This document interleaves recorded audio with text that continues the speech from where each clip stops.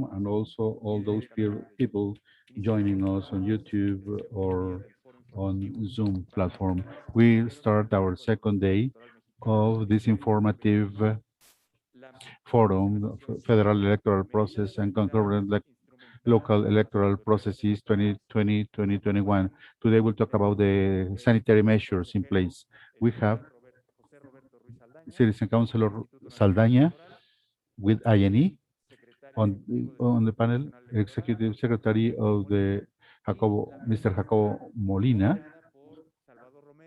of an electoral body, and we have an expert from Bolivia who is a chief justice in the country of Bolivia. Good day to all of you. Thank you for joining us today. I want to also welcome everyone joining us from different countries in this activity in a remote manner. Today's session is focused on what will certainly be in many decades to come, a fact that will be remembered in the world as well as the results of the election. Perhaps something else will be forgotten, but everyone will remember in the world 2020 and 2021 because of the pandemic elections in the context of the pandemic. And certainly, this is a trait of this Sunday's election in Mexico. Mexico has this electoral appointment with some features I want to highlight. There is the international experience from several countries that have already gone through this test, who have gone through these trying times at the times of the pandemic. And I think this at least has left us with a couple of lessons which are very important. The first one is that there is no liaison, or there is not a direct or automatic liaison between a electoral process during pandemic times with less participation. And also we have seen also how there is a triggering factor for contagion. The elections were not that, and there is no negative incidence on the evolution of the pandemic, the fact that we have elections in these times. Also, Mexico locally has organized in a somewhat constrained manner electoral processes last year, and there were some lessons that were learned directly from those processes. That was at a small scale, but all this has been very helpful when we now go to a nationwide electoral process. The third advantage or the third feature of Sunday's elections is that this election is being carried out in a context of diminishing cases of COVID-19. This gives reassurance to the population to go out to vote. So socially, people will be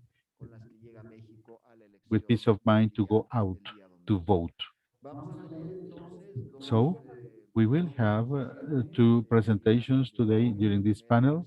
The first one will be very much focused on the measures that have been undertaken by INE, and then we will also talk about something which is very important, which has to do with all the communication work of those sanitary measures for citizens. I want to welcome you again, and we're going to get started with the participation of our panelists. Citizen Councilor Ruiz now takes the floor for 15 minutes. Thank you, Salvador, for your kind introduction. Thank you for moderating this session today. I am very happy also to share this with Edmundo Jacobo Molina. with INE.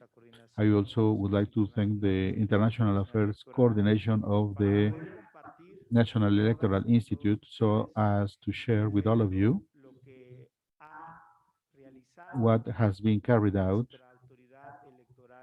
by the Mexican National Electoral Authority to limit contagions during the elections day, but also throughout the process, which covers the activities after election day and also which are part of this electoral process.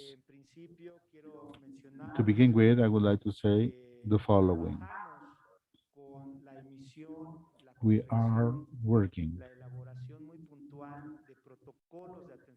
to put together, and we have worked to put together sanitary measures.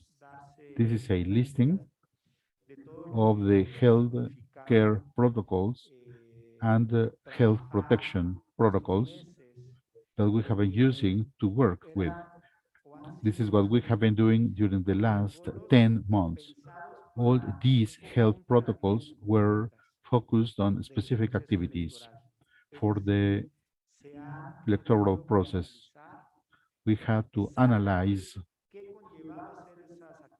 what it means to carry out all these activities listed here on the screen and what is the impact.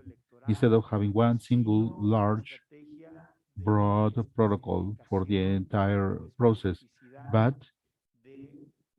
on the contrary, to be more specific of what it means to have that sanitary task in this pandemic context for the elections. We now see some common characteristics to all those 10 protocols listed in the previous slide. We were paying attention to the details, but also there were some things in common. We have learned this throughout the pandemic as a society in Mexico. Let me give you some examples of some common elements for sanitary protection. Here we are able to see on the screen the three moments of the intervention before, during, and after election day. Next slide shows the general sanitary measures. One of the general elements is the use of a face mask and some other elements such as the use of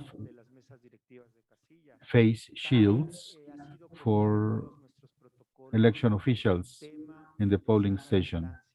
Also to maintain a distance 3-4 feet between people and sanitization of surface in the polling station.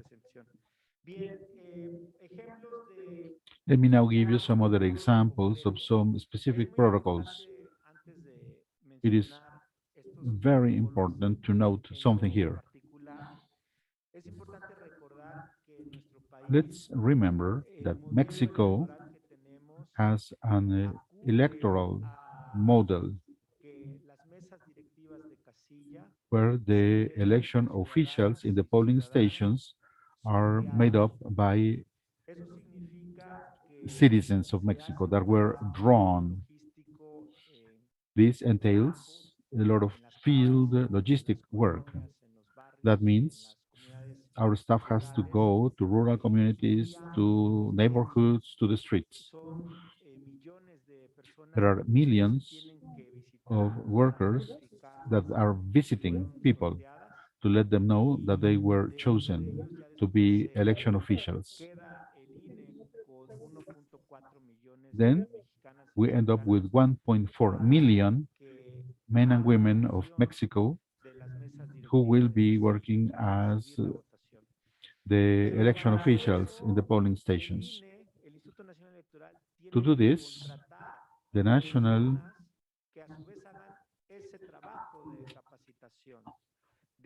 Electoral Institute needs to train the staff so as citizens are notified and are trained in the function as station officials. Our country has had a wide experience. We make sure the voting stations are near the population. That's why we have a large number of them. Next Sunday, there will be more than 162,000 polling stations in Mexico. 162,000. Therefore, there is a previous work to make sure these stations meet the necessary conditions and now that are duly sanitized with the right ventilation and sufficient space.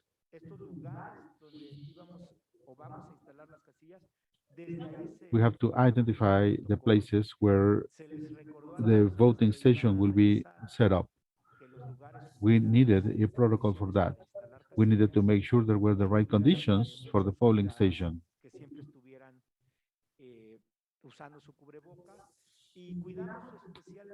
This staff had to be wearing a face mask all the time. We were careful about that moment. The citizens that will be visited are also the citizens that will lend us their address to set up the voting station.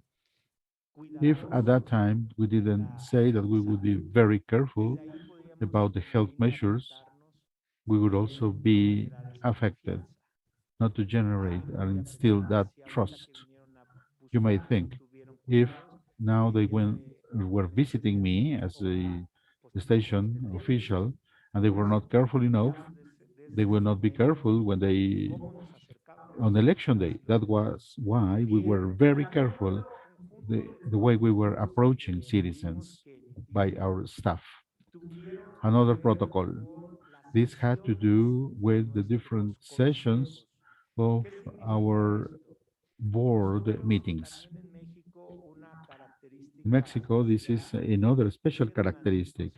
During electoral process, we set up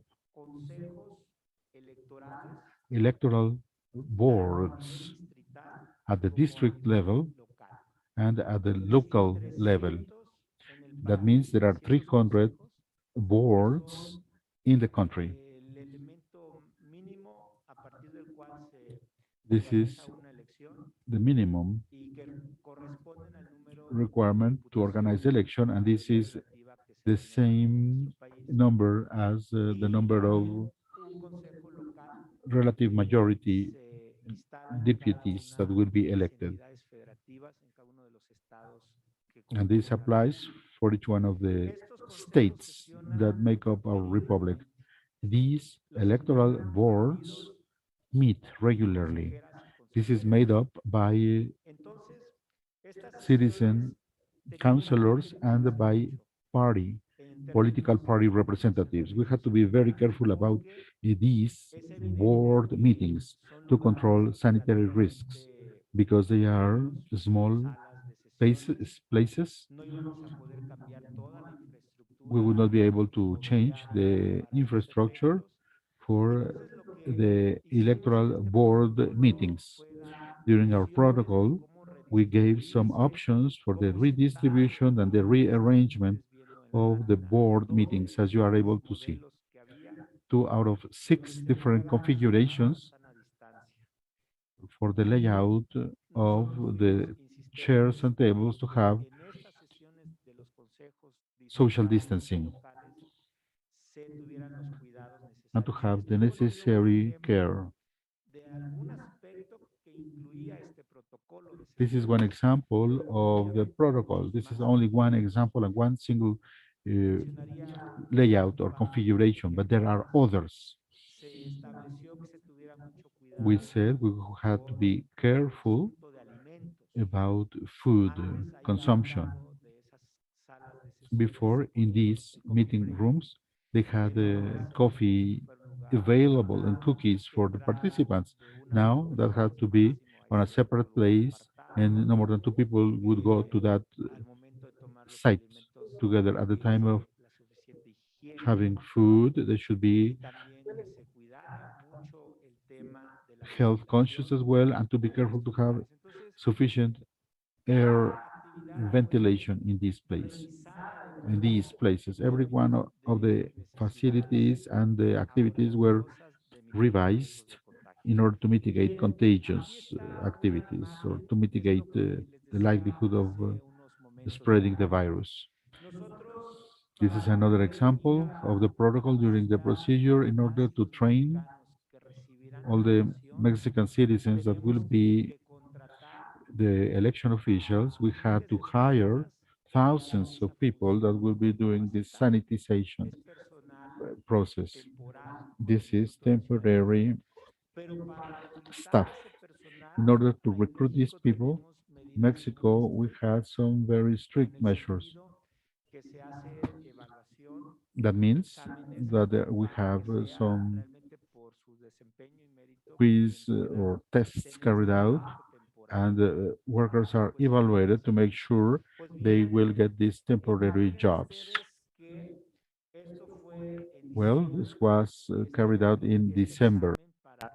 That test in order to recruit thousands of people that will be working as a cruise. That was the second wave of the pandemic in Mexico. 674 sedes en 2 días para. In 2 days, we had over 600 sites to take the test. That was a major mobilization nationwide of people. The most complex during the complex time of the second wave of the pandemic in Mexico. Muchísimo esfuerzo para mitigar esos riesgos de contagio. However, we were very careful to control the spread of the disease, to prevent it. In December, people had to go to take the exam. You are able to see here how they are sanitizing each one of the seats where the tests would be given. 170,556 people participated taking the exam. Also, we had some, after passing the exam, there were also some interviews in person, and we had to apply the protocol for mitigation. That's an example of in December when the exam was taken. People are wearing warm clothes, the cold months of the year in Mexico. Also, there was social distancing during the administration of this exam for the people that would be hired as electoral trainers. Now we have more pictures of the same testing moment, how people were going in, social distancing, taking the temperature, wearing of masks. All these protocols were also put together for other staff with INE that carries out the local public bodies and they provide the help for the elections. This is or assistance. This is also another example, another snapshot of training. Once the trainers had been hired and now they were visiting citizens to let them know they were elected. There we also had a special protocol.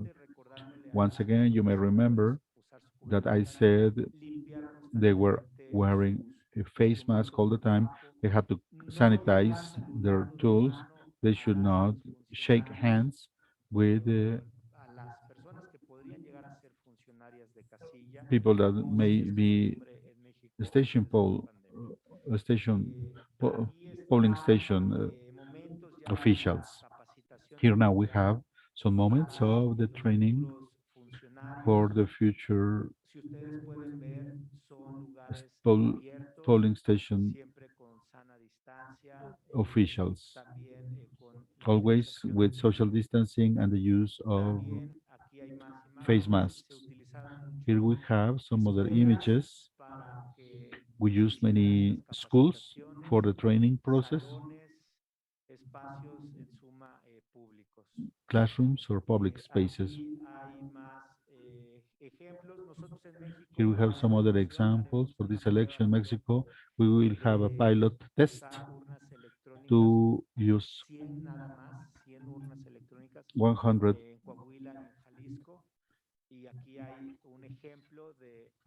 electronic voting systems. Here we have the training of people for that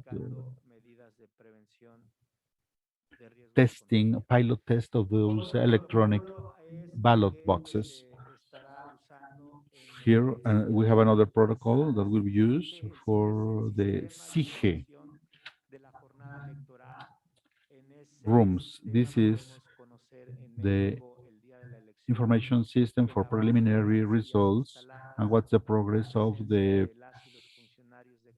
polling stations that have been set up on election day, the attendance of party representatives, the attendance of polling station officials, and we will have also a protocol in place for SIGE rooms, where all this is controlled at a distance. Also, there are millions of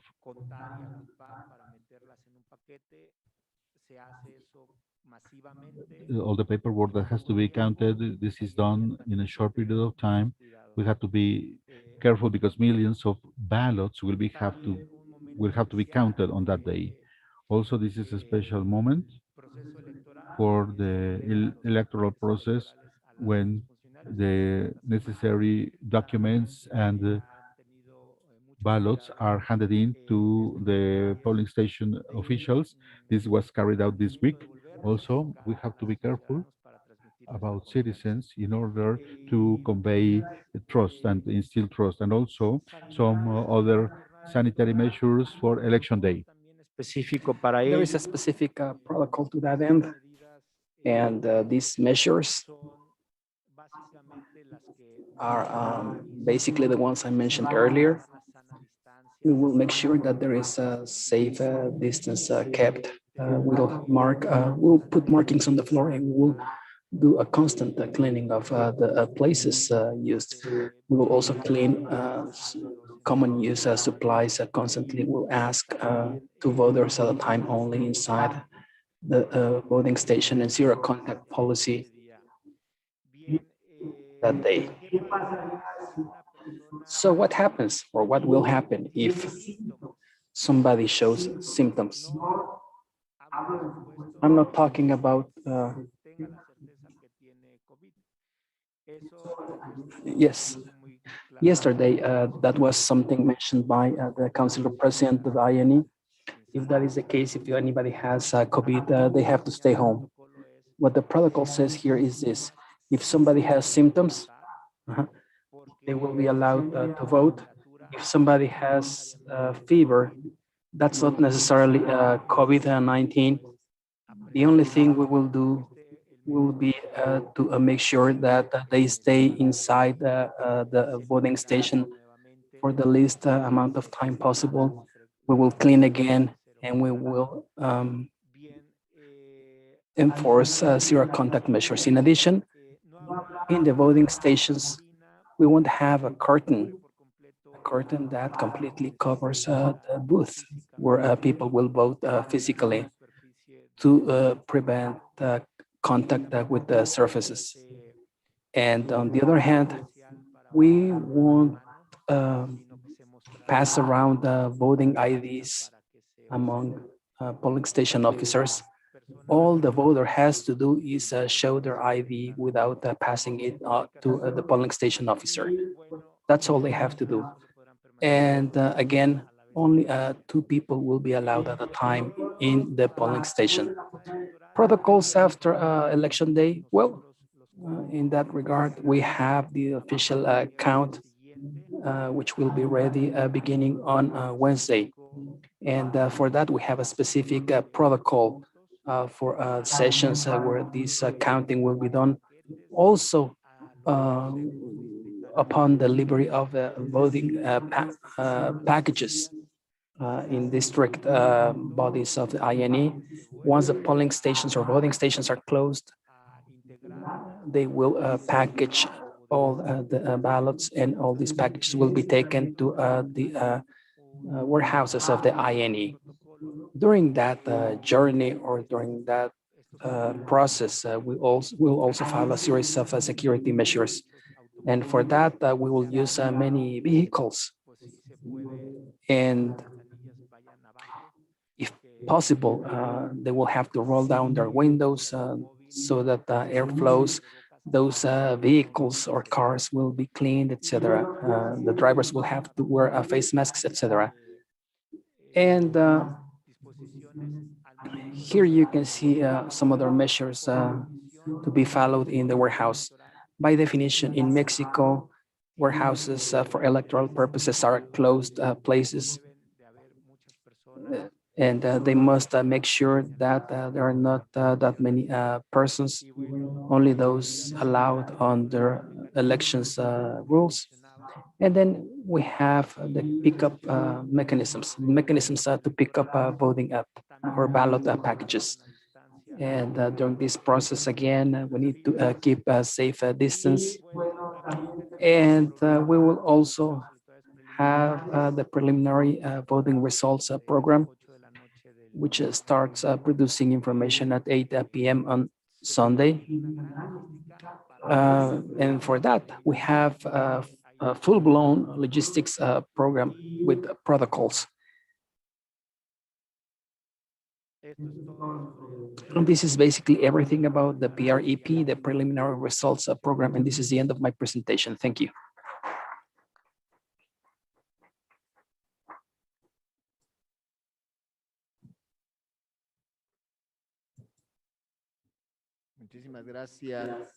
Thanks a lot, Councillor.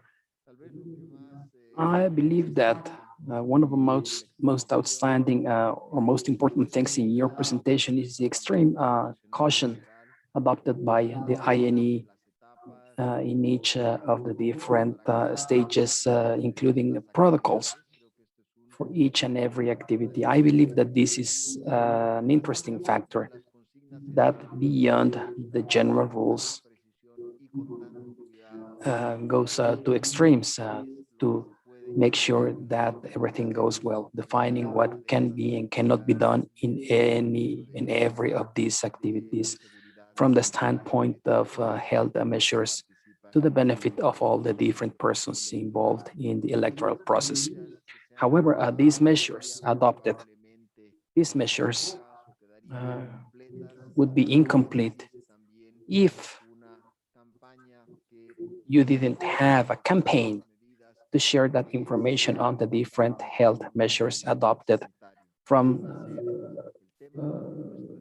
the safety standpoint. And this will be the topic of our second presentation today.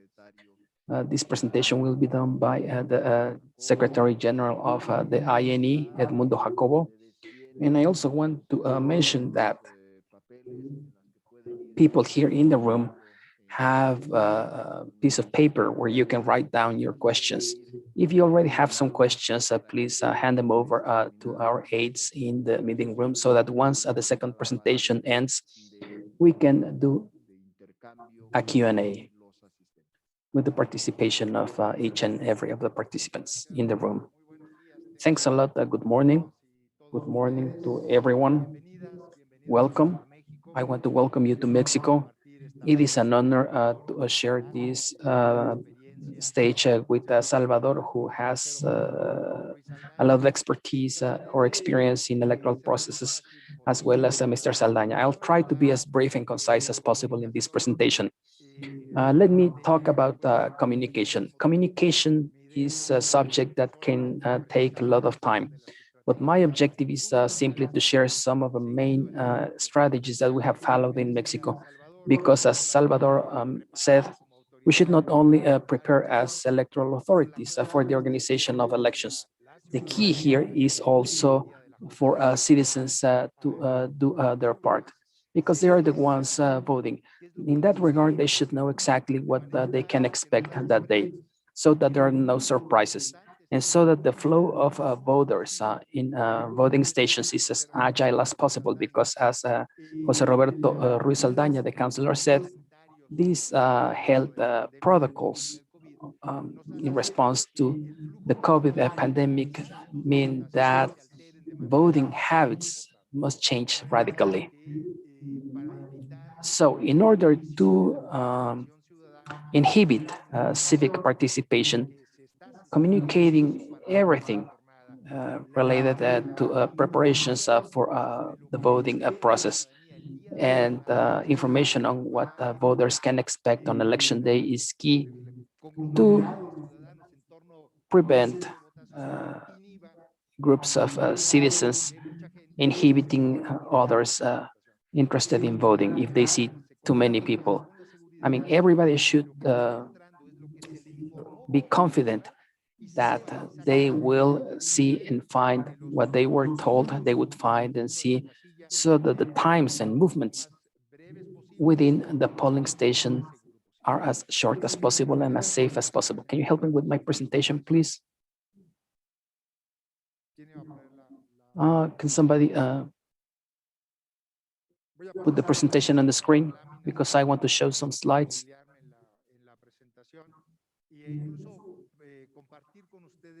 I also wanted to share with you some of communication materials, some of many we have produced over the course of these months for this information campaign.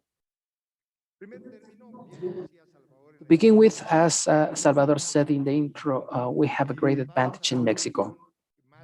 We will have an election more than 1 year after the WHO declared the pandemic.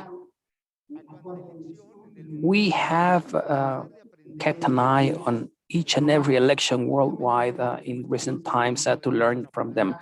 Of course, there are many measures or protocols that cannot be extrapolated from one place to another for legal reasons, or because electoral rules in a given country can be different, and also for cultural reasons, because culture doesn't always facilitate the process of extrapolating measures, or maybe because we have budgetary limits.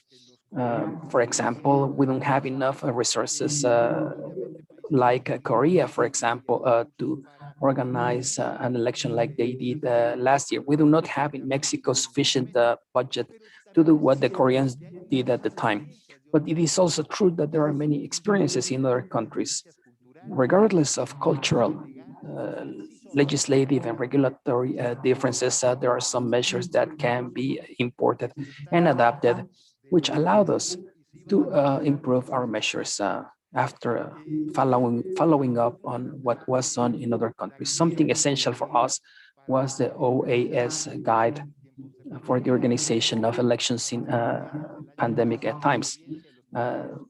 This guide includes a series of experiences up until last year. We have held meetings with electoral authorities from the continent. A very important one was held in February last year with colleagues from Brazil, Bolivia, Uruguay, Chile, and the Dominican Republic in an environment of confidence and trust, where they shared their experiences in their countries around the experience of organizing elections, but especially around the issue of communication, which has become a fundamental piece or element to ensure that the elections take place amid the pandemic. And as a result of these experiences, we gathered a lot of information. So we gathered this information based on these interactions with other organizers of elections, and also based on experiences into recent elections in Mexico, into states in the central part of the country, where we were able to pilot test some of our protocols, and where we learned two main lessons when it comes to information, specifically having to do with aspects such as trust among citizens, and also the idea, promoting the idea that citizens could vote freely in voting stations. The main objective of this campaign is to increase citizens' trust in safety measures that will be implemented in voting stations on June the 6th, election day. This is something that we have been working on for several months. This is not a recent campaign. This campaign has been months in the making. Of course, we have intensified our efforts as we have approached election day. One big advantage here is that when it comes to political electoral matters, we also have access to radio and TV airtime. Last week, electoral campaigns ended, and we're in the middle of the so-called political propaganda ban, which means that the candidates or political parties can no longer make promotional efforts, which means that for more than 1 week, all the radio and TV airtime that is available publicly can be used by the INE, which means that we have access to all the radio and TV stations in the country to intensify our information and communications campaign targeted at citizens. That's a great advantage. And that will be so up until Sunday at 6 p.m. Because again, during this ban or political propaganda ban period, they cannot, candidates or political parties cannot engage in propaganda activities, and we're taking advantage of that. What are the specific objectives of the campaign? Obviously, we want to convey a sense of confidence or trust uh, to citizens. And that's why we have implemented this campaign. We want to make sure that citizens know what we have been doing to guarantee peaceful and safe elections. And also, we want to focus on the element of certainty, because we want people to understand that the right to health is not incompatible with the political and electoral rights. And I say this because there were some political actors that at some point in time suggested that we should move election day or postpone election day to protect the right to health. So our campaign focuses on the element of certainty, stressing the compatibility between both rights as long as health protocols are followed without affecting the fundamental right to appoint or elect our governors and representatives.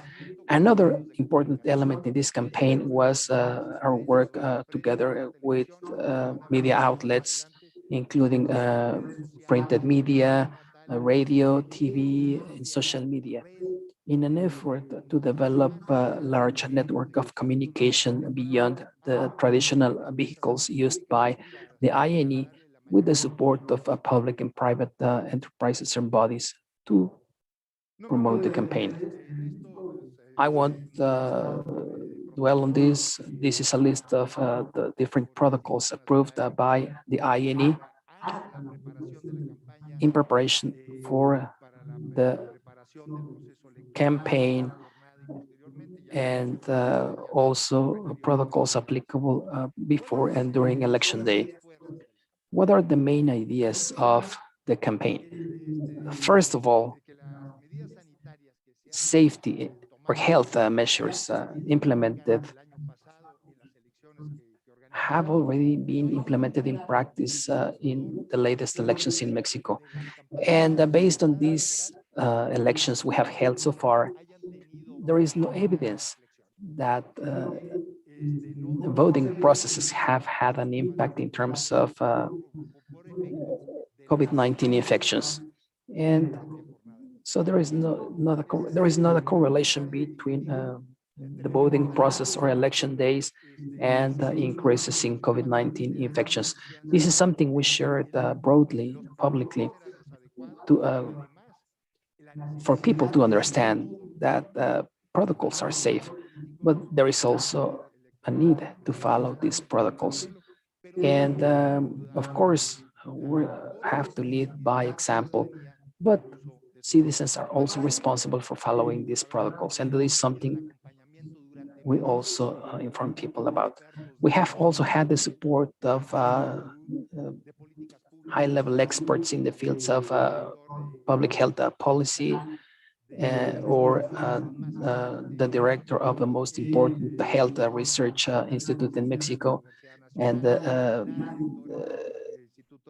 director of the School of Medicine of the National University, the director of the National Institute of Biomedical Research of the National University, uh, as well as the person who was responsible for dealing with the AH1N1 epidemic in Mexico. I mean, we have a group of experts that have been supporting us all throughout this time to suggest protocols. We have validated our plans with them, and these protocols have also been validated by the Ministry of Health, the Federal Ministry of Health in the country. And this is something we have also been informing about, so that citizens can be confident that they can vote freely and safely on June the 6th. Here you can see some other of the main ideas associated with the campaign. But especially what we're seeking is to create the idea and confirm the idea that it is safe to vote on Sunday, as long as corresponding protocols are followed. Let me show some of the communication materials that we have produced. There is a significant amount of materials that we have produced in these months. I just wanted to show you some of the most important materials. I don't know if we can show this one in particular, Marco. Can you show it, please? This is a radio and TV ad. It is safe to vote on June the 6th. Just take your voting ID and your face mask. We will implement the strict measures to prevent infections. In the voting stations, you will be told where to stand. You will get hand sanitizer on entry and exit. You will only have to show your voting ID. Only you will touch it. You will get your ballots. To vote, you can bring your own marker or pen.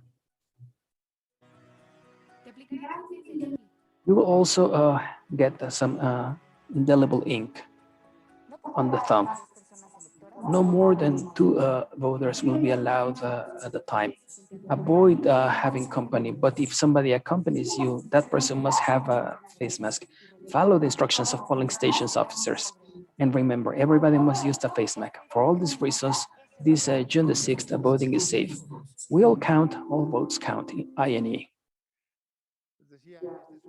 As I mentioned earlier, this is material for radio and TV. And just like this, we have some other materials that we can gladly share with you. This is something that we have been promoting in recent weeks. Obviously, we have relied on traditional media. We have the use of posters, for example. We have also placed ads on public transport buses, not only inviting people to vote, but also information on health protocols on election day. And we also have tortilla shops. They are called tortillerias in Spanish. Tortilleria is an important staple in, or an important element in Mexican culture, because we have tortilla shops all over the place, all over Mexico.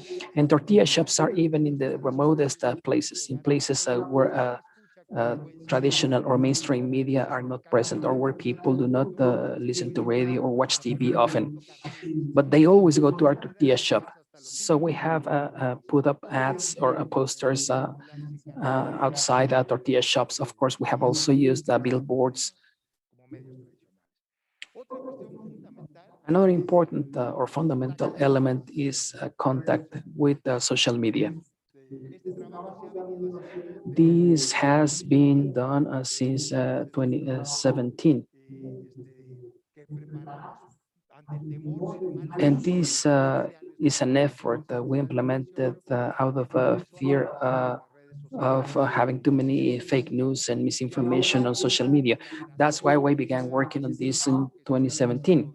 And that collaboration, that work is bearing fruits now, because we have engaged in an important collaboration effort with social media companies, because they have a high level of penetration.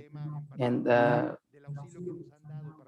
specifically, I want to talk about their support for our campaigns, but we have also engaged in or launched significant campaigns to address fake news or misinformation.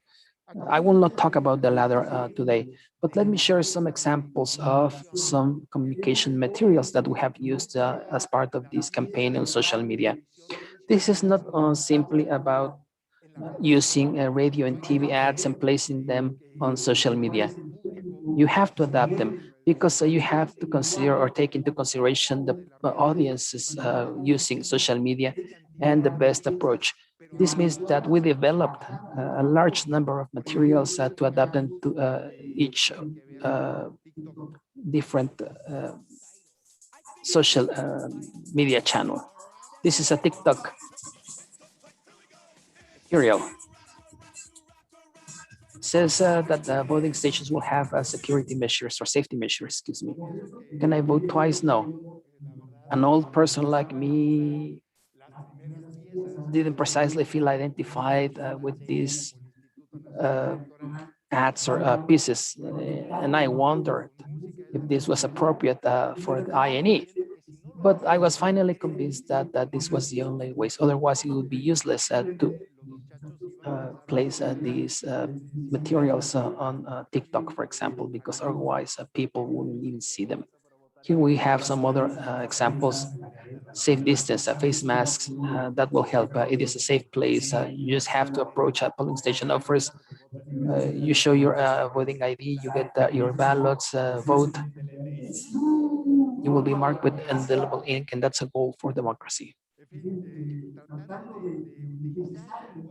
I mean, we actually try to use the social media language by adapting it to our needs.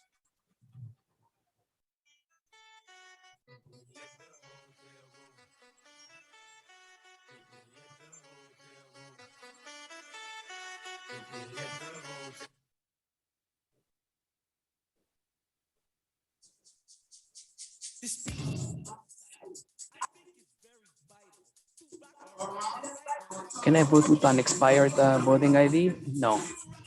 Will we have health protocols in voting stations? Yes. Will polling stations be cleaned? Yes. Will polling station officers receive a payment? This is an effort or a material to respond to commonly asked questions. And the purpose of this promotional material is to answer basic questions like, is it safe to vote? Are polling station officers paid? Will polling stations be clean, etc.? And then we have another program. I mean, we have lots of materials. I'll touch upon them briefly. This one on the right is a WhatsApp experiment in Mexico. It's a chatbot. A chatbot is an automated approach that allows citizens via WhatsApp to ask questions, the most commonly asked questions. Where can I vote? How do I find my polling station? And the program is called INES, which has to do with INE. And this is an example of what we have done. I'll come back to this. Obviously, Facebook is another fundamental platform. In this case, we produced several materials. This is only one of them. We have a long list of promotional materials. We're also using Twitter and Instagram. This is an example from Instagram. Find your polling station. The use of face mask is mandatory. Keep safe distance. Only one voter will be allowed in the polling station at a time. When you get to the polling station, this is a process that will be followed by polling station officers. Show your ID, clean the surface you're using with wipe you were provided with. You will get indelible ink on your thumb. Your voter ID will be marked so that you can confirm that you have voted. As you can see, all the different materials are adapted to the needs and the characteristics of the social media channel involved. We have worked literally with all the different social media platforms in these campaigns. They have given us assistance and support for the production of materials. And we have followed up on the social impact of these materials to assess or evaluate the efficacy of a campaign with the corresponding adjustments. I mean, on the left, we have website known as Electoral Central or Central Electoral, which is a part of our official website. We have information for specialized journalists all the way to citizens. They can log on to this website where they will find all the information on the organization of elections. And on the right, you will see the chatbot I mentioned, known as INES, where like you do with any other persons,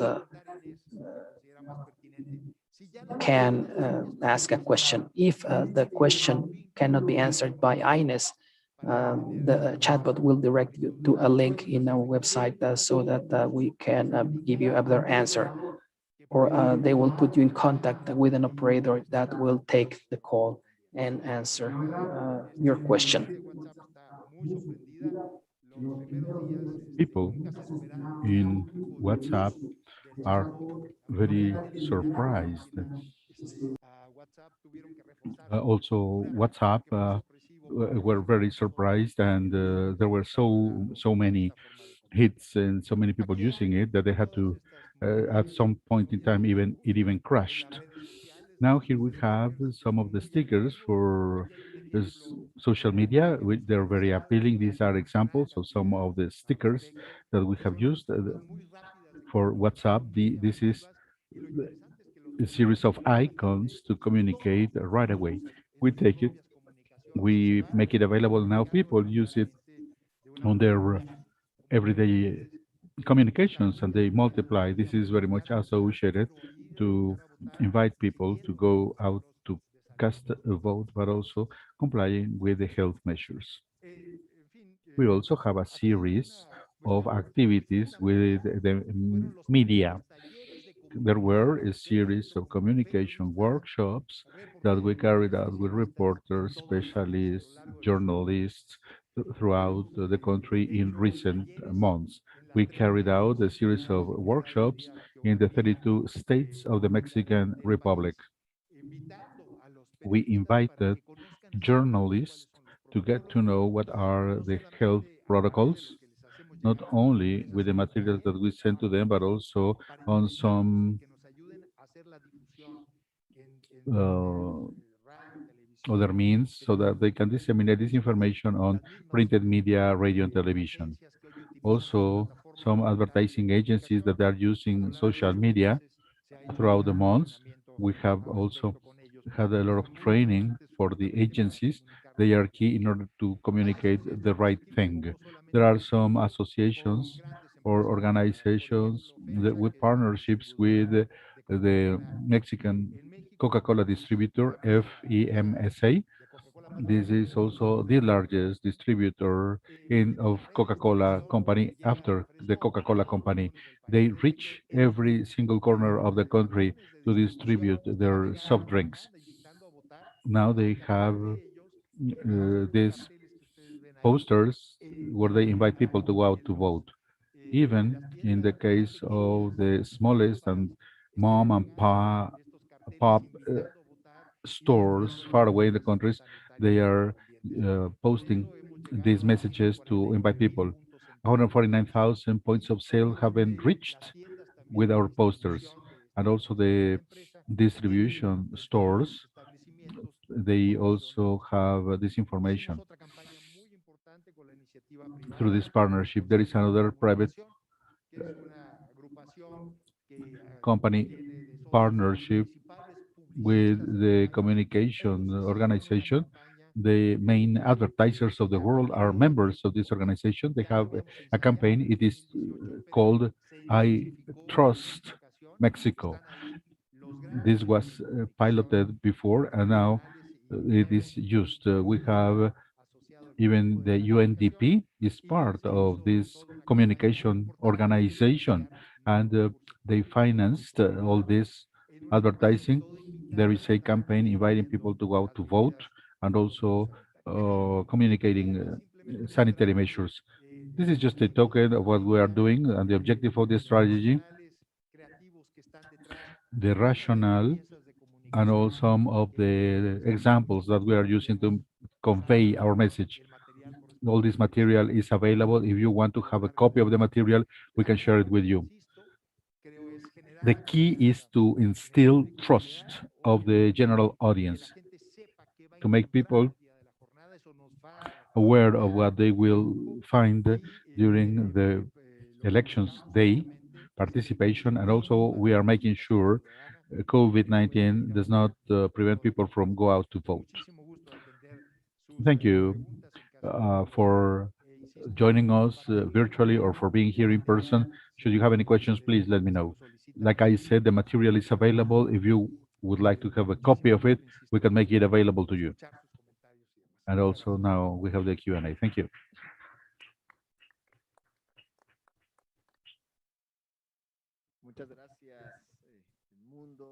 Thank you, both of you. We want to thank Citizen Councilor Ruiz. Thank you for your presentation. Something caught my attention. How many protocols are so specific and so particular as we saw during the first presentation? This catches our attention. The wide coverage capacity of INE to be present in every single space where you can be present. And also with the right focus and the right techniques and the right mechanisms to convey the message. We have left 10 minutes for this panel. We have a couple of questions that they have submitted now. First question is very specific. Aren't you risking the secrecy of voting because you don't have the cover of the when people cast a vote? Now, if there is any risk in case there will be an increase in the spreading of the virus during the voting day, is there like a follow-up system for all the voting station officials in case there was a new wave of COVID?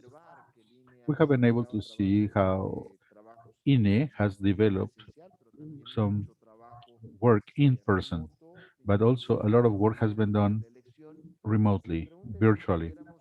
The question is, do you have an estimate? What percentage of the INE's staff have been working remotely? How many have been doing home office? Because now we are going through the elections organization and many other countries, people were not able to do home office. What about INE? These are the questions we have so far. You are so kind. Could you answer the questions and perhaps some closing remarks as well? Thank you. I take note to answer the first two questions. First question regarding secrecy, because there is not the cover or the curtain for the polling individual stations. We know there will not be a vulnerability of the privacy of vote on Sunday. Mainly there are three reasons to prevent any violation or losing the privacy. Now there will be an orientation of the voting side. There will not be people behind them watching over the shoulder when people are voting. In these instances, usually they get close to a wall.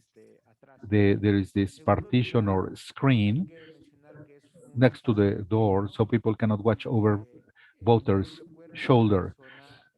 This is a limited space where they will be casting the vote, and the body or the back of the voter will prevent other people from seeing how he casts the vote.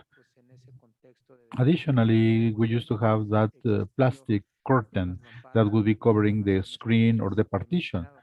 But now the curtains are eliminated, but it will be hard for people to have privacy violated. On another issue, there will be only two people voting or casting a vote at a time.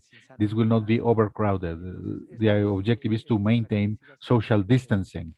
All this ensures there will be no vulnerability in terms of privacy. Regarding the follow-up of polling station officials, this was not provided for by INE.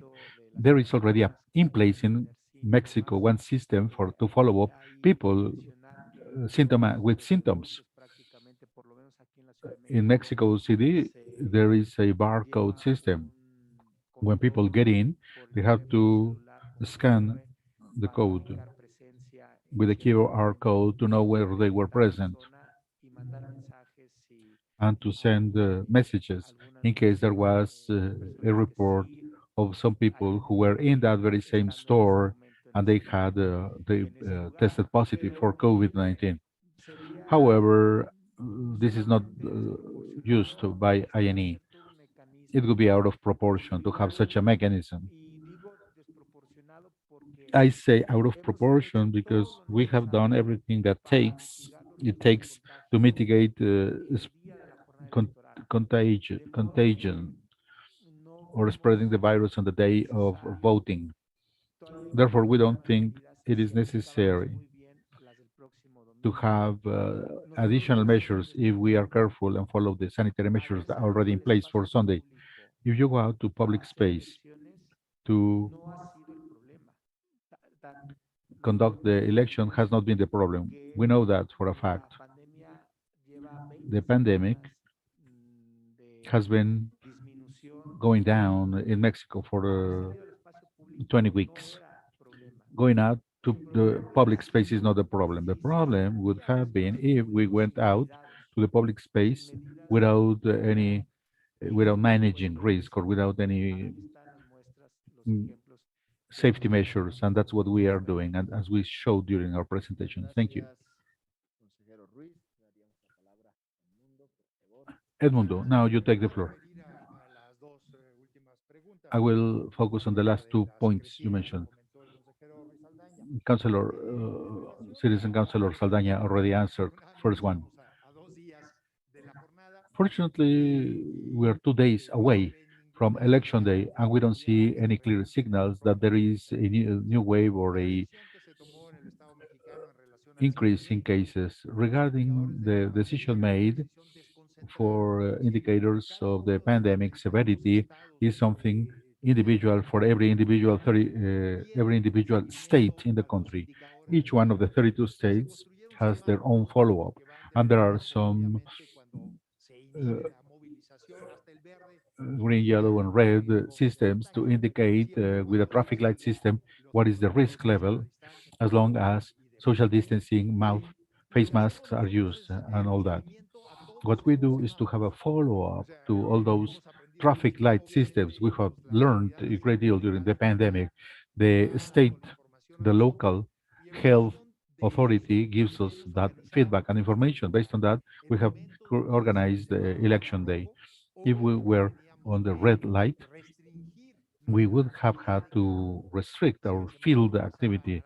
If the area was yellow, according to the traffic light system, well, it was a different type of measures. For us, it was key to have the right and close follow-up of the the traffic light system.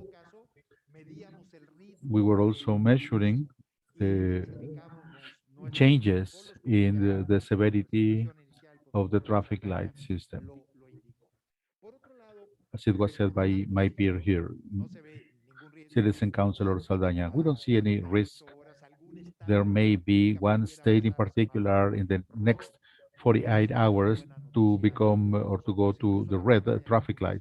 That's good news. And also the vaccination campaign has been working okay. Now, regarding distant home office, since March last year, the World Health Organization declared the pandemic. INE was the very first institution in the Mexican government that made for the workers home office possible. This was a very important decision that was made right away. at the end of March last year. INE has an IT platform that allowed it to continue working from home, doing home office in all the country. This platform is an investment that has been made by INE in recent years, and that has become stronger and sounder. Now going from office work to home office was a little bit troublesome at the beginning, but we had the right IT and the communications platform necessary in order to do home office. The idea was the following. There are some colleagues that need to do of office work in the office. Those are getting the right space and social distancing. Those of us who can do home office are doing so. Let me share the numbers. Continuously, we have 17,000 staff members throughout the country that are part of INE. Right now, out of those 17,000, we have 60,000 more that were temporary workers for the preparation for election day. Altogether, we are about 77,000 workers of INE right now as we speak. Many of them, like I said, have to do field work and they have to go to do training and supervision and they have to go in person to the office. So we have arranged the schedules, working hours, necessary use of sanitizing gel, wearing face masks, and organization of the schedule. And those who are able to do home office stay at home. I have to set the example. If I go to the office, I am like a magnet. I try to go to the office as little as possible. Or if I do, not many people know, but I have the technology and the right technological aid to do home office. Recently, obviously, we had to be more in person in the office. That was a necessity. But the protocols we have in place have allowed us to continue with our work successfully. In closing, obviously, aside from the protocols, what we had to do is a careful follow-up of the health status of our people. We have a report of the 77,000 officials working for INE. What is the health status? This is entered into an electronic platform every single day. After the first symptom, the person is isolated to prevent contagion and to stop the spread of the virus. It's not enough for people to let us know. We have also samplings, health samplings. Somebody with a symptom, the COVID-19 test is given to know if it is COVID or not. We also have random testing with the help of experts to randomize it. If anybody has symptoms or are test positive, they are isolated. We have had some positive cases, but people go back home and they are confined. We have the follow-up of the 77,000 people, but also their family members. That is very important because they can get the disease not only in the office, but also on public transportation or at home. We control contagion that way. We have had this system for several months in place to know our health status for us and our families, because most of our work is field work. Electoral work is field work. We have to be very careful about it. Like I showed you, if we wanted to instill trust, we could not instill trust if contagion rate was high in the electoral authority. We had to invest experience and resources and the lessons learned elsewhere in other countries for the officials of the electoral authority. Unfortunately, time is over. We need to finish this session. I want to highlight before there was a question that we got from Minor Franco from Guatemala's Supreme Electoral Court. If the Edmundo, you can share your information so that they can get regarding advertising in social media. If there was some cost for INE and if all the material was prepared by INE's staff or you had to outsource other companies. So we will answer him in person. Well, Jose Roberto Ruiz and Executive Secretary Edmundo Jacobo, thank you both. Just some final closing remarks from both of you, please.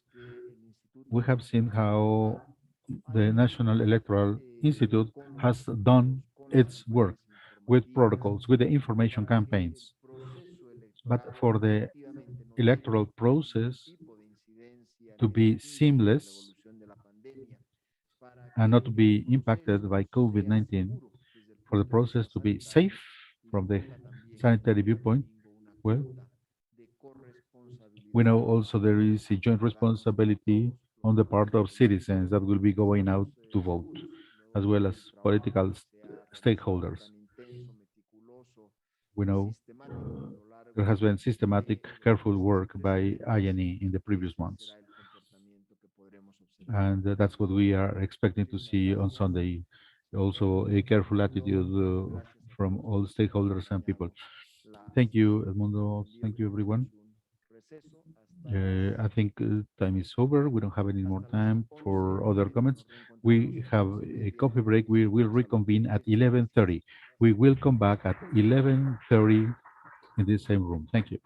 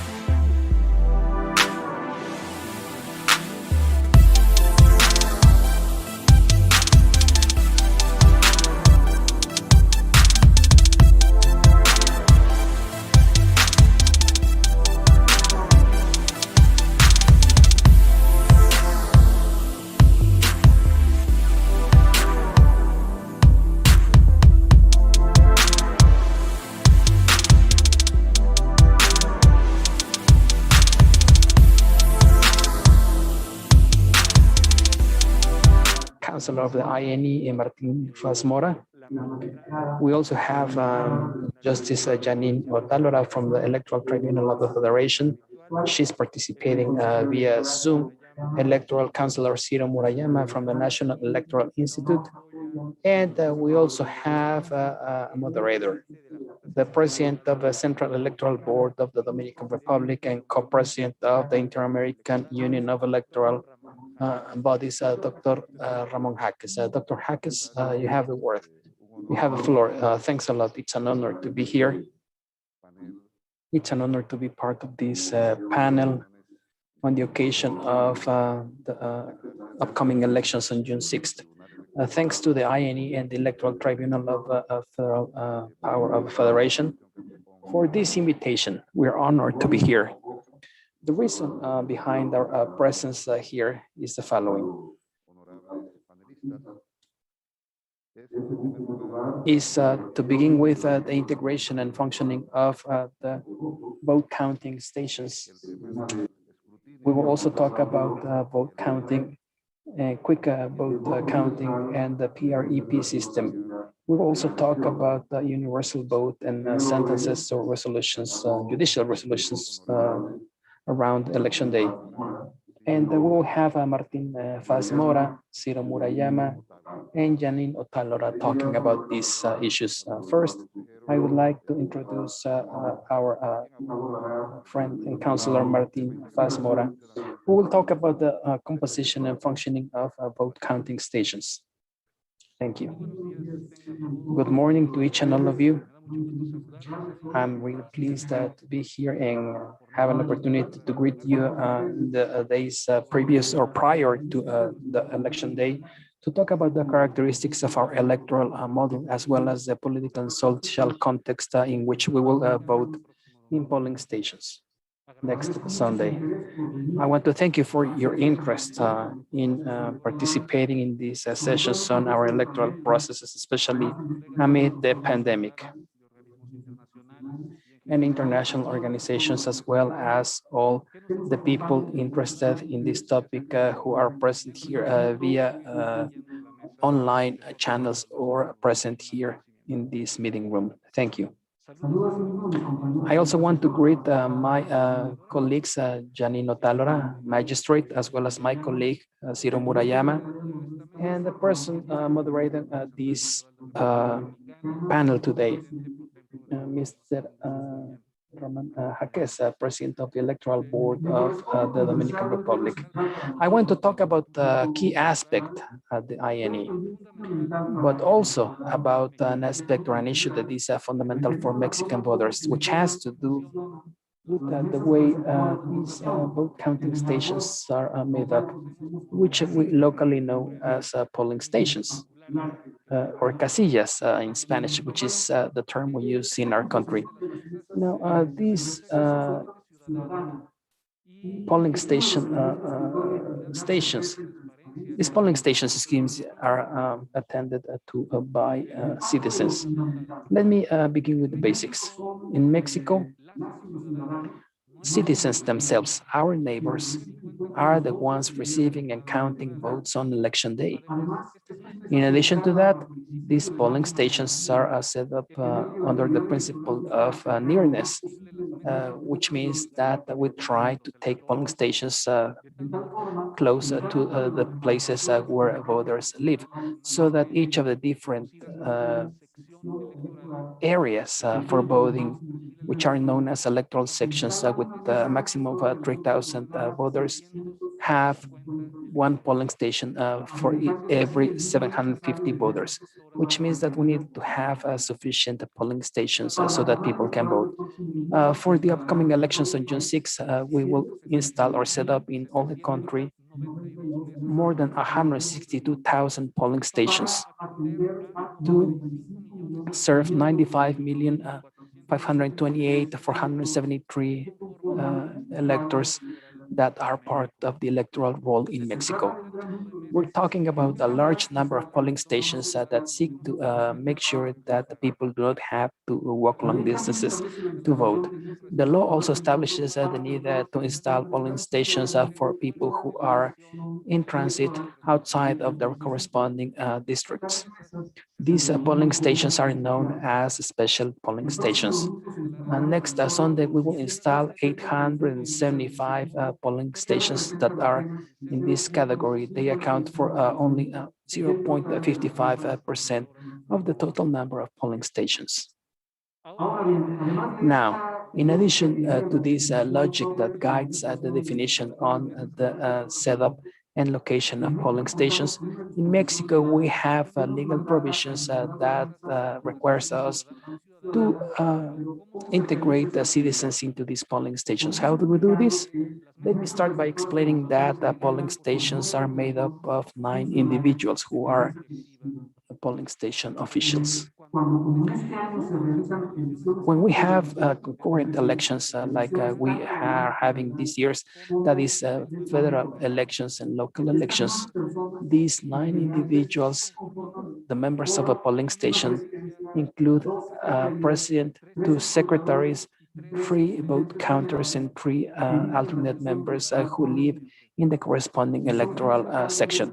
They are the ones in charge of installing or setting up at the polling station, receiving votes, counting and classifying votes, and they are the maximum authority in each of the different polling stations, more than 162,000 that will be installed this Sunday. Each of them will be responsible for specific tasks, especially considering that we're amid a health emergency. Because in addition to the traditional tasks they must add others that have to do with the health measures, which I understand you have been informed about previously.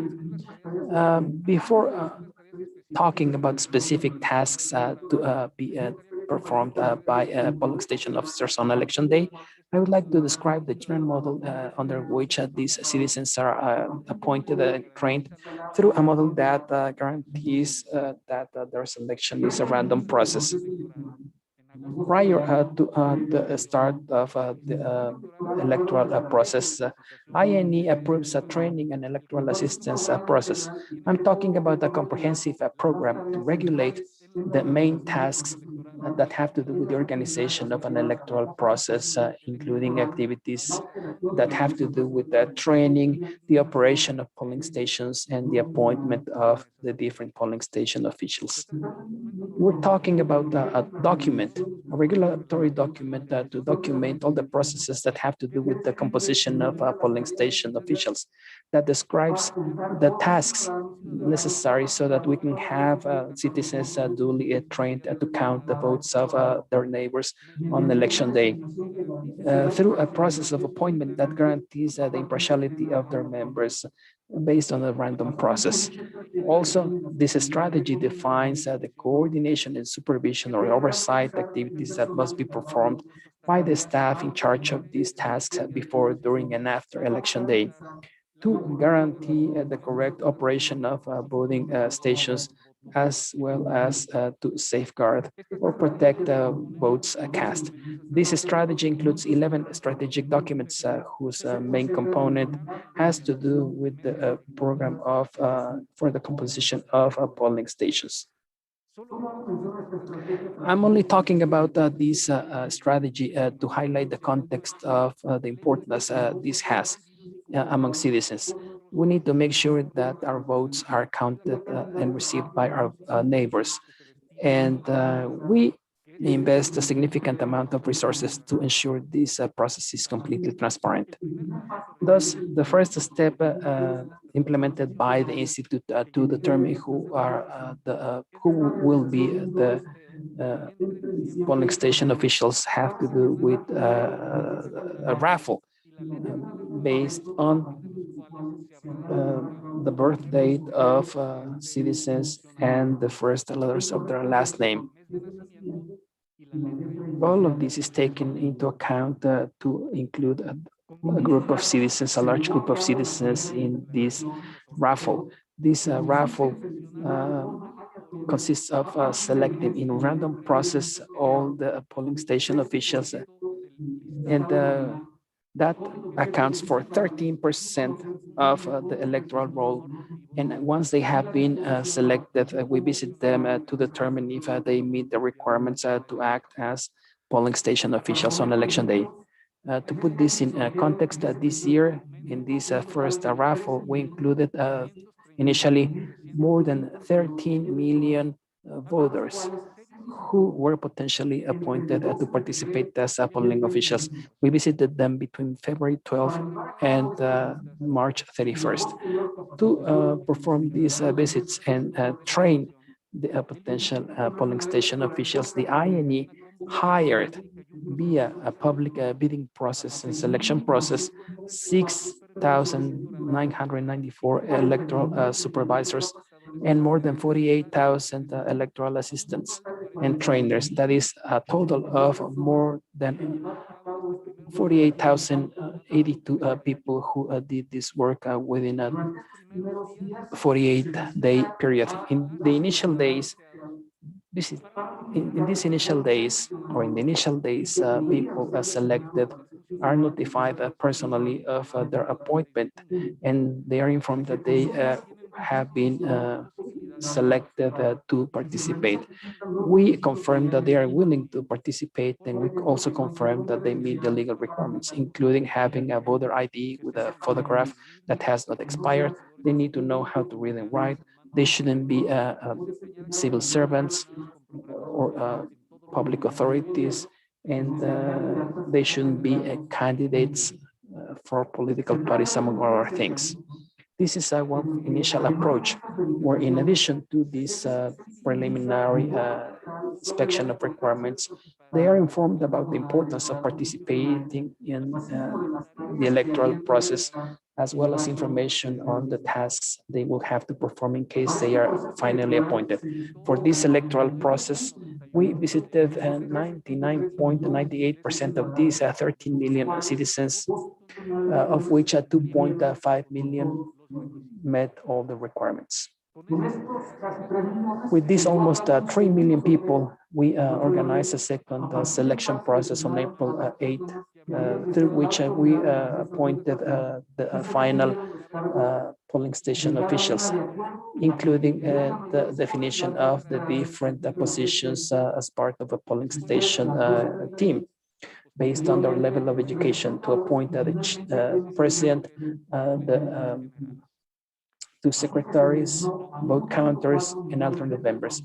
Finally, we appointed 2.4 million people to take care of the more than 162,000 polling stations that will be operating in the country this next Sunday, all throughout the country. Once the persons and the positions have been appointed, trainers, electoral training assistants, a group of almost 50,000 people that I mentioned already, visited these individuals again to give them their official appointment certificate from the INE, as well as to start their training. This second large deployment in the field started on April 13, and it will conclude tomorrow, June the 5th, one day before election day, over a total of 54 or 55 days during which the training took place, which includes training, the final appointment, and specific skills developed so that they can work during election day. The purpose of this second stage is for polling station officials develop the skills and get or receive the knowledge they need to perform the activities inherent in their positions next Sunday. In general terms, even though there is a focus on activities related to vote counting and filling out the paperwork and preparing electoral packages, they receive training in other areas. I understand that you have received information about the health protocols that have been implemented in this electoral process. Let me just add that as a result of the pandemic, we determined exceptionally to not include in this process people who are older than 60. They cannot be appointed as polling station officials. Originally, there was no restriction regarding age, but because of the pandemic, people over 60 are excluded this time, who also usually are part of the voting station polls. This is the integration of the polling station. How do they operate? First of all, I must say that because of the pandemic, we have made sure the places where there will be the installation of the polling stations will guarantee social distancing. This means they will have necessary space in order to guarantee the conduction of elections, mitigating sanitary risks. 53% of the polling stations will be located in schools, 25% in citizens' houses, 20% public spaces and 5% in public offices. The election day starts at 7:30 a.m. with arrival of officials in order to prepare the voting station with the presence of the political party representatives and the independent candidates, if they exist, so that they open for voting at 8 a.m. to start casting votes. People can go from 8 m to cast a vote, or as of the moment when the voting station is open, until 18 hours of the very same day. At 18 hours, the president of the voting station will make sure how long is the line, so that the very last person who has been in line at 6 p.m. can cast a vote. After the closing of the voting, they will count the votes. However, this activity, as well as the preliminary program, will be explained by my colleague, Councilor Murayama. The day of voting, people in the voting station have the right to be there. The officials, as I explained, as well as voters, and the representatives of independent candidates and political parties, as well as the people who are conducting observation of the election.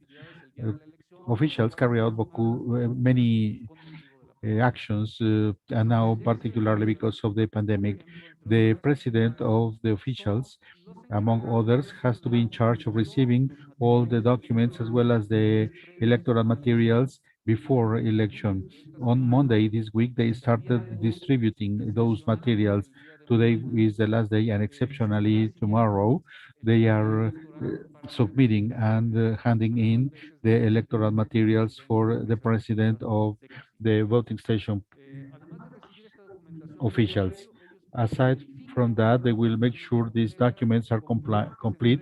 They make sure they have received everything, and they acknowledge receipt of the material received. They have to count the material, and they have to seal them and sign the acknowledgement of receipt on the date of election. That's the maximum authority in the polling station, and the president will identify the citizens as of the use of the voter's ID. The secretaries in the voting station match the ID with the list of voters. They count one by one all the ballots received with the representatives of political parties. They are in charge of filling out the electoral materials, particularly the official documents and the tally sheets. And also they fill out any incidents if submitted or presented by independent candidates or political parties. The first secretary will take care of all those tasks that have to do with the federal election, and the second secretary will take care of the local election. On now, the vote counters will help the president to arrange the furniture, to mark the ID, voter's ID, after the they have casted the vote, they will use indelible ink on the right thumb in order to identify the person has voted, so that that mark cannot be eliminated during that day. And since 1994, this has been an undoubtful mark that somebody has already voted. Also, they organize the right access to the voting station in order to guarantee social distancing. At the end of voting day, they will separate and classify and count the valid or invalid votes that are casted in that station. In the end, the general auxiliary personnel or officials will be there in case some other official did not arrive there. That's basically what the officials do. Now, what are the tasks that we have to pay attention next Sunday? Well, during the setting up of the polling stations, the president will make sure the document and the materials for the election are complete. They will do this with the presence of political parties and independent candidates. They will make sure that the peers are present, and they will make sure that the accreditation of representatives of the political parties are correct. And last but not least, it will show that the use and the package of indelible ink is sealed. So with the support of secretary and vote counters, they will check all the voting materials. The secretary will count the ballots with the presence of the political party witnesses, and they will may sign on the back as an additional safety. That's during the setting up of the polling station. During the process of casting a vote, the president make sure that the thumb of the voter has not been marked before. They will receive the ID, and they will request from the first secretary to make sure if they are on the voters list. After that, they will detach the ballots, are handed into the voter, and they can use the voting booth.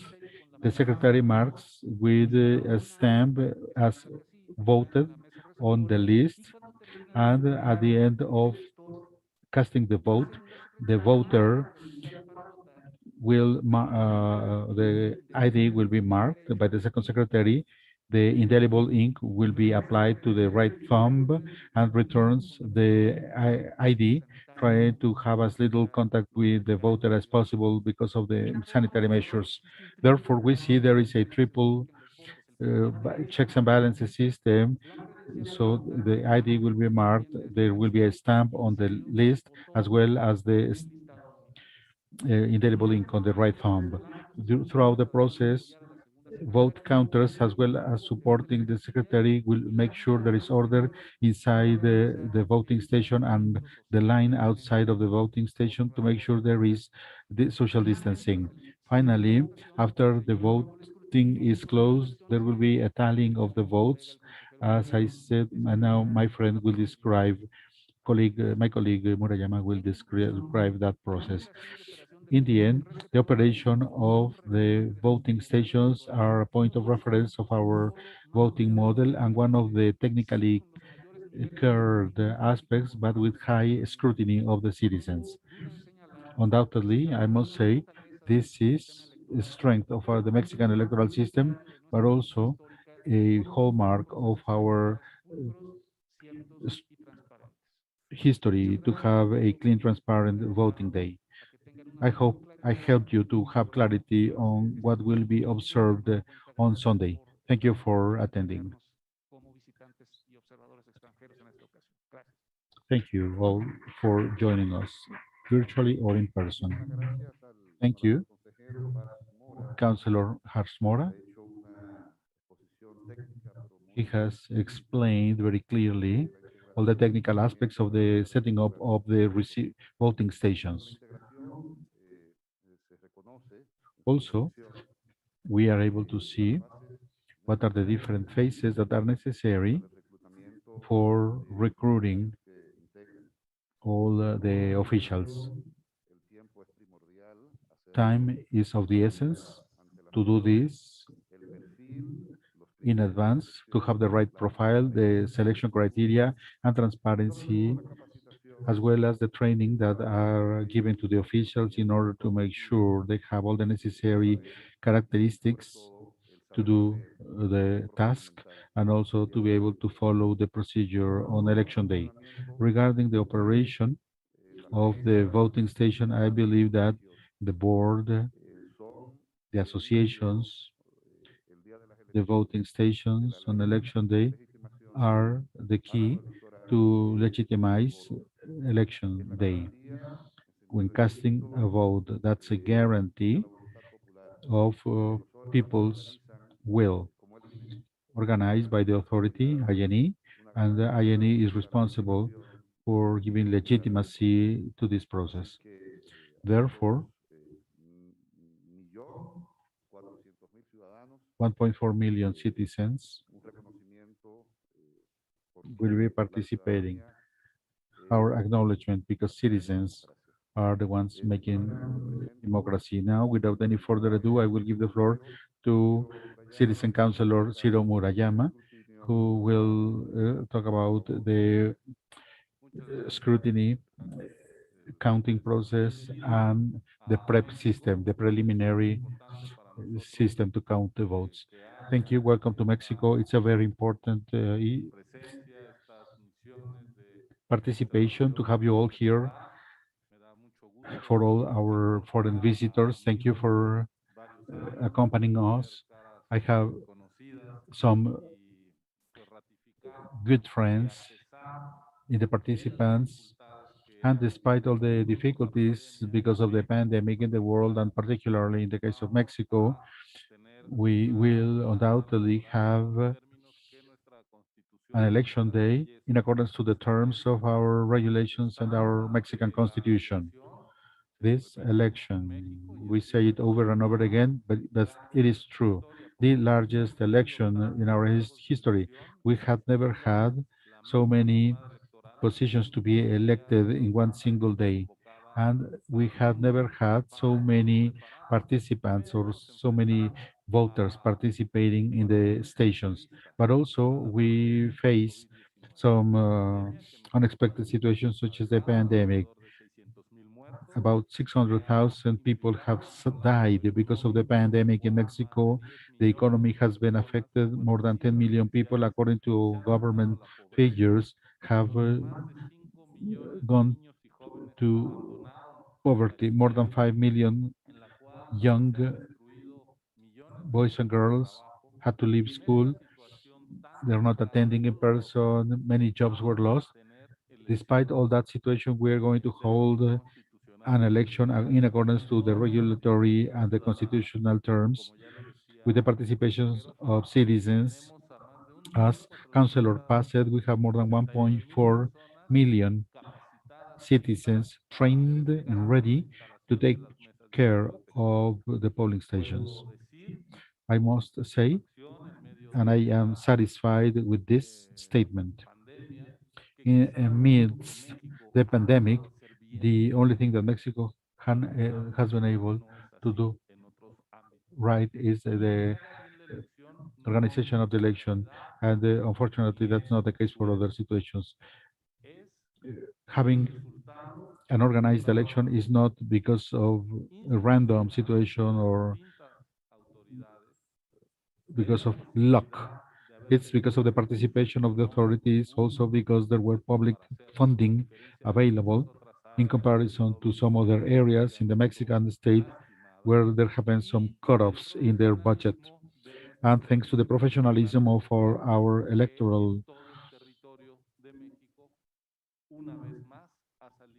officers, officials, and staff members who are committed to do the job. And the data shows what I am saying. Thank you and welcome. Thank you for accompanying us to ratify the democracy in Mexico. Now, I will start with the topic that I was given to address today in this panel. We have a PowerPoint presentation I will share with you. Are you able to see the screen? We need help, please. We need to show the PowerPoint on the screen. I'm not able to see my presentation. Can somebody help me, please? Rafael, help, please. We need to show the presentation on the screen. There you go. Well, let's get started. Scrutiny. Once the voting day is over with the scrutiny and classification and counting of votes, we know how many people voted, the number of votes for each one political party, for each candidate, canceled votes, and the remaining unused ballots. This has to be done in a simultaneous way because, as we have said, there are two types of election throughout the country. Federal election for Chamber of Deputies and local election. We have two secretaries, one for the federal and one for the local election, and two tellers, two for federal votes and one for the local one. Political parties have the right to have two representatives in the polling station so they can follow up the counting process. At the end of the scrutiny, we fill out the official document, and this is proof of what happened in that voting station. This is signed by the political party representatives and by the officials. Based on that, we are able to defend the vote for every political party in every station.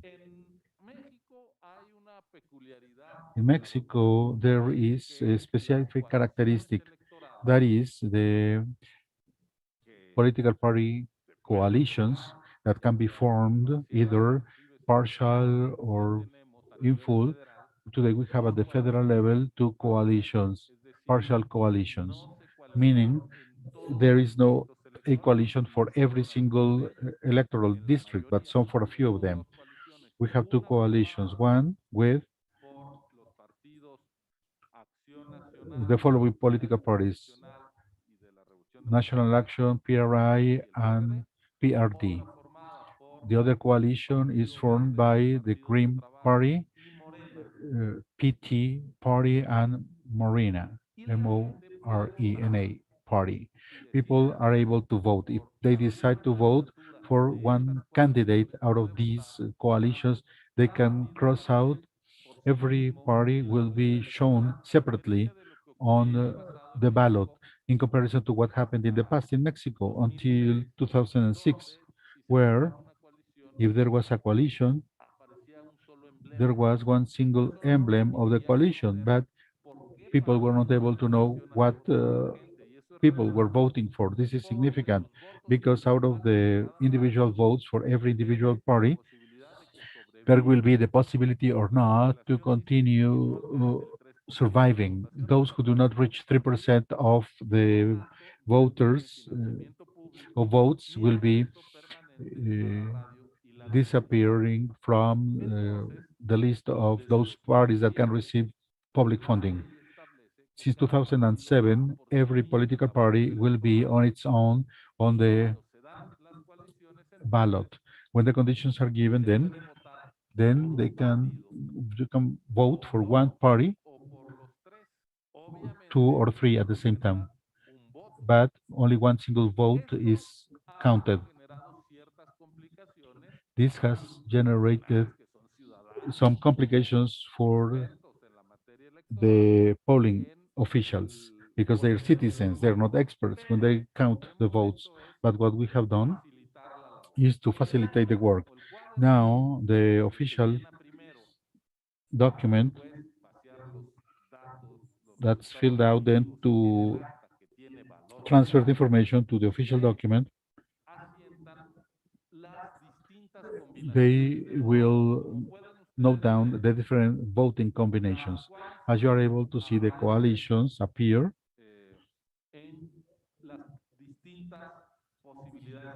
in the different combination possibilities. If there are three parties in one coalition, there are 7 different ways to vote for them. You can vote for party A, party B, or party C. You can also vote for A, B, and C. A or B or C, A, B, and C, or for A and B, for A and C, or for B and C. There are 7 combinations in the end for every coalition. So we have 14 for every coalition, 14 possibilities to vote. This is only for Chamber of Deputies, plus the local votes. How do we facilitate this for officials? Well, on the booklet as well as on the official document, you have all the possibilities and you have this template. You put it on the working table, and all you have to do is just put together all those votes that were for party A, one on top of the other, votes for party B, one on top of the other, combination A and B on a different pile, and so on and so forth. What you have to do is to count the piles of ballots and to note down on the booklet each one of those combinations. That's one single vote for that coalition. In the end, you know exactly how many votes were casted for each one of the stations. This may seem complicated, but with this template and the booklet, this is easy. You pile up each combination of votes and you count each one of them as one. Then, according to the regulation, the combination of votes has to be divided. If I vote for two parties, half of my vote goes to one, the other goes to the other. You may say there is not such a thing as a half vote.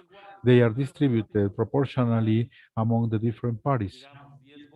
If there are 10 votes for two parties, it's 5 and 5. If there are 15 for 3, it's 5, 5, and 5. If at some point in time you cannot round up the number, if there is a fraction left, well, no vote can be divided. Only the whole vote goes to the most voted party. That will be done in the on the district level next day, next Wednesday, after the election, where we have all the councillors for every district and where you have all the political party representatives. They do have all the training. Then this exercise of distributing combined votes will not be, the distribution will not be done on Sunday. They will only get the whole numbers for each candidate. Since the counting is done in 300 districts, the possibility of one vote to be rounded up for one coalition, well, that will only happen in 300 cases. That is a minimum fraction of the votes out of the total number of votes that we will hold next Sunday.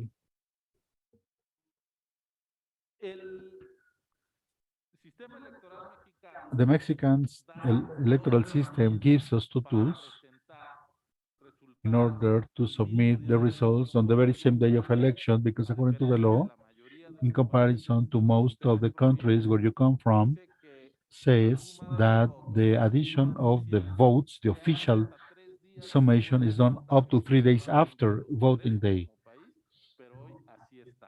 This is according to the regulations today. What do we do to make sure that at the end of closing of voting day, where there is still electricity in the political party, to prevent any void of information or any risk of instability? Well, we have a preliminary number through PREP program that we know, PREP program, the preliminary results program with a fast vote counting. The preliminary results program has been with us for 30 years. It has been developed and refined election after election, and some time ago, some elections ago, as of 2012, we do not only publish the results, but also the images, the photographs of the official documents of the 162,000 stations. There will be one official document per every one of those stations. They will be digitalized. All the information will be, it is digitalized. All the information is entered into the final program, and we also get the external part of the on the official document on the electoral package. This is digitalized twice, and it is published on the internet. Anybody from a cell phone, a tablet, or a computer will be able to look at the results station by station, at the district level, at at the state level, at the national level as well. That's how we will submit the data and images at the same time, on real time. There is no filter in between. Digitalization and publication regarding INE and the political parties regarding the citizens, also as the authority, also the politicians, the mass media, and the citizens get to know gradually at the same time all this information. Mexico is a large country. Some of the stations are far away from offices or the district board offices. The prep works for 24 hours around the clock to digitalize 100% of the official documents. Sometimes going from the station to the office, it may take more than 12 hours. Most of them take place early morning of Monday. Now we also have the PR. We now can now take the picture of the document with a portable phone, and now we can digitalize that and submit that image without having to wait for the transfer of from the station all the way to the office to be able to upload the information on the PREP system. I can see how my my fellow citizens, my neighbors who were the officials, and I will see also the signatures of political party representatives, and that information matches the numbers that are being published. So all the citizens are willing to audit the PREP system, the preliminary results program, to verify the results do match with what happened in the station. Hundreds of thousands of official documents will be uploaded.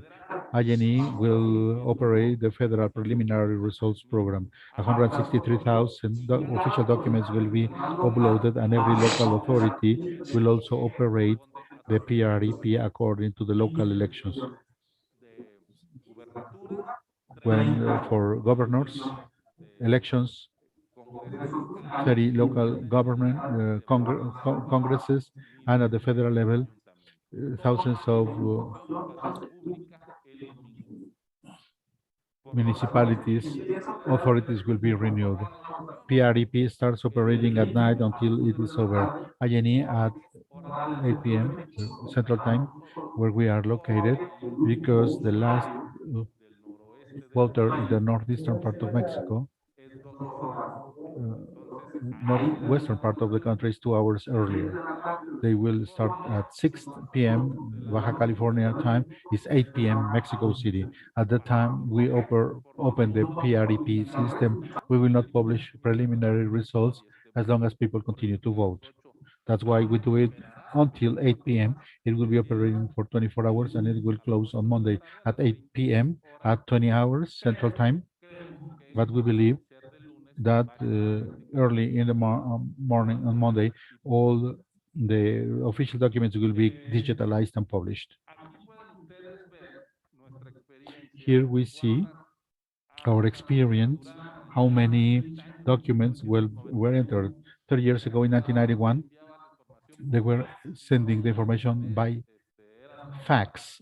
There was no internet. It was a different technological time. 70% was achieved. Today, in some cases, we have reached 98, 99% of the digitalization. In 2018, it was slower, as you are able to see on the chart, how we have had a delay in the digitalization time. And in fact, 2018, we had a lower number. Why? Because back in 2014, we came up with the concept of the unique polling station, as Councillor Faz had already explained, which means that in the same polling station, all votes are cast. But before that, or prior to that, we had two different polling stations, one for local elections and one for federal elections, which meant that many more votes had to be counted, which meant that the work was harder. And because we have many more elections at this time, things could be slower. So we came up with this concept that to expedite the process. That was one of the characteristics of the process. Today, we have a bigger workload for this reason, and that means that it takes longer to fill out the tally sheets, and it takes longer for packages of ballots to be taken to the corresponding offices. Plus, in 2008, we had several elections at the same time. Now we have a single election, which means that we hopefully will go back to the previous trend, which is the one you see on the left. Now, quick counts. Talking about quick counts, well, I would like to tell you that PREP, the electoral preliminary results system, is kind of a census. We have a technical committee of experts coming from the main academic institutions in Mexico, experts in statistics, in mathematics, and in sampling methods that design the samples. As a matter of fact, today at 5 p.m. we'll have a raffle to select the sample, so that on Sunday we can enter or capture all the information regarding 16 elections. We will have a quick count for the lower chamber and also for the 15 governor elections. That is for the most sensitive positions. And that same night, the president of the INE on Sunday the 6th, based on a preliminary quick count, the results will publicly declare the percentage of turnout, the number of votes for political parties, and the estimated size of parliamentary groups in the lower chamber for the next legislature. We're talking about 500 lawmakers, and the INE will publicly inform the citizens of what the percentages of seats are for political parties. If a political party, by the way, doesn't reach 3% of votes during election day, they will lose their registration. This is something that we have done twice in the past, and it has worked great. Also, as I mentioned earlier, we will do a quick count for governor elections. In this graph, you can see the exercise we performed 3 years ago, when in addition to presidential elections, we have elections for a governor in several states. In this case, you can see the size of the sample that we received for the quick count. And that same night, we, as INE, informed of the preliminary results, and people went to bed in peace, knowing who had won in each state and in each election. We will repeat the same exercise this Sunday. As soon as we have the quick count results, these results are transmitted to the president of a local electoral, to the presidents of local electoral authorities, and they are responsible for sharing that information publicly, even if there is a tight race.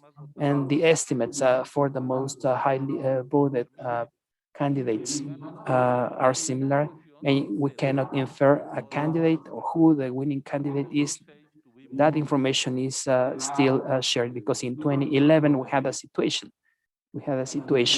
where there was a difference of half a percentage point between Felipe Calderón and Andrés Manuel López Obrador, which means that the quick count was not able to provide information on the winning candidate. And in that case, the IFE at the time said, these are the results, but we cannot declare a winner. What the INE established in its regulations is that no matter what, these results must be shared publicly. And if those results mean that there is not a winning candidate yet, still, we need to provide information as to the estimated number of votes. And in that case, people will have to wait for the PREP results, which is kind of a census of all polling stations. They do not estimate that they have actual results. For example, in the case of our federal elections in 2015, you can see how the quick count system worked. These are estimates. Let me talk about the particular political party. This party was estimated to have a percentage of votes of 29 to 30% in the case of a PRI. The PREP assigned to it 29.1. The estimation was between 196 and 203 lawmakers in Congress. They finally came up with the 203. In the case of Morena, the estimate was that their voting would be somewhere between 8.8 and 8.15. Finally, they got 8.37. The final number of seats they had in parliament was 15. If you look at the figures, you will see that the quick count system is very consistent compared to the actual results. This is information for local elections in 2018. For example, in Mexico City, it was estimated that Claudia Sheinbaum would get between 46.6 and 46.7% of votes. She finally came up with 47.08% of the votes, which means that the quick count results were accurate. Jalisco had slightly different results, but still, we were able to determine who the winner was, and the same applies to Morelos. On that occasion, we had 13 electoral processes, but these are only 3 examples that show how quick count models are more accurate than exit polls, because in exit polls, actual individuals declare who they voted for, but they may be lying. That may affect estimates, which means that the quick count is better, because the quick count model does not rely on interviews or exit polls, but on actual results, which is more reliable. Thank you.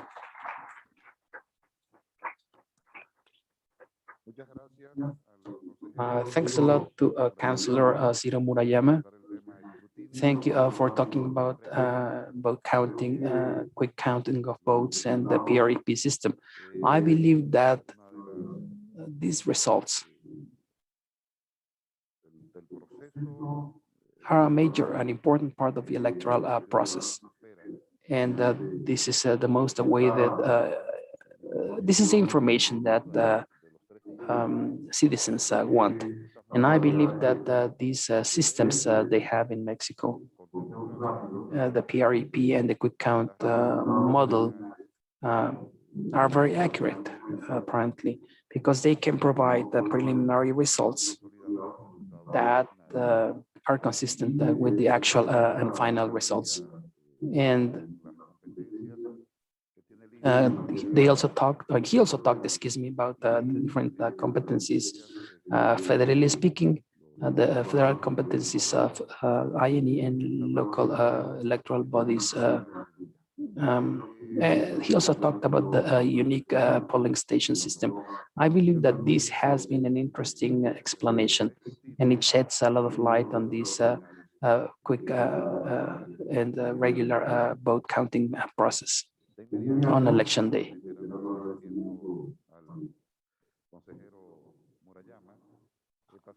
I also want to thank him, Mr. Murayama, for his presentation. And next we have Mrs. Janine Otalora, who is from the Electoral Tribunal of the Judicial Power Authority. She will talk about the universal vote and resolutions, judicial resolutions regarding election day. She will participate online. In the Dominican case, I would like to mention, by the way, if you allow me, Mrs. Magistrate, that, for example, in the Dominican Republic, on election day, this last time there were judicial resolutions where the tribunal had to make or issue resolutions on three aspects. The number of delegates, political candidates had the right to have representing them in each polling station based on coalitions or alliances. And that was an issue that affected or was important on election day. The other aspect is that the electoral body in the Dominican Republic determined that on election day, elections would close at 5 p.m. and that whoever was standing in line could still vote, but the limit would be 5:30 p.m. If you were not in line by 5 p.m. or you were not inside the polling station by 5 p.m., you couldn't vote. And that was a resolution from the Electoral Tribunal in my country. And that is an example of how things are working in my country, where the electoral litigation body has an impact. I would like to know about the Mexican experience in the voice of Mrs. Otalora. Go ahead, please. Good afternoon to everyone. Before I start, I would like to kindly greet my colleagues in this panel, including Mr. Ciro Murayama, the counselor, and the counselor, Mr. Faz Mora, as well as Roman Jaques, who is moderating this panel. I want to welcome each and all of our guests and observers who are here despite the pandemic health crisis that is taking place globally, just to observe our elections. And I believe that in the context in which we are living, it is important to have your presence, especially on Sunday, because what you will have an opportunity to see, what you will have an opportunity to comment on, and the challenge is of high importance to give the final touch of legitimacy to this important electoral process. And your presence and your work allows us to exchange ideas and information with you so that you can understand how we have been building and consolidating our democracy in Mexico. So thanks. Thanks for being here. Thanks for joining us, and thanks for your work this coming Sunday. You may be surprised to hear that we have participation on election day, even though our moderator has already explained what happens in other countries and how electoral litigation bodies are involved in elections. All the decisions made by INE in Mexico can be challenged, all of them. That is important for you to know. And they are challenged. I'm not saying that all of them are challenged, but a significant number of the INE's decisions are challenged before the Electoral Tribunal. So even though this Sunday is the day of the INE, of the National Electoral Institute as an institution, and of course it is a day for citizens, that day, June the 6th, is the end of the work done by the National Electoral Institute. Yes, we have intervened when it comes to decisions that have been challenged. And I would like to give an example. One of them is the determination by the National Electoral Institute not to allow, given the pandemic, that individuals above 60 years of age, on this occasion, as an exception, have any involvement in polling stations. I mean, the prohibition for citizens above 60 not to participate in electoral processes was challenged, but we confirmed the decision made by the INE. As regards uh, the impact, going back to Ciro Murayama of the quick bounding system, that system was challenged before the higher court of this tribunal. And in last week, the superior court of the tribunal confirmed the validity of the quick count model. Those are decisions that can have an impact, a significant impact on the election day. In 2020, we had electoral processes or elections in two states, Coahuila and Hidalgo. On that occasion, last year, the National Electoral Institute made the decision that given the pandemic health crisis, electoral processes had to be postponed until the month of October. This decision, again, was challenged before the higher court, and the tribunal finally confirmed the powers of the National Electoral Institute, as well as the need to postpone these elections in these two states. And I would also like to mention that just like it has happened in other countries in terms of concerns around the survival of democracy and these concerns as to whether the pandemic would force authorities to cancel elections. This hasn't happened in Mexico. In this regard, I would like to acknowledge the work done by the INE because they have implemented all the measures necessary so that this Sunday we can all go out to vote. Now, there are decisions by the Supreme Court or the higher tribunal that have an impact, electorally speaking, not only from a technical standpoint. I am truly convinced that going out to vote on Sunday does not only mean uh, voting for a given political party or a given candidate. It is also about voting to advance human rights. And this is precisely where we have iconic resolutions from the Electoral Tribunal. Let me just mention a few of those that have an impact, a significant impact in this regard.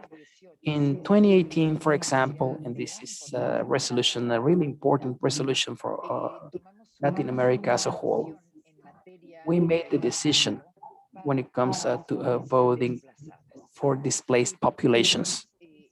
Why do I say that this is particularly important for Latin America as a whole? Because even though this took place in Mexico, we are all experiencing this painful phenomenon. We're all facing the situation of populations that must migrate, being displaced from their place of residence for different reasons, political, cultural, religious, or economic. And these populations typically live in camps. And for that reason, these citizens cannot vote on election day to appoint their local authorities. They can vote if they are displaced within a country for federal elections, but not in municipal and local elections because they're away from their municipalities of origin. And typically, what displaced citizens are willing and interested in doing is voting for local authorities, excuse me, once they go back to their municipalities. And we finally approved a sentence or a resolution that ordered INE to set up a polling station in a camp of displaced persons who were living in that camp so that they had an opportunity to vote. And that's why we ordered them to set up a special, quote unquote, polling station so that these people could vote. In addition to this decision, which represented an advancement in terms of the voting of these citizens, is that we determined that they had to reissue their voter IDs, because as we all know, when people like this must leave their places of residence, suddenly they typically have to leave their places of origin, leaving their personal documents behind. And that's the reason why the INE had to reissue voter IDs for displaced citizens living in these camps. But we also had the situation with voters who turned 18 while they were living in the campsite. In this particular case, the INE had to issue them a voting ID, even though they didn't have a permanent address, which is a requirement to have a voter ID or to get a voter ID. And they finally set up this polling station in this camp in 2018. And people were able to cast their vote without violence, which was one of their concerns. And they were able to vote for their local authorities. Now, another decision that will have a big impact in Mexico is a resolution that will allow people in prison, prison inmates can vote for the first time in Mexico. In this case, in our country, there is a group that has, in Mexico, prison inmates are a group that typically have been denied the right to vote. The problem in this case is that they are deprived of liberty, but not all of these individuals have been sentenced or convicted. And our constitution establishes that the political rights of inmates are denied up until their conviction or sentence. This principle or this constitutional rule has been confirmed by jurisdictional bodies that consider that the deprivation of liberty involves a physical impossibility to exercise the right to vote. Nevertheless, we are convinced that the situation is exacerbated for those people who are in preventive custody and those other individuals who have not received the sentence yet, especially because we know that criminal trials can be very lengthy in our country, which means that it may take years for them to be able to vote, because they may be in preventive custody for many years. What we did in this court was to recognize the right to vote of these individuals, and we gave instructions to the National Electoral Institute to implement a test or a pilot program considering the upcoming elections of June the 6th, so that by the time presidential elections come in 2024, we can have a functional systems that allows people or persons deprived of liberty to vote on election day. And I would like to say that in this particular case, we have a significant and important aspect. The origin of this legal process, had to do initially with the Tzotzil indigenous persons who were imprisoned and they hadn't been sentenced yet. And they filed a lawsuit to be able to vote before the court, initially in a local tribunal for indigenous matters. So that was the origin of this process. So the results of that legal proceedings has to do with the implementation of this process with a view of having a broader model for 2024. It was not approved unanimously in the higher court. It was approved by four magistrates in the court, and three of other members or magistrates voted against it.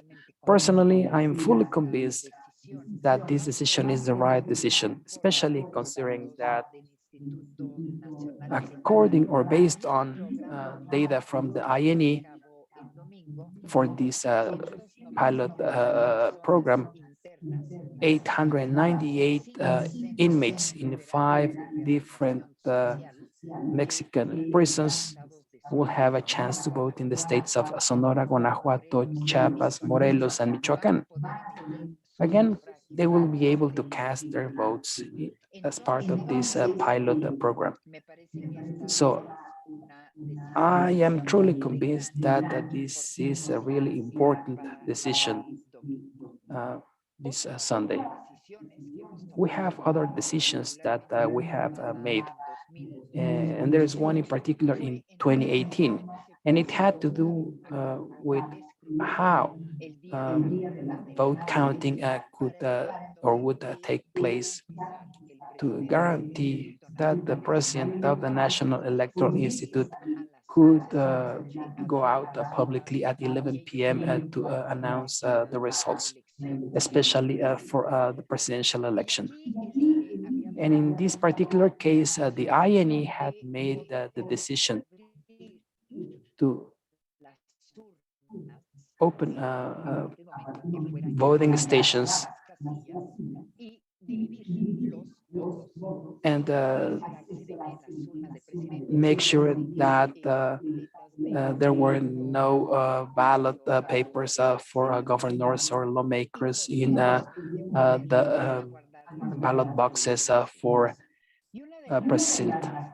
And one of the reasons why this decision was revoked, the decision of the National Electoral Institute, was this ghost that still exists in Mexico regarding tampering with ballots. Because to do that, they would have had to open ballot boxes. So our concern was that this could be a reason for annulment of elections in some polling stations. Finally, as a result of our joint effort, as a result of joint efforts with the INE, we made the decision to print ballot papers that were clearly different from each other. And we reached an agreement in that regard to organize this vote counting process so that they could do it fairly. This second agreement or decision was challenged before the higher court, and it was finally confirmed, which means that that request or petition was denied. Another important decision that will have an impact on the electoral process, but basically from perspective of voters in regard to who they will vote for, has to do with affirmative actions. Some of them at the initiative of the National Electoral Institute and confirmed or reaffirmed by the Electoral Tribunal, and others made by the INE in response to compliance with the resolutions of the higher court.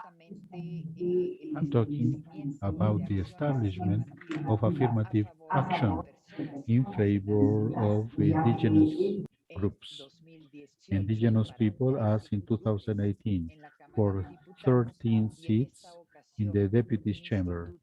This time, INE extended this to 21 seats in the House of Representatives.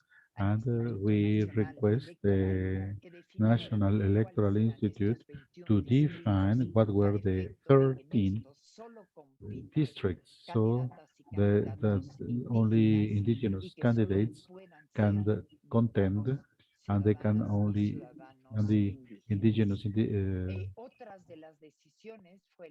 candidates can be voted. Also, another action for affirmative action was for citizens, Mexicans, men and women who live abroad. Today in Mexico, they are not represented anyway in the House of Representatives. This year, there was a contestation by some Mexican associations living abroad, of Mexicans living abroad. We requested INE to include in the proportional representation list the way how political parties can have candidates representing people abroad. Similarly, there are reserved nominations for Afro-Mexican individuals, people with disabilities, as well as uh, people with gender difference. This, in practice, will be the first time that we will carry out the election with such affirmative actions. In the past, we only had that for indigenous citizens. Affirmative action have to comply also with the parity principle. We already have congresses that are have gender parity. So gender parity has to be respected. We have had and encountered many problems for political parties to respect and comply with those affirmative actions because there have been many frauds. I say many because there are just a few affirmative actions and many process that are appealed. Citizens in Mexico register their the candidates at the local level for the federal state congresses, where they are asked to modify the candidates to comply with gender parity. They register the same males saying that they are registered as transgender people. This had taken place in 2018, and those were annulled or void by the electoral court. Regarding migrants, people living abroad, we have seen the extreme, the number of candidates that are registered who are living in Mexico and they cannot prove they live abroad. Indigenous candidates since 2018, well, we have constant fraud by political parties who try on this action, affirmative action, to register using false documents for indigenous candidates. In this process, what we have done already in the higher chamber of the court, if there is a delivery of false forfeited documents in order to have the qualified indigenous number of candidates, we now inform this for the we inform this to the criminal authorities because there is a forfeiture of documents. This is the participation of the electoral court that may have an impact on the election day. I insist on this. This is not only the technical or procedural aspect, such as fast scrutiny or the counting of votes on election day, but also the affirmative actions that allow for citizens to have more participation and to look for representations which are more plural and representative. Thank you very much for your time once again, for joining us and for accompanying us in this major electoral process carried out in Mexico. Thank you for being with us.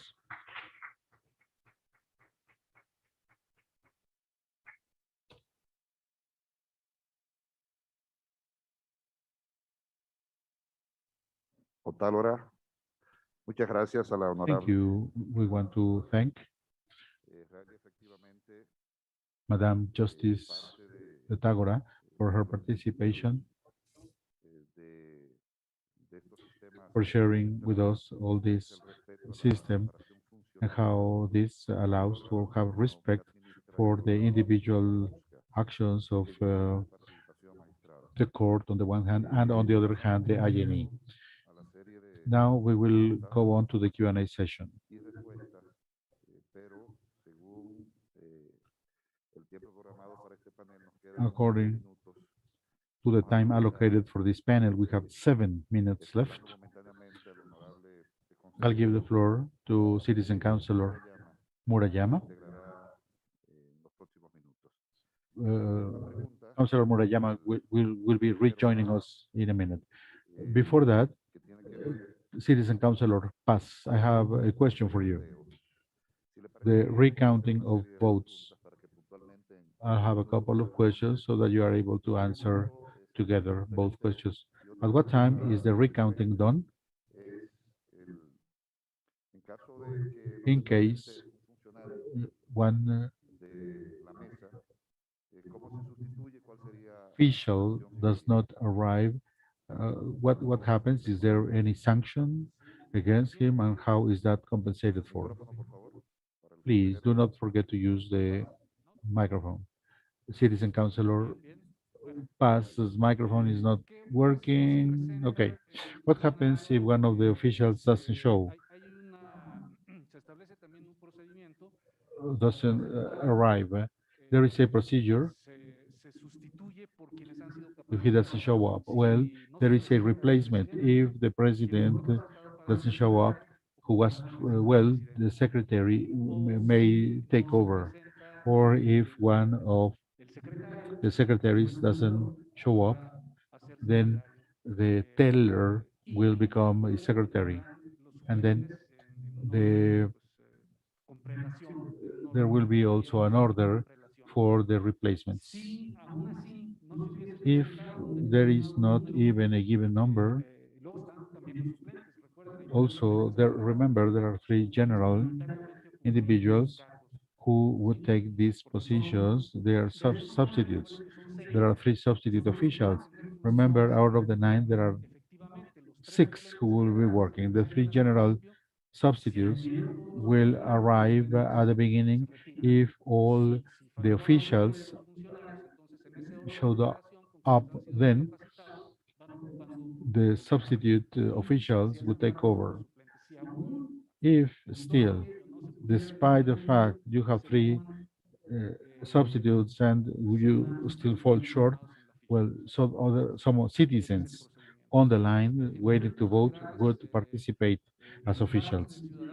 In general, when the number of cases when somebody from the line has to be used, well, they're usually taken as a vote counters or tellers. So that's the order of importance.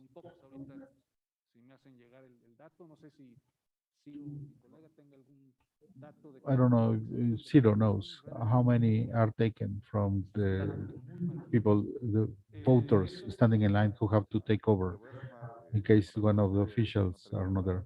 I have also another question. es el caso de que si se puede impugnar en la mesa en el momento Can del escrutinio there be an appeal or challenge al reconteo. for recounting of votes? Can there be a challenging of the people? Well, political parties have the freedom to submit any type of appeal, and the secretary has the obligation in the station to take those letters of claims and to note them down on the official document. There may be challenges or contestations later on. Let's not forget that, like we said, next Wednesday there will be the district counting, where some of the electoral packages may be opened if necessary, and there may be a recounting of votes following some criteria as provided for in the law. And also at that time there may be a contestation submitted or an appeal submitted. If I may now, Citizen Councilor Murayama. por razones de que tiene un compromiso jurisdiccional, precisamente He has por a documentos. Vamos a jurisdictional hacerle esa commitment, pregunta. so we Tenemos will ask the fórmula question para for darle Citizen Councilor, magistrada Otágora. ¿Es Madam posible Justice Otagora. que se accione en Is amparo it ante possible, el tribunal por because she has to leave very violación soon, a los derechos políticos electorales? if there is an appeal, if there were some violations of Muchas electoral gracias. and Sí, political rights, is it possible to podrían submit haber an ciudadanos appeal? que Yes, estiman que we may no have se les some permitió citizens votar de who manera indebida, deem they were not able pero es to muy vote difícil que in a estos due manner. juicios This would be puedan difficult for llegar such a a superarse. proceeding or such a claim to be able to Todavía el día de move mañana forward. va a Tomorrow, there sesionar will la also sala be superior y seguramente a las higher salas court regionales, meeting or assembly, as well as porque the hay regional courts of the ciudadanos electoral, que creen que some of su the regional elector a rooms una of sola the tribunal local electoral. Entonces, lo que se hace courts. en el Tribunal Electoral Sometimes es que si se comprueba que en efecto están there inscritos may be some en el padrón voters who electoral, claim se les their emite IDs uno de were los puntos stolen. resolutivos de la sentencia para So efecto de que there may puedan be a votar ruling issued el domingo. so they are able to vote even if they do not show A their grandes rasgos, los ID juicios, card. digamos, That would be the type of que se vienen proceedings that presentando would tanto be en taking place víspera de la jornada before electoral the como election en day jornada as well as on the electoral. election day. Realmente quienes In pueden actuality, the opinar ones lo who que are ha able to pasado en appeal jornada or electoral according to what son has los happened partidos during the políticos. election day as Ya are no mainly hay, political parties. es difícil There, que it's prosperen difficult for impugnaciones other de ciudadanas appeals y to move ciudadanos forward in the case of citizens vinculadas con el día de la linked jornada to the day electoral. of electoral Muchas election gracias. day. Thank you very much. Aprovechamos para I want to take this escuchar a la opportunity honorable now to magistrada give the Otágora, floor ya que compromisos to, propios de well, funciones en el Tribunal Madam Justice Electoral le Otagora impiden seguir más allá have del to leave, protocolo will de have to admisión. leave Gracias because she has por some su other atención, commitments. magistrada. Thank you, Madam Justice, for Muchas being with gracias. us. Thank you very much, and I apologize. Seguimos entonces con las preguntas dirigidas al We now have the consejero questions Murayama. for Councilor Dos Murayama. preguntas Two puntuales, questions in consejero. particular. Los partidos políticos Political parties participan en la will revisión del PREP. participate in Y reviewing otra, que si podría ampliar PrEP, la or información can you extend the referente a information los conteos. regarding the fast counting of votes? Con todo gusto. Can Claro. you elaborate on that? Yes, sure. Quisiera simplemente Well, señalar I would que, like to take this opportunity to contestando say, la pregunta que se le formulaba al consejero Paz, as we said los with Councilor funcionarios Paz, tomados de la fila del total the officials that are taken a from the line 3, 4% was antes del 3-4%, 2015. And crean la casilla when they única, created the genera single una sobrecarga, digamos, de trabajo en la mesa de votación. station that generates overwork in the station, they extended to 7% in 2015 and 2018. This, the number of people that had to participate from the voters line is only 7 or 8%. We're talking out of 1 out of 20 that may be missing, and it is necessary for somebody on the line to participate in the team of officials de los funcionarios de casilla, de as estos 6 que officials. se requieren.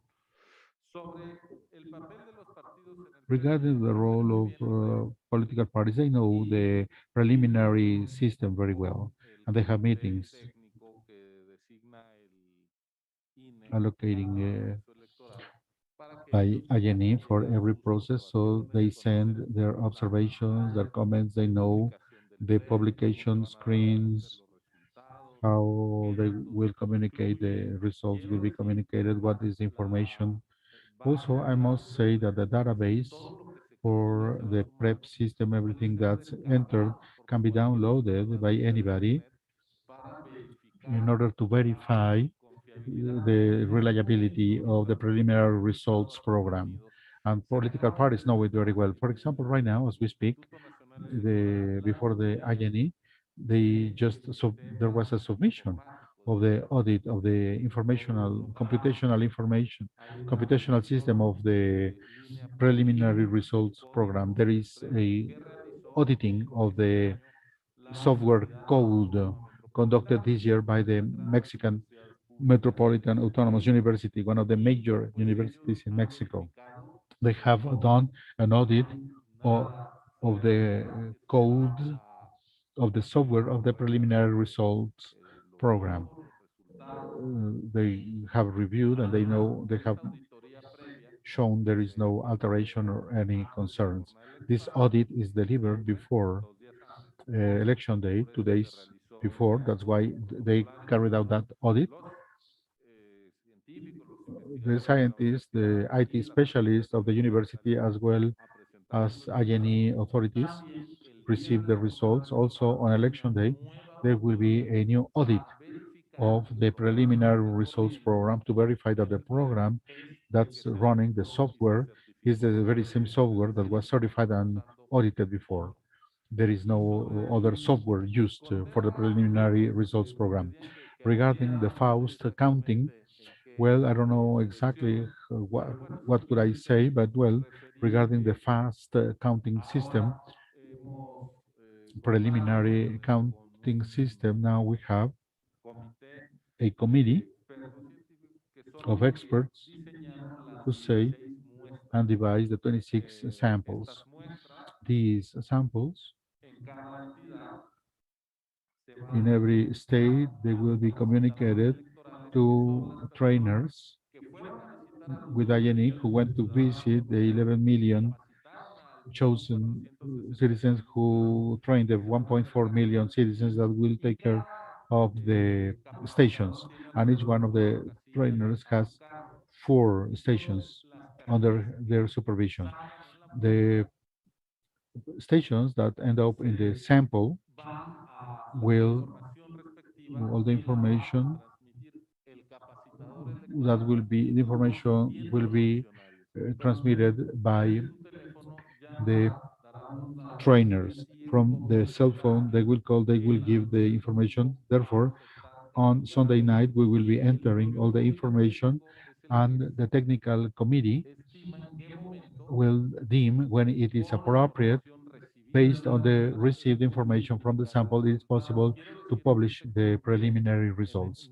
This committee is not in contact with the electoral councilors or with political parties. They have an isolated office without landlines to be disconnected from any political pressure. So they determine when the sample is appropriate and at what time the information can be issued. When they provide, when these counselors deem it is necessary based on scientific, statistical, and technical criteria, the result will be communicated to the president of the local electoral body so that they make it known. In the case of INE, the president councilor will communicate this on the all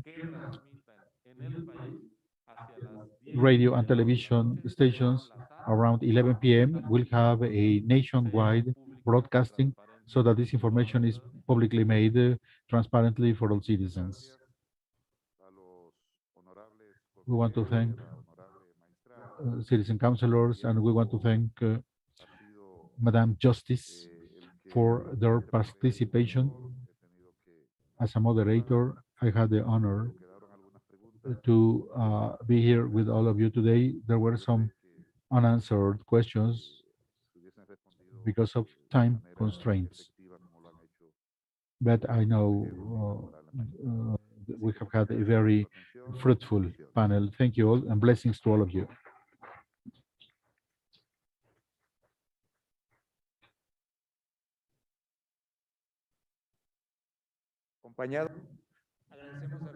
We want to thank Citizen Councilor Paz Mora, Citizen Councilor Murayama, and the moderator Jaque for being with us. We will reconvene at 3:30, 15 hours, 30 minutes Central Time. We will reconvene 3:30. Thank you.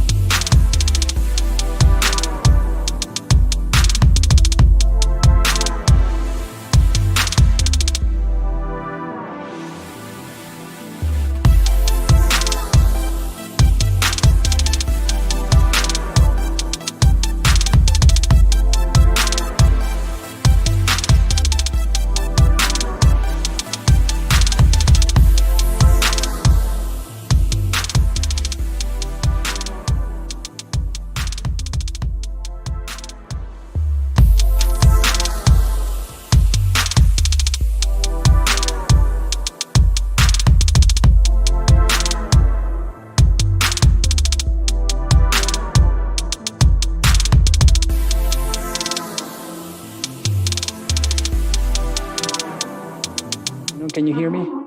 Manuel, I know about my colleagues, but I know if you have a presentation and are you ready to present your information?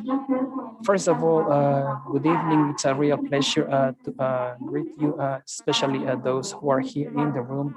And I also want to say hi to all the people watching us online. It's a real pleasure to be able to have this opportunity together with foreign visitors. There is a really important topic for the development of electoral processes everywhere. I'm talking about the development of the political rights of citizens when it comes to gender parity and social inclusion, especially for these Mexican elections. It's a real honor for me to share this panel with all the different speakers and the magistrate whom I met online before coming here, because that's the way it is today, and through the Association of Electoral Magistrates of America, where I met Monica. So I want to take advantage of this opportunity to express my gratitude to the president of ACNEA, and I also want to thank Doris Mendez, who is the president of the Electoral Council of, or the Electoral Board of Colombia. And as a former president of the Elections Board of Puerto Rico and the first woman in that position, I believe it's important to share information about progress in this regard, not only parity but inclusion, to the extent that democracies are opening the door to achievements in this regard, which means that we are not only facilitating citizens' rights, but also the possibility for citizens to run for office. I know that this discussion is taking place within the context of a broad reform in Mexico, a reform that involves several laws to promote access by women to a life free of violence, which was approved by Congress, the Mexican Congress in November 2020, and new regulations and statutes that have been defined by the INE and the tribunal. So I will be trying to facilitate the session by keeping time. Let's follow the order in the agenda. So for those of you who do not know who they are, I want to introduce Mrs. Humphrey, who is Carla Humphrey, the electoral counselor of the National Electoral Institute. She will speak about gender parity. We also have Norma de la Cruz, electoral counselor of the National Electoral Institute, who will talk about affirmative actions, where we have a range of interesting topics that we would like to discuss, including aspects of interest to women and other aspects related to inclusion. And we'll close the session with Monica Arali Soto Fregoso, who will talk about equal rights and political violence against women.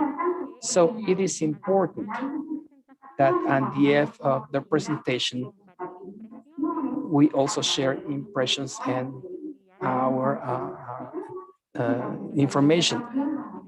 You will have an opportunity to participate in the Q&A by submitting the forms that you have on your tables if you're here in the room, and by posting your questions on the chat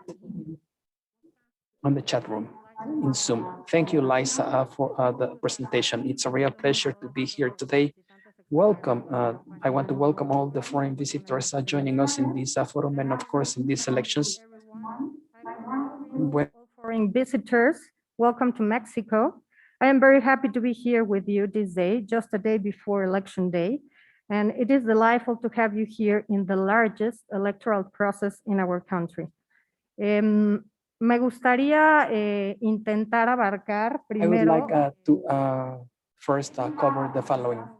I would like to talk about one paragraph of regarding the electoral process that we have before us.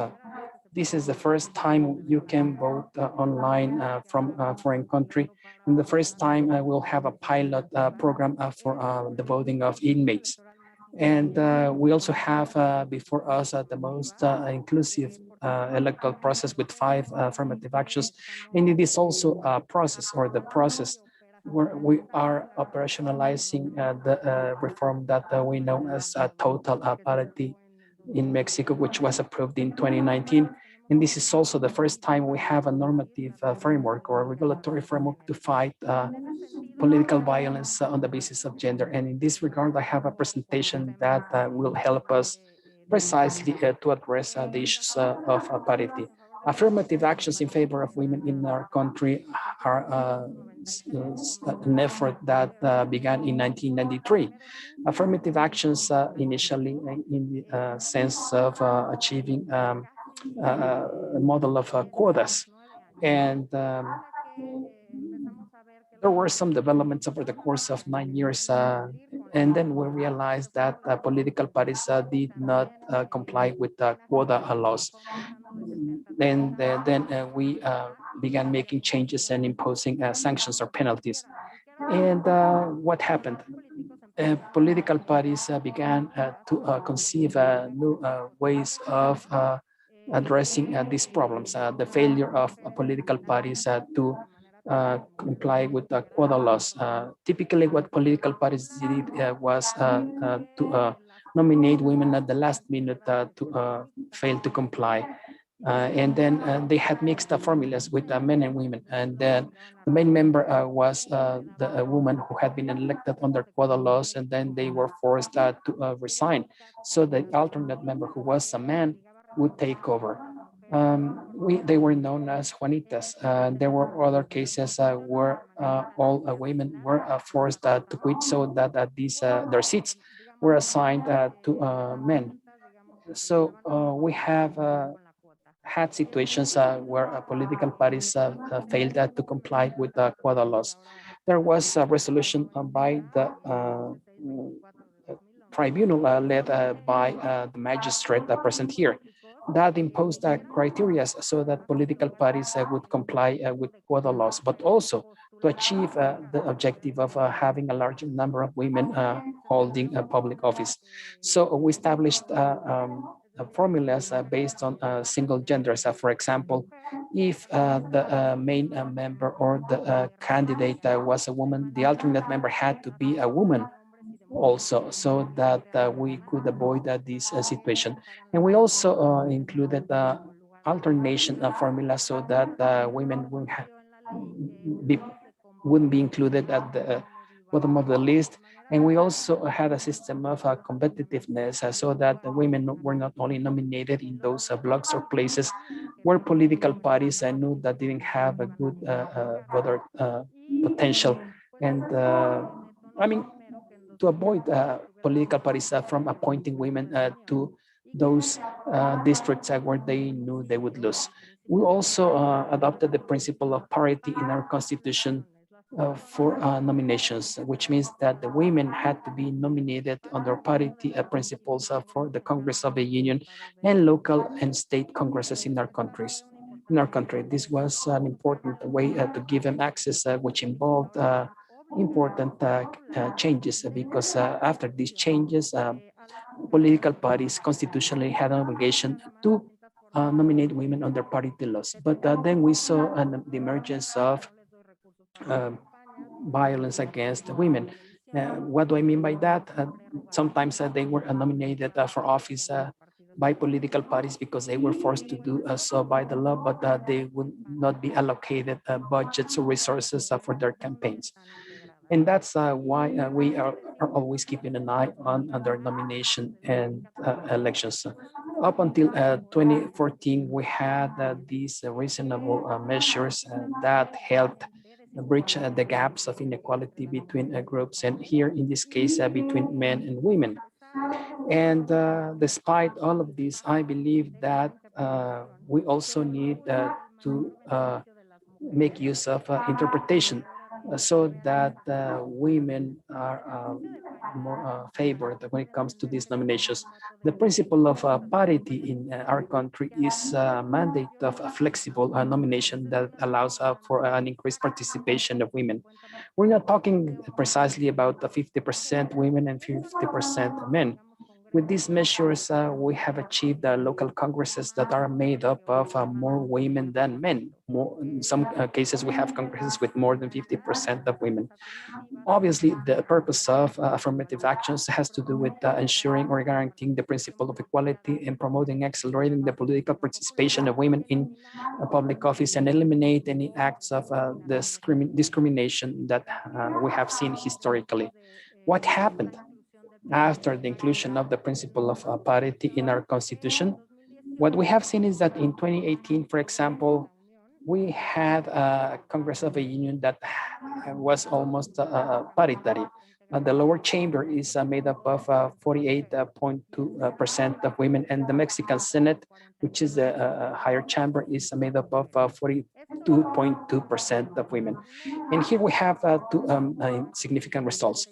One of them was the approval or the passing of a bill known as Total Parity Law, which has an influence on the parity integration or composition of the three powers of the state, the judiciary, the executive, and the judiciary, and at the three municipal, state, and federal levels, and as well as in the Federal Electoral Institute, and in those systems that follow indigenous customs and practices. This was a key change because we're not only talking about nominations.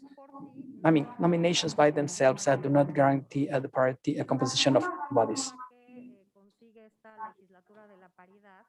Como así le llamamos, es aprobar el marco normativo para prevenir, atender, sancionar, reparar y erradicar la violencia política en razón de género, que nos tardamos varios años, como más de 40 iniciativas en regular, y que lo que detenía esta reforma era un tema que era central cuando estábamos atendiendo los temas de violencia política con base en protocolos, y que es justamente el delito de violencia That's política. exactly the offense of political violence. This took a long time from the previous government. It was not possible to do it. We needed to have a political violence offense in order to determine it as parity issue. Now there are different sanctions that can be applied for political violence. There are different behaviors in the law, but also a criminal classification with all the hypotheses in order to materialize political violence. Here we must say also that the parity principle, from the viewpoint of when it was introduced in 2014, according to the electoral authority at the time, and thanks to the jurisdictional authority, this is applied in both areas, meaning for parity, vertical parity, and horizontal parity. Vertical parity is when we are talking about the integration and the presidencies, the different degrees or levels of government and offices have to be occupied by women, but also vertically and as well as horizontally, so that the number of municipal mayors should have the same number of men and women. Gender parity, as we know as total parity in Spanish, is part of an interpretation of the constitutional amendment whereby this has an impact on the parity, gender parity in the different bodies as well as for different public officials. This is very clear. Women should be able to participate and shall participate in any public position at the municipal, community, state, or national level. And also they should be doing this free from violence. Yesterday, we were talking about some information. Out of the 20,000 public positions that will be elected during the next election, we have about 136,000 candidates. Out of those, 73,000 or a bit more are women, meaning there are now more women candidates, female candidates, than male candidates. We have exceeded parity in nominations. However, we have a challenge to ensure how we will have the parity equality integration of these bodies. In the case of the election, which is overseen by INE, well, we can reach that parity. There is a risk to go back if we don't guarantee this integration. In 24 states of the Republic, this is guaranteed. If we do not achieve that parity, there are some compensatory mechanisms through allocation of deputies by the proportional representation method in order so that we have the same numbers of seats, and there is a possibility to change in their proportional lists women instead of men from the same party. The higher chamber in the court has issued jurisprudence in 2005. It determined and it is considered that gender, if there is a subrepresentation, the electoral authority may issue measures trending or to solve parity issues, meaning that electoral authority has now the powers to reach agreements in order to make sure there are other women from the same political party to take office, in order to have a compensation, in order to meet the parity principle in the so-called total parity. This parity reform fights or against political violence also has an impact on political parties, so that in their structures they should fight against gender violence, because women violence against women, they just are subject to violence because they want to have a candidate, or when also they have the desire to become a public official. For example, there is not access given on radio and television for women, so that we cannot learn about their proposals. This is one of the modes of violence against women. Parity, total parity, is an achievement of us women in different areas based on different powers that we have, agreements, resolutions, and rulings. Therefore, all women from all political parties have now the possibility to participate, not only those women that come from the political world, but also in order to constitutionalize the principle of parity in 2014 and to extend it in its effects in 2019. Some other pieces of information regarding parity that show the need to reach compensatory agreements regarding the way we have to integrate all three powers of the state.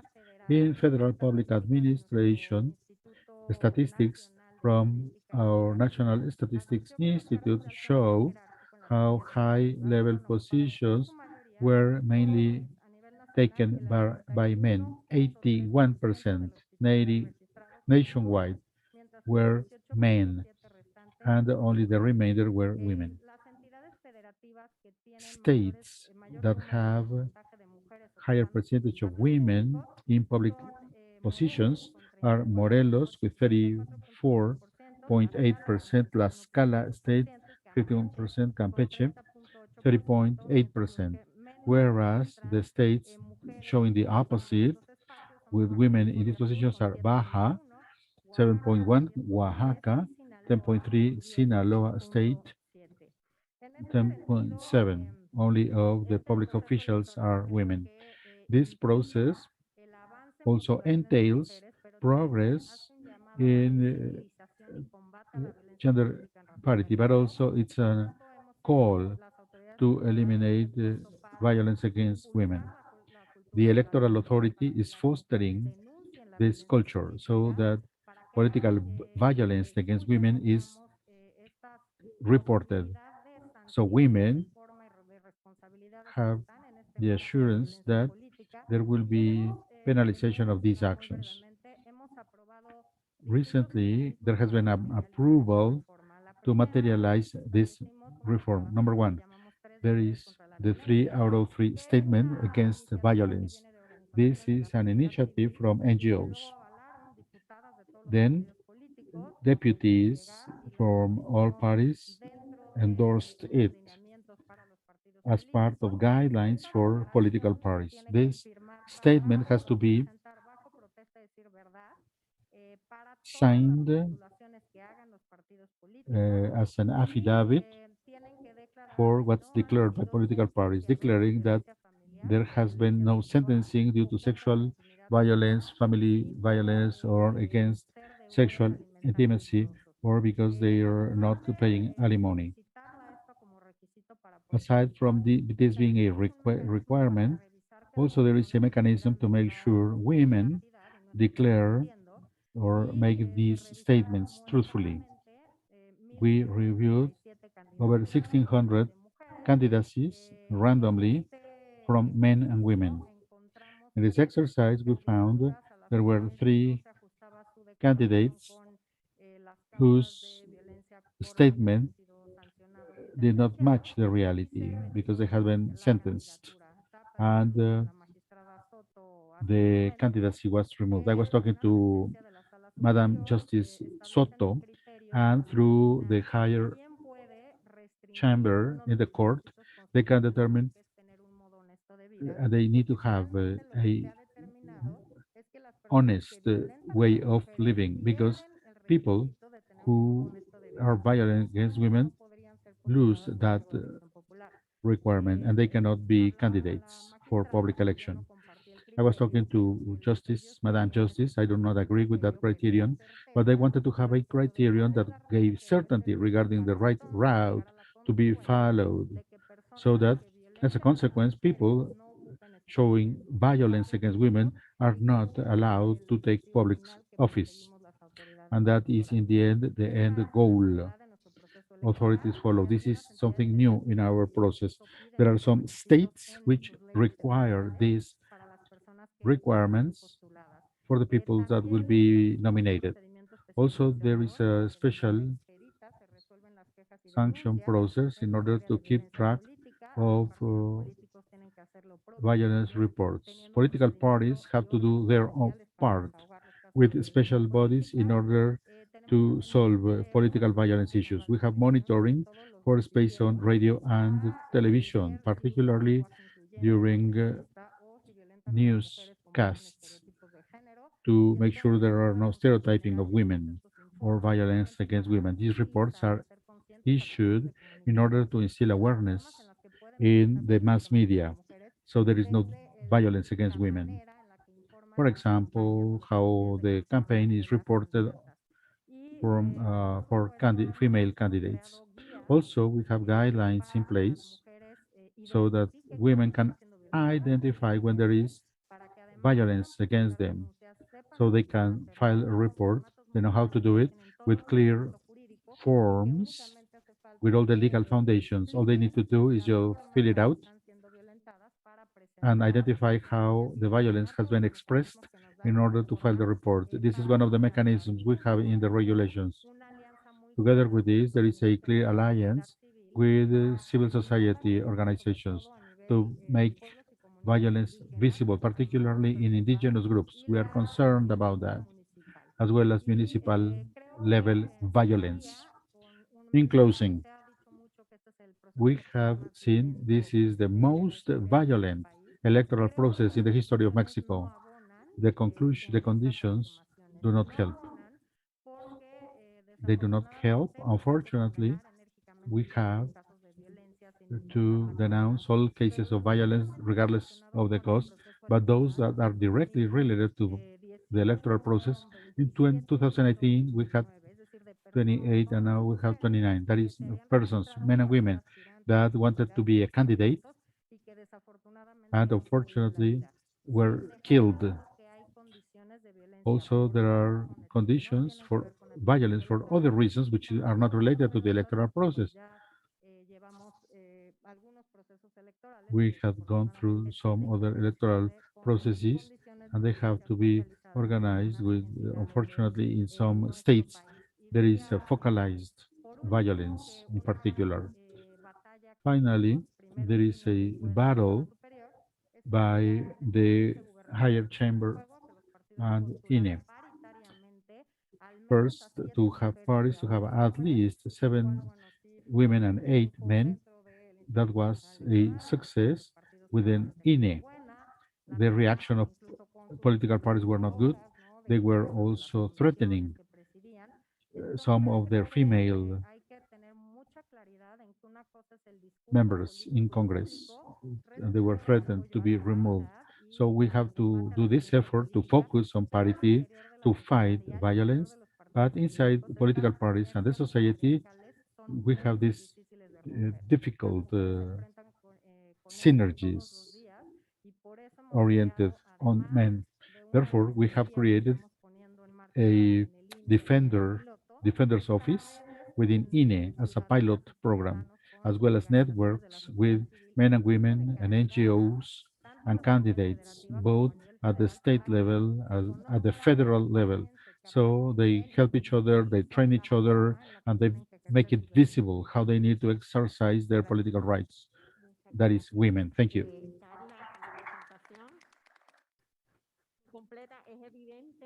It is obvious that you have been working very hard on this regulatory framework at the constitutional level in Mexico to be able to reach all these achievements. It is very important to make it visible, all this. That is your efforts and the partnerships and alliances so that example is followed in the rest of Latin America and whatever is on paper to make it a reality.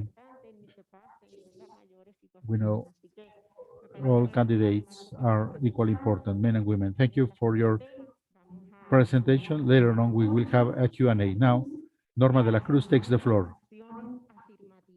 Please talk about affirmative action, Norma de la Cruz.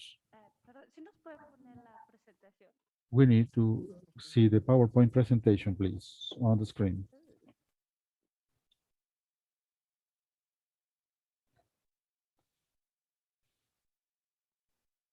No, bueno, pues entre que buenas tardes.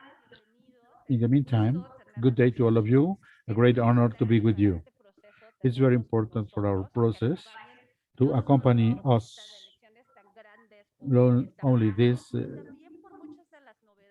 huge election, but also because of the novelties that we have for this election day. As Citizen Councilor Carla said, we know affirmative action is of a temporary term. This also acknowledges these situations to fight exclusion and discrimination against groups of people. In this electoral process, I know this information is known to you. We have 300 electoral districts in Mexico, and we have 200 seats in the lower house that are elected proportionally by proportional representation. There are 5 major divisions or regions in the country, and this is important because at that level is where affirmative action that were taken for this process is where they will have an impact at the federal level, which is the area overseen by INE. In this process, we have adopted several affirmative actions since November through March. This has to do with the rulings from the Electoral Court, which allow us to have these measures. You have been learning about the process in 2018. We had, at that time, for the first time, affirmative action for indigenous people. At that time, it was declared there were 28 districts with a large concentration of indigenous people. In 2018, they were nominated for 21 districts.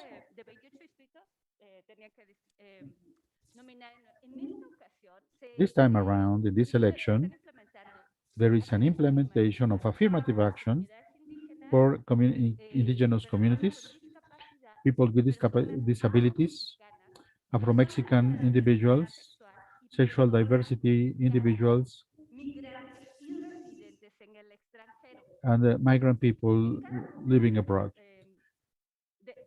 For each one of these categories, we have to remember that number one nomination is through a formula. There is an owner and a substitute for each deputy position or seat.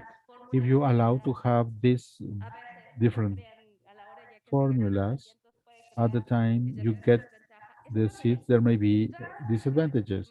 Right now, because of the affirmative action, the formula has to be from the same gender and and also they should belong to the same group that's going to be benefited from this affirmative action. This is important for several reasons. You see, in the case of indigenous people,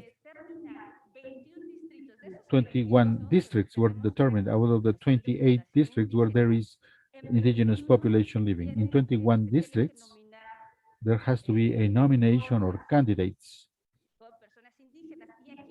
for deputies for indigenous people.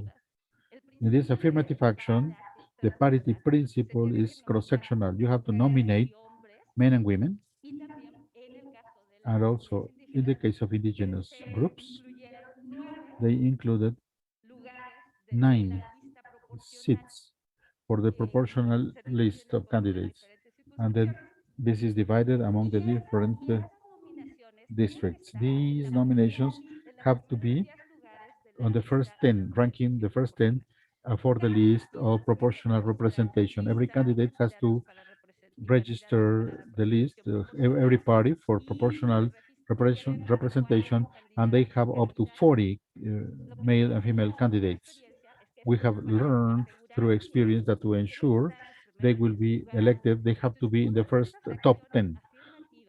All these affirmative action that have to be nominated in the proportional representation list, all of them have to be ranking in the first 10 seat places. Also, for relative majority, as it was explained by Carla, we have also competitiveness blocks. These nominations have to be in the districts where they have the possibility to win. Affirmative action is not only to have more nominations of people from these groups. The results of these actions will be seen once we have the final results. One is to have more candidates, more nominations, but we want to have the result to know how many out of those nominations or candidates will be elected. Here we have several cases. With indigenous groups, we have 30 nominations or candidates. Speaking about a country where in the latest census, 8% of the Mexican population is considered indigenous. This has been very interesting. Many of these nominations, in some instances, it was the self-acknowledgement. In some instances, that's enough. In the case of Mexico, aside from the diversity of population, we do not have a certificate to know you are an indigenous person. So self-assumption, self-acknowledgement has to be enough that you belong to an indigenous community, and that way we know that person belongs to that community.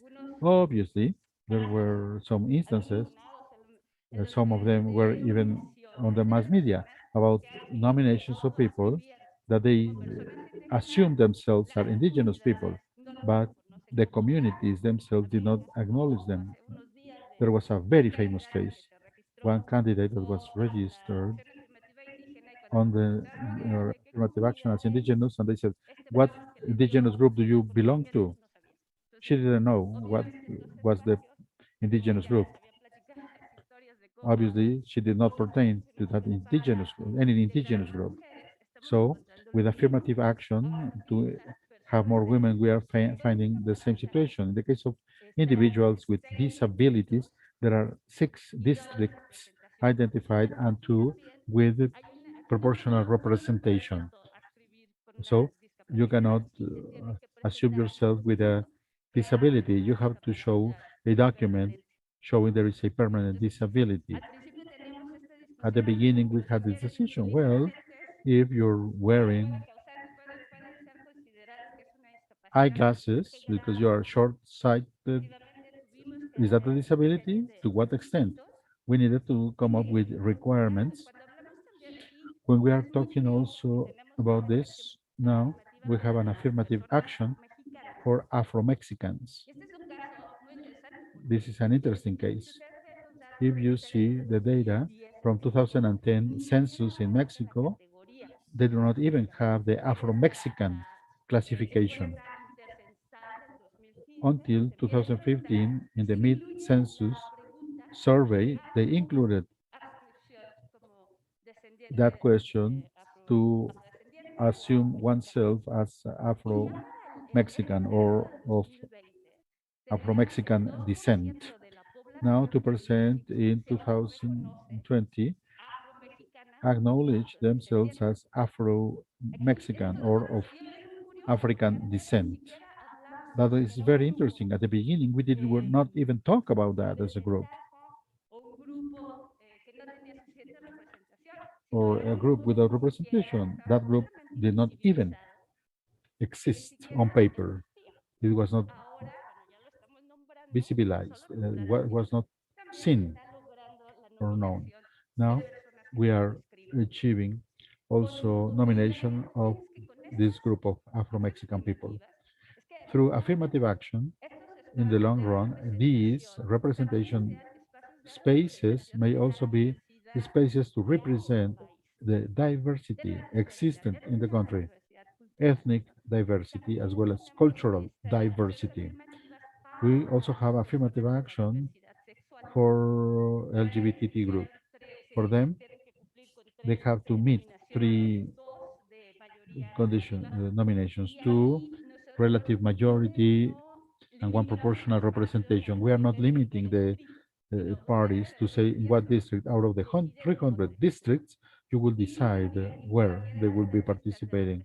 In any of the proportional representation lists, they have to be there, ranking in the top 10 on the list.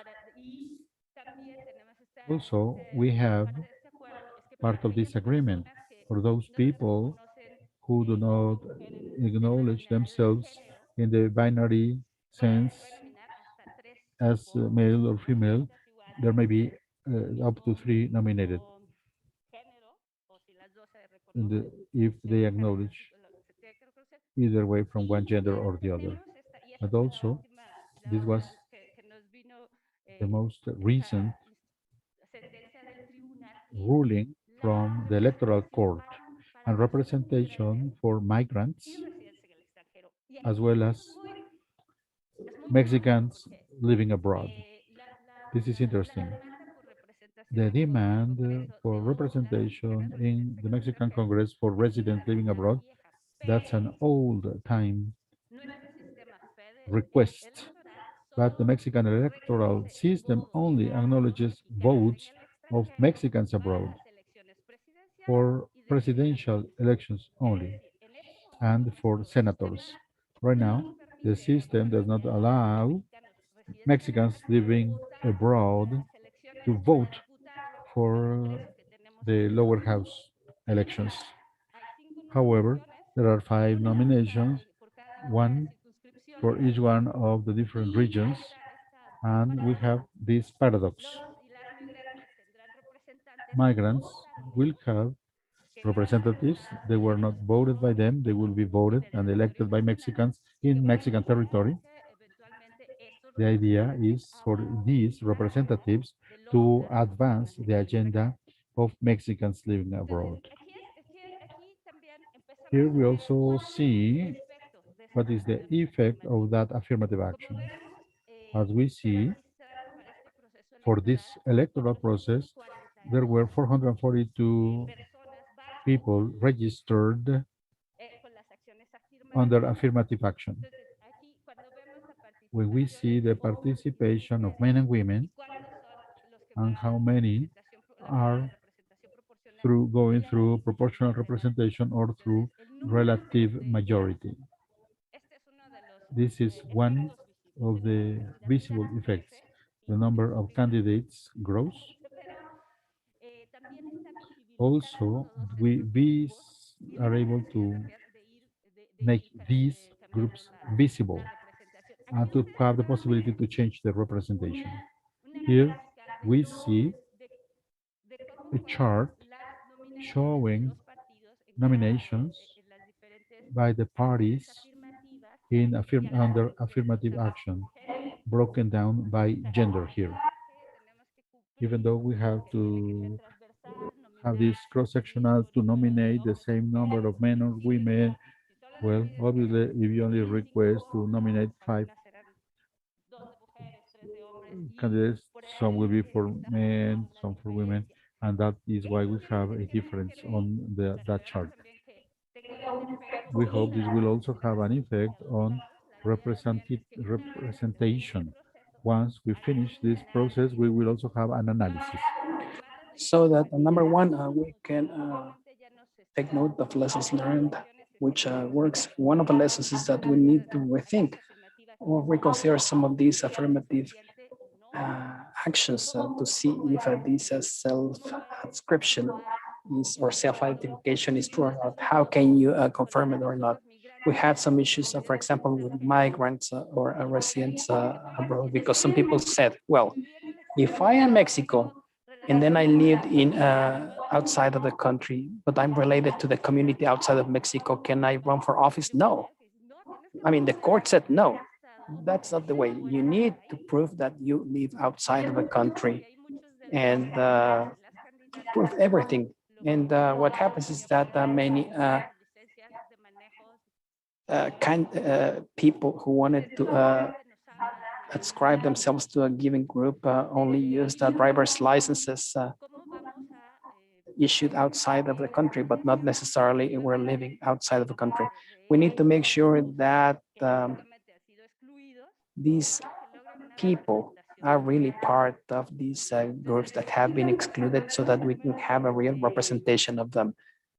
If you look at the number of candidacies for federal lawmakers, what we found is that one of the groups that complied easily was that of indigenous communities.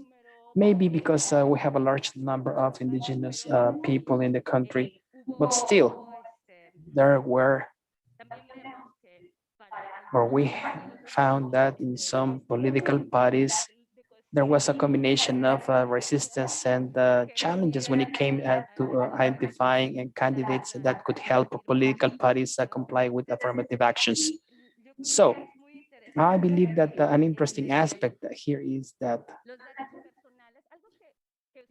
I mean, something that I'm sure that you have heard of is this. We have this internet site that had the title, Get to Know Your Candidates. And this is interesting because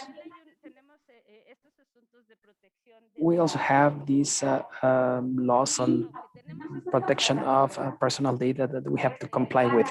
So even though we have this website available for candidates, the act of making public whether they were part of a vulnerable group or belonging to a group under these affirmative actions, because of our transparency and data protection law, many of these pieces of information were optional for candidates because they could decide whether they wanted to share with the public if they were part of an affirmative action or not.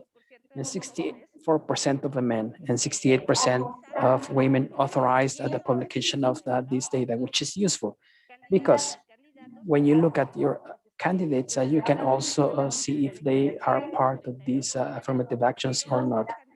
That means that we have an increasing number of candidates that made the decision not to make their self-identification public, whether they were part of an LGBT group, for example, or if they belong to an indigenous group.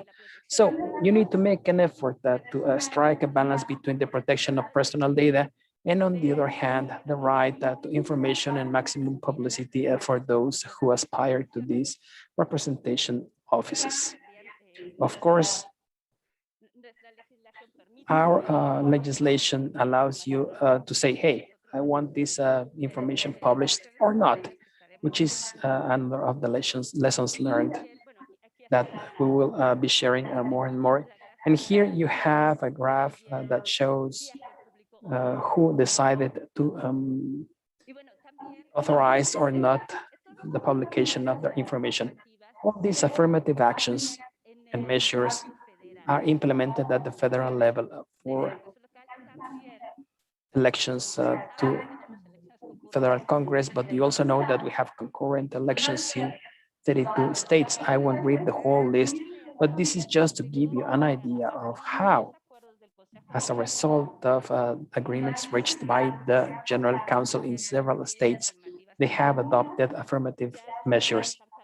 In some cases, some states have changed their laws, and that's an obligation, but not in all of them. And as we can see, one of the affirmative actions that is present almost in the whole country is that of indigenous representation. And in some states, for example, there are affirmative actions for young people, there are affirmative actions for older adults, and that is happening at the local level. Obviously, this is leading us to the need for a different type of analysis to measure its progress and the implementation of measures to make processes that are more inclusive so that they reflect what the Mexican society is all about so that they are represented. That's it. Thank you.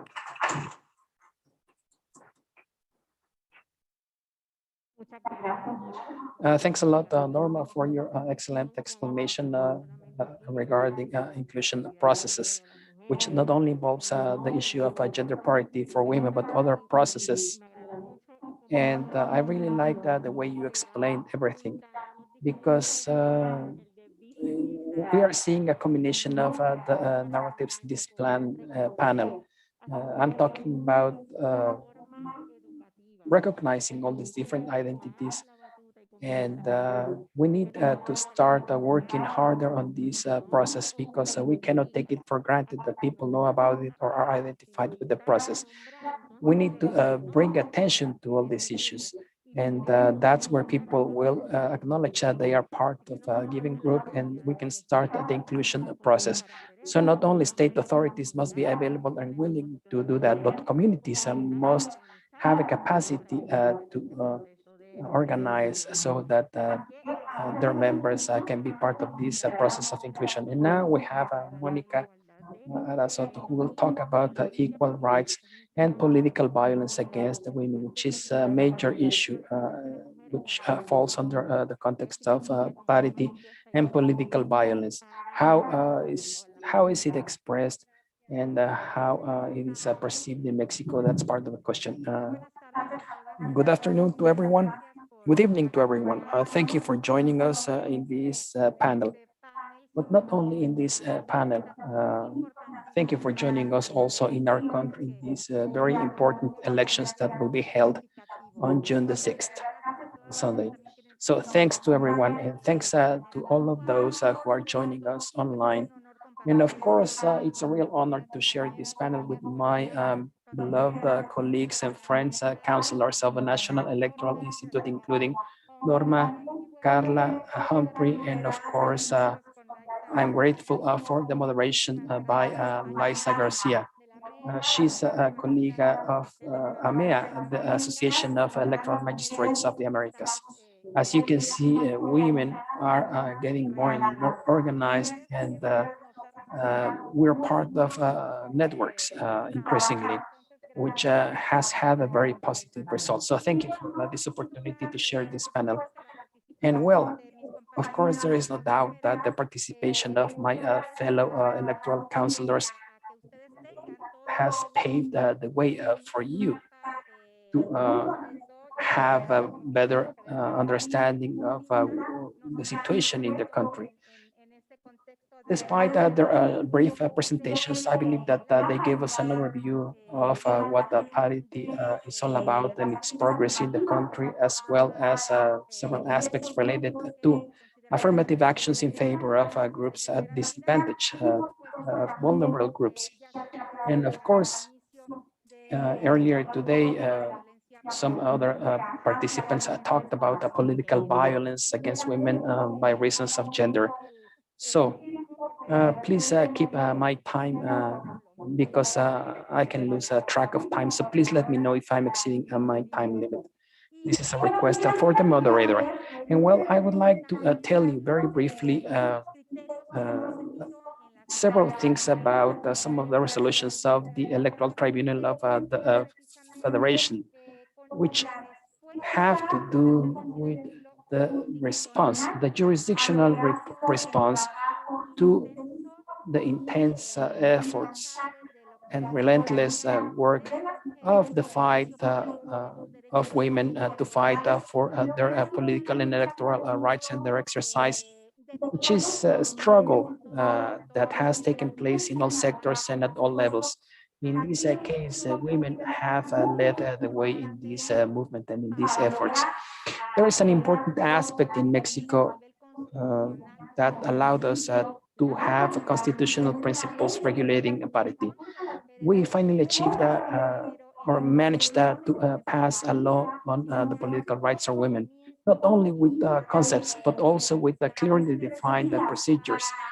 This new legislation establishes three channels for reporting violence against women and the resolution of these situations.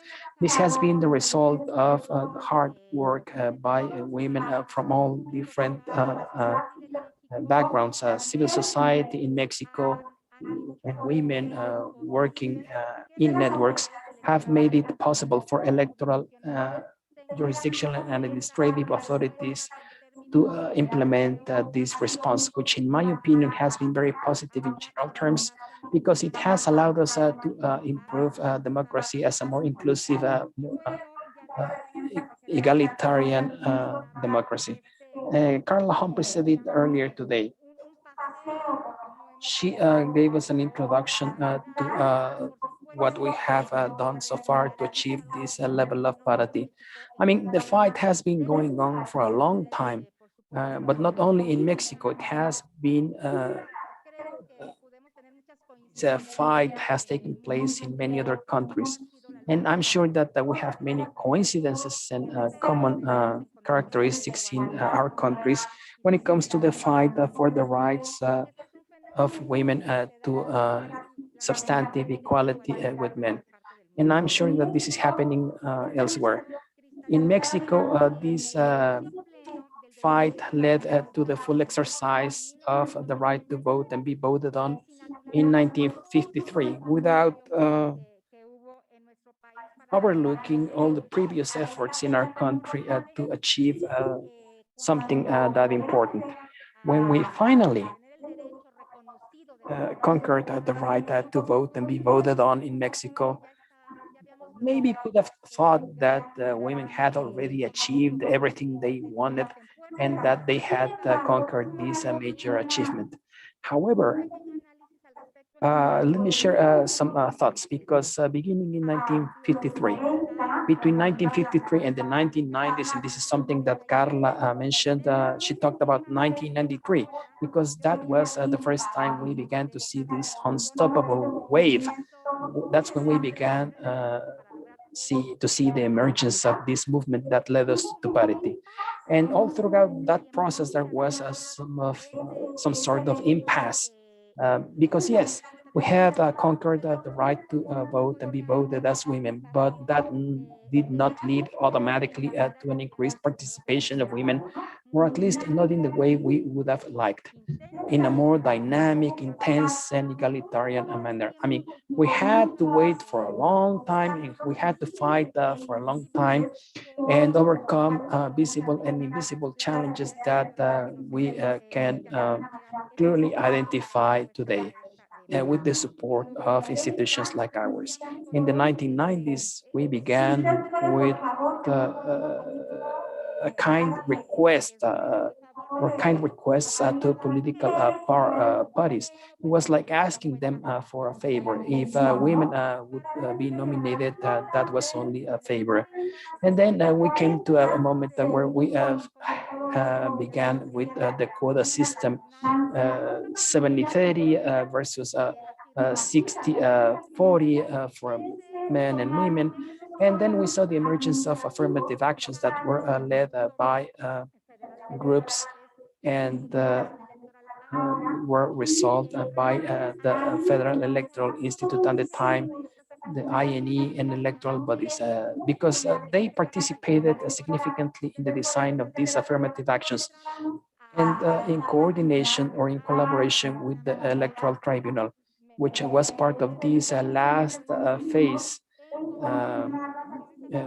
where we confirmed affirmative actions issued by administrative and electoral bodies. So we went from alternate lists to funding for women, for women's campaigns, for the development of political leadership among women.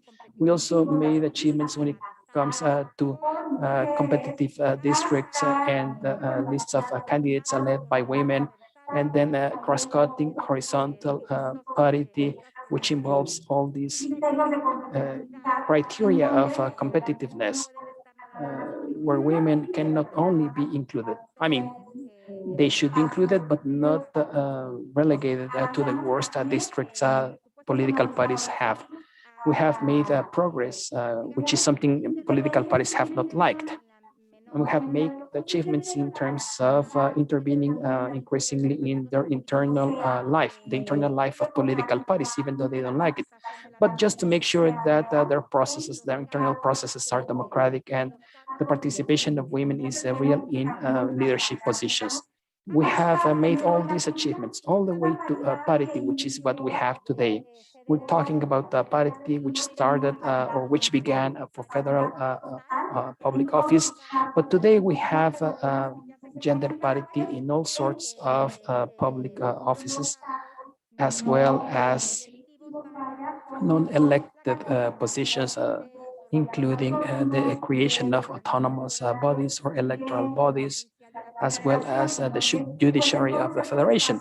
So in all these spaces, we still have a depth because we're not there yet when it comes to equality, not only numerically, but substantively when it comes to public decision making, which is what we really want to attain. So let me also share some statistical information, if you allow me. I'm sure that you have heard this before, but the Electoral Tribunal has received complaints regarding electoral aspects that have to do with women, more than 7,300. We have resolved on most of them, 7,019 of them. We still have a backlog of 200 cases without being resolved on. That number may decrease soon.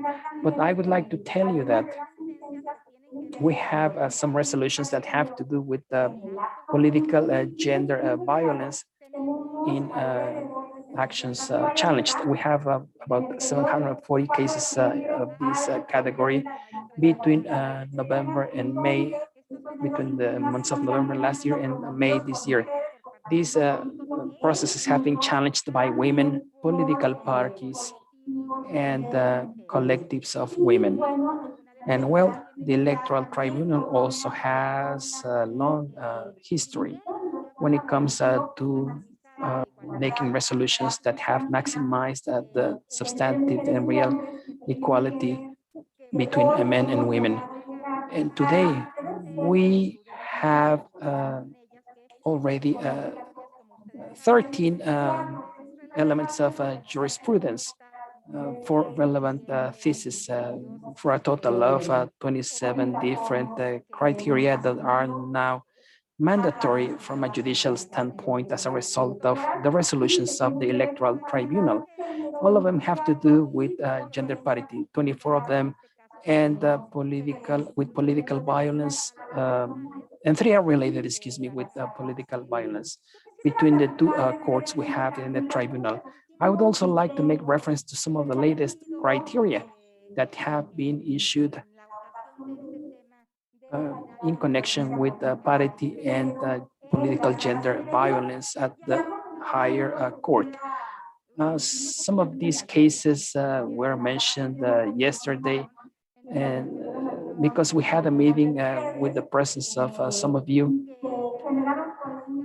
and part of this information created some debate and some concerns regarding one particular case, which has to do with reversing the burden of proof. I'll come back to this, but let me tell you briefly, as I mentioned earlier, that we have some of these criteria that today, as Councilor Norma said, have put us in a situation that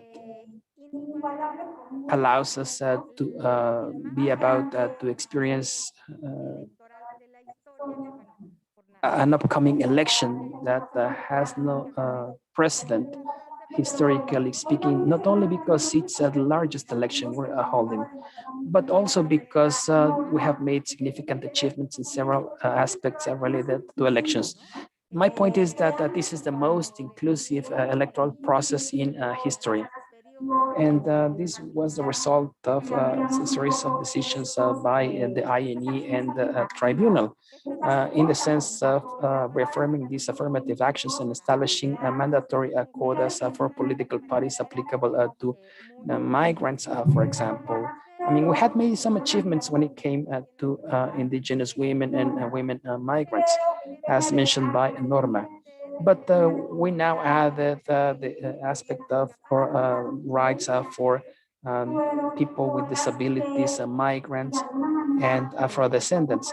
These were quotas that were not welcomed by political parties, not precisely because they don't agree with them, but also because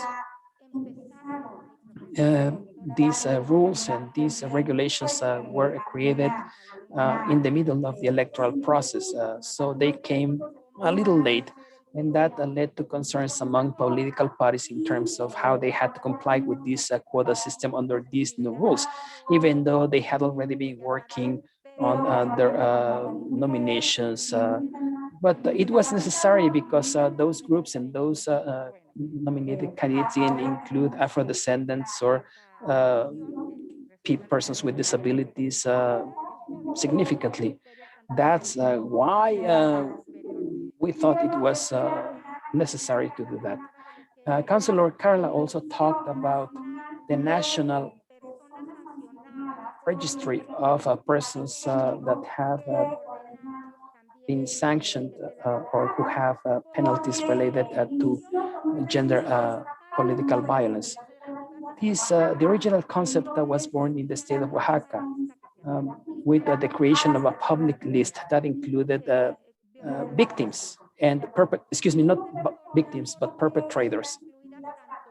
And I say persons because that includes both men and women. So they had this list of persons that had violated the law in terms of gender violence. Today, we have 57 persons included in this national registry of people responsible for gender violence, political gender violence. Unfortunately, 13 of them are women. Unfortunately or sadly, political violence and political violence against women specifically for the fact of being women has grown. At the same time, we made achievements with regards to parity. But it is sad and regrettable to admit that we have had real cases and real situations because we need to understand also that political gender violence is not only perpetrated by men, but also by women, which means that we need to reinforce all the measures to impose sanctions and punish any form of sanction or violence, against women, political violence against women. And this is related to a resolution issued by the tribunal where we determined that this registry would only be there for purposes of publicity, because sometimes we have some doubts as to whether it is binding. What does this mean? That when you publish the name of a person in this national list, that doesn't mean that that person is not eligible when it comes to the requirement of decent or an honest way of living. And in that regard, in our sentence, we determined that the fact that an individual is included in the list or the registry of persons perpetrating political violence or gender violence against women does not necessarily mean that that individual is affected in terms of the decent way of living, and that may affect resolutions issued by the competent electoral authority. What does this mean? That when the name of a person is made public in that list to remove their candidacy, they lose the capacity to meet the requirement of eligibility. And that may be an administrative sanction when it comes to local administrative bodies in the different Mexican states. I'm talking about the so-called OPLES, which are the administrative local electoral office bodies in the states. And that also involves final resolutions of a state or a federal courts. So I wanted to make this clear. Another jurisdictional action that involves judging with a gender perspective is this vision, the category of analysis of gender equality when it comes to making our judgments. We need to make judgments with a gender perspective, and in this regard, the Electoral Tribunal has also made progress in other criteria. For example, protection measures requested by complainants. And this has to be considered in all the process of challenging resolutions, beginning at the local level. If the case is sent to a higher court or a regional court, I mean, we have to bear that in mind. And sometimes that means that we can send the matter back to state tribunals or another judicial authority if a protective measure has been adopted. The point is that this protective measure must be respected and implemented all throughout the legal process, no matter at which level of the judiciary the matter is being considered. Another case is this of reversing the burden of the proof, where in a specific sentence of 2020, in a specific resolution, the higher court determined that the evaluation of evidence in cases of political violence against women for reasons of gender must take place also with a gender perspective. This with the purpose of not transferring to the victims the responsibility of providing the evidence necessary to prove the facts, and also with the aim of preventing a stereotypical interpretation of evidence and resolutions that fail to consider gender aspects, which would only re-victimize women or victims themselves and would hinder access to justice by those women who are the victims of political violence. We stress the fact that the principle of the burden of proof, in the sense that whoever makes a statement has the obligation to prove. Since we're talking about political violence that affects women, and in particular indigenous women, in this particular case, we took into account the context and all the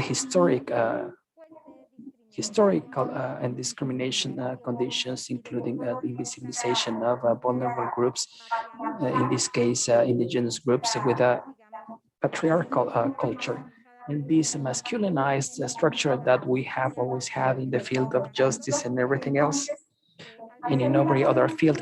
Since this was a particular case of discrimination, we determined that the burden of the proof should fall on the plaintiff and the defendant, excuse me. This is a technical criterion that was nothing new for the Electoral Tribunal of the Federation, because we have some references in the past. I mean, you may know about the Cotton Field case and the case of the Black River massacre in Guatemala, which was handled by the Inter-American Court of Justice, which is where I believe that this vision began, with the establishment of the reversal of the burden of the proof, where they argued that, for example, in the case of women victims of violence, I'm talking about the Cotton Field case, the flexibility of evidence or proof must be total, which meant that the state had to guarantee those processes where the burden of the proof should fall on the defendant and not the plaintiff. This is an example of a sentence by the Inter-American Court of Human Rights that is information that can help us move away from these androcentric visions of women and their access to rights, and of course, the eradication of violence against them just for being women. It is very important, in my opinion, and this is my personal perspective, of course, but it is really difficult to identify and separate things, because of course, all forms of violence are horrible and we oppose all of them. Violence in general, social violence, political violence in general. And in this case, we're talking about the political violence against women just for being women and indigenous. All of this has led us to identify a clearly defined category of these forms of violence based on their history. In addition to the naturalization or normalization of violence against women and political violence against women, because we have normalized the fact that that type of violence exists. That is the basis for the criteria that electoral authorities, INE, and the tribunal in the federal branch and the states. I mean, we have a clear comprehension of this definition, and we know how to address these situations where there are complaints of political violence against women just for being women. Why does it happen? Because people allow it to happen, because we live in a patriarchal culture. So today, I believe that in Mexico, we already have more clarity when it comes to how to identify these cases that involve political gender violence. And from the very moment that we receive dockets in our hands, we can clearly see it because we have a gender perspective lens now in the tribunal. And for this, you need to have a good understanding of the different categories of violence that have been identified by the Superior Court of Justice when it addressed the gender perspective when it comes to justice administration. That is an important point of reference when it comes to the analysis of these cases, because you find a case where you find a complaint of violence, and that involves women. We do not deal with girls because political and electoral rights begin at age 18. So we have several criteria. Is she a woman? Yes. Is she young? Is she poor? Is she indigenous? Is she an older woman? Is she a woman with disabilities? Is she Afro-descendant? Is she part of groups of a sexual diversity. If they fall within one of these categories, then we need to study and analyze the docket in light of this gender perspective vision. How am I doing on time?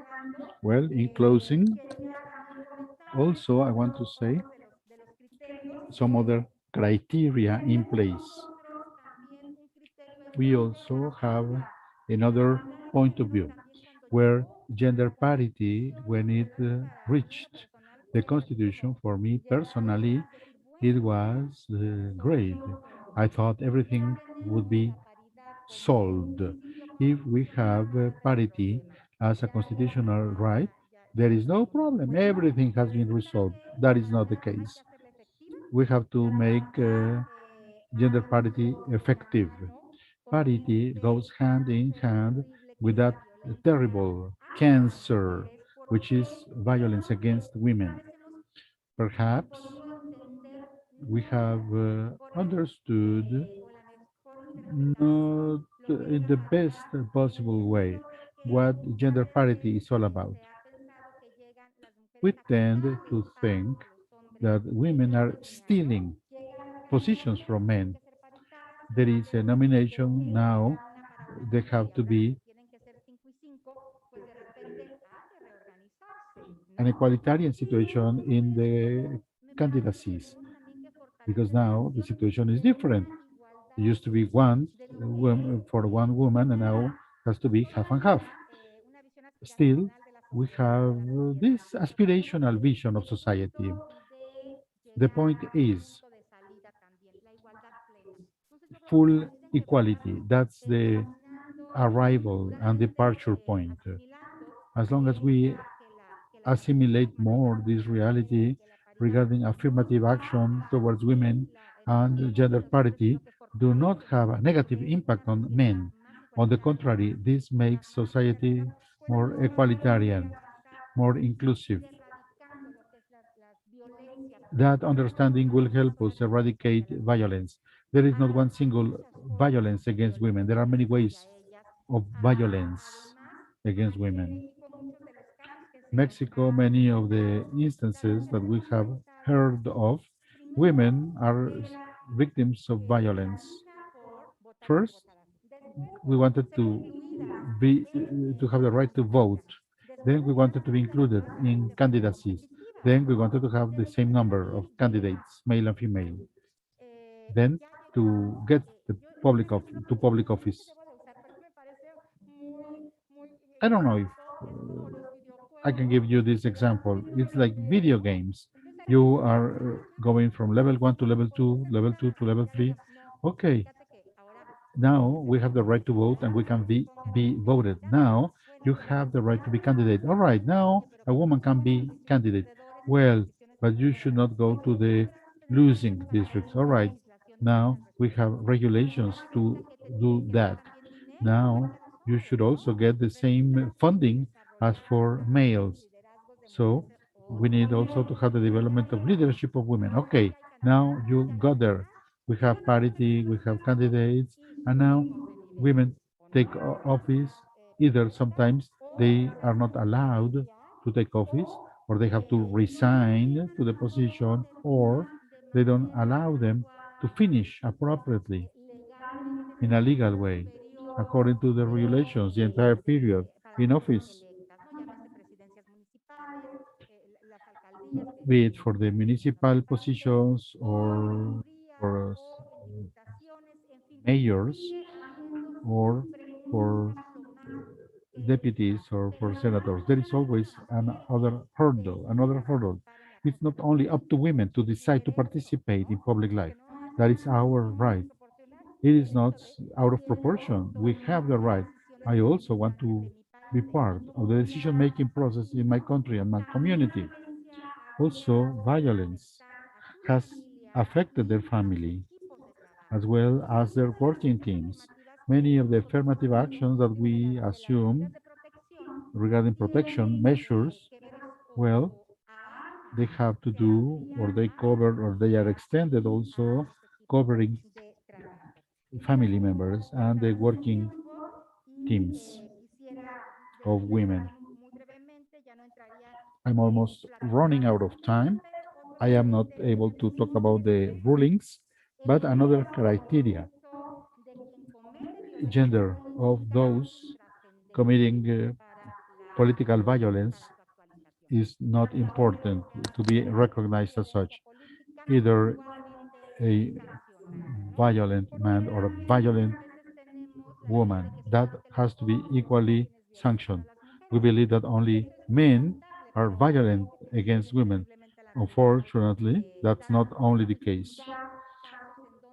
There are cases where women are violent against other women. That's a topic that we have to take into account. We have this vision and this work with the citizen councilors, the networks of civil society, and justice madams in the electoral court to do this sorority work. We don't need to be friends, but just to acknowledge that we are pursuing the same goal. We agree on that, to have gender equality and the same access to all the rights. So this is a reality in Mexico for men and women. So this is the end of my participation. I want to take this opportunity to thank again all of you for joining us. Thank you.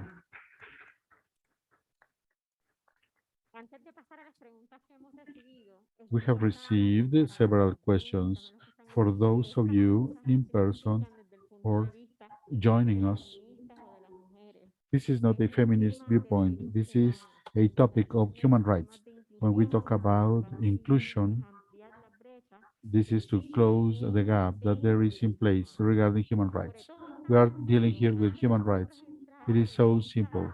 Before we are part of this culture of rulings, court rulings, or elections, it is so simple as to ask, do you remember two important scientists in history?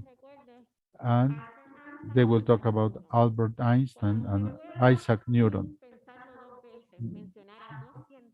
When you talk about two female scientists in history, perhaps at that time, when they come to mind, that means we would have made progress. Margarita Sales in Spain, Carolina Heffron in Great Britain. So we need to have this conversation to identify important female personalities, not only in the electoral arena. This has to do with education. Now, let's look at the questions. For Carla, what are the mechanisms in place regarding political violence and gender violence on social media? How do you identify those and what are the sanctions against the violence on social media? The topic of social media is important. Many of the accounts are anonymous accounts. We do not know where violence is from. In other instances, it's easier. Sometimes we have requested the help from cyber police to know who are the users of these accounts, who are the owners. We are the first country in Latin America. We have an agreement with Facebook. They downloaded all that hatred propaganda against women. Also, we gave some training together with Facebook in pandemic times. Clearly, the way to exercise political rights and to inform people and about candidates is through social media. So, for candidates, female candidates, to know how to use social media, how to avoid these attacks. Undoubtedly, this is a step forward. This is seen on a case-by-case basis. We do not have a general rule. In Twitter, also with bots, or the accounts that are created one day and disappear next day. It's difficult. This is not only political violence, also fake news have to be fought every day, providing more information. But also, we have to foster reporting culture. I think we need to make administrative and jurisdictional authorities to solve these issues. Based on that, generate institutional mechanisms to stop political violence on social media. It is an international, unsolved international issue. But if we know who this account belongs to, or if this is a candidate with violence against women, it's easier, for example, to order the withdrawal or downloading that information, or also with social media companies a post that's attacking women, for example, so it is downloaded. This is what happens in every election. We always find new things. One election is not the same like the previous. We have to give a reply. Every process is different, and then we have found many topics that have to do clearly with social media affirmative action, how parties and people look to go around the law and to be postulated or nominated based on affirmative action without having the right to do so. INE has different ways to prove if you belong to some group. Also, the higher chamber has done that so that both institutions, INE and the Electoral Court, can delineate how we can have affirmative action. Also, I think it's very important. Recently, we had the approval to include life free from violence, either digital violence or other forms of violence, to frame the way we can avoid violence against women just because they want to exercise their rights. Well, unfortunately, time is short. Some closing remarks. Norma, have there been a backwardness in the progress made? Have you been any problems, or have you gone back in some areas? No, not necessarily. It doesn't mean that we have more political violence against women. We have clear definitions. Sometimes, well, we know is more reporting. We're making it visible. Groups that have been excluded. We were not even talking about them before. This is not backwardness. We are making progress. Of course, it is not enough. Still, there is a lot to be done. And this, in the end, this is part of the process where we are moving forward. Since 1993 all the way to 1929, almost, it took us 30 years to have full parity. So this is just the beginning. It seems that this is jumping all over the place. No, now we are taking care of it. We are reporting it. We are attacking it. It's important to have processes without violence for any of the participants, not only for women against women, but against nobody. Madam Justice, has there been any simulation cases in Mexico where people pretend they belong to one group and they don't? Yes, we have had simulation. Simulation has been in place for all candidacies, not only in the case of women. It was said before by citizen councilors in the case of indigenous groups as well, in the case of LGBT groups. I don't know if you remember, you had the opportunity to see the case also in Mexico. The Muche group, it's an indigenous group in Oaxaca. They are men who dress like women. And they impersonate the other gender. And also the affirmative action that has to do with groups. We had about 10 instances where they were bringing some false documents where they were taking the female gender, but at the beginning they were registered as male candidates. And since they were not able to get the benefit from that, they registered as binaries or binary gender or as female gender in order to make an abuse of affirmative action. We have seen those cases. Thank you all. Thank you for this outstanding series of comments. Now we also call upon the Latin American authorities to look at the progress made in Mexico and also to take it as an example. Yes, depending on the cultural and legal framework for every country. Like in 2020, the UN report says that the world continues to be dangerous for women. So this will for sure take longer. The idea is not to stop and to continue making progress in this topic. Thank you all very much for your time. Thank you all for your participation, and I wish you the best of success.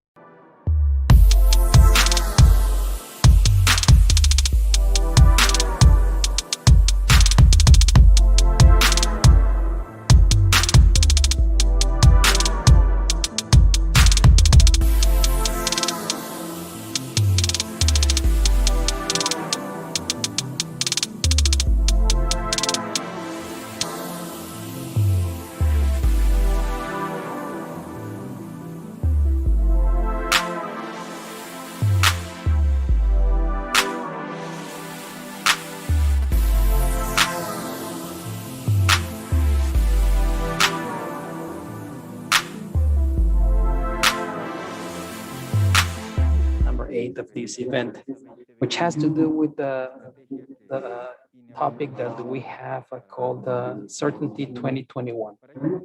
Certainty 2021 is actually a program implemented by INE. And we have really great presenter. I'm talking about Luis Humberto Barroso, who is the president of the Superior Tribunal for Electoral Matters of Brazil. Go ahead, please.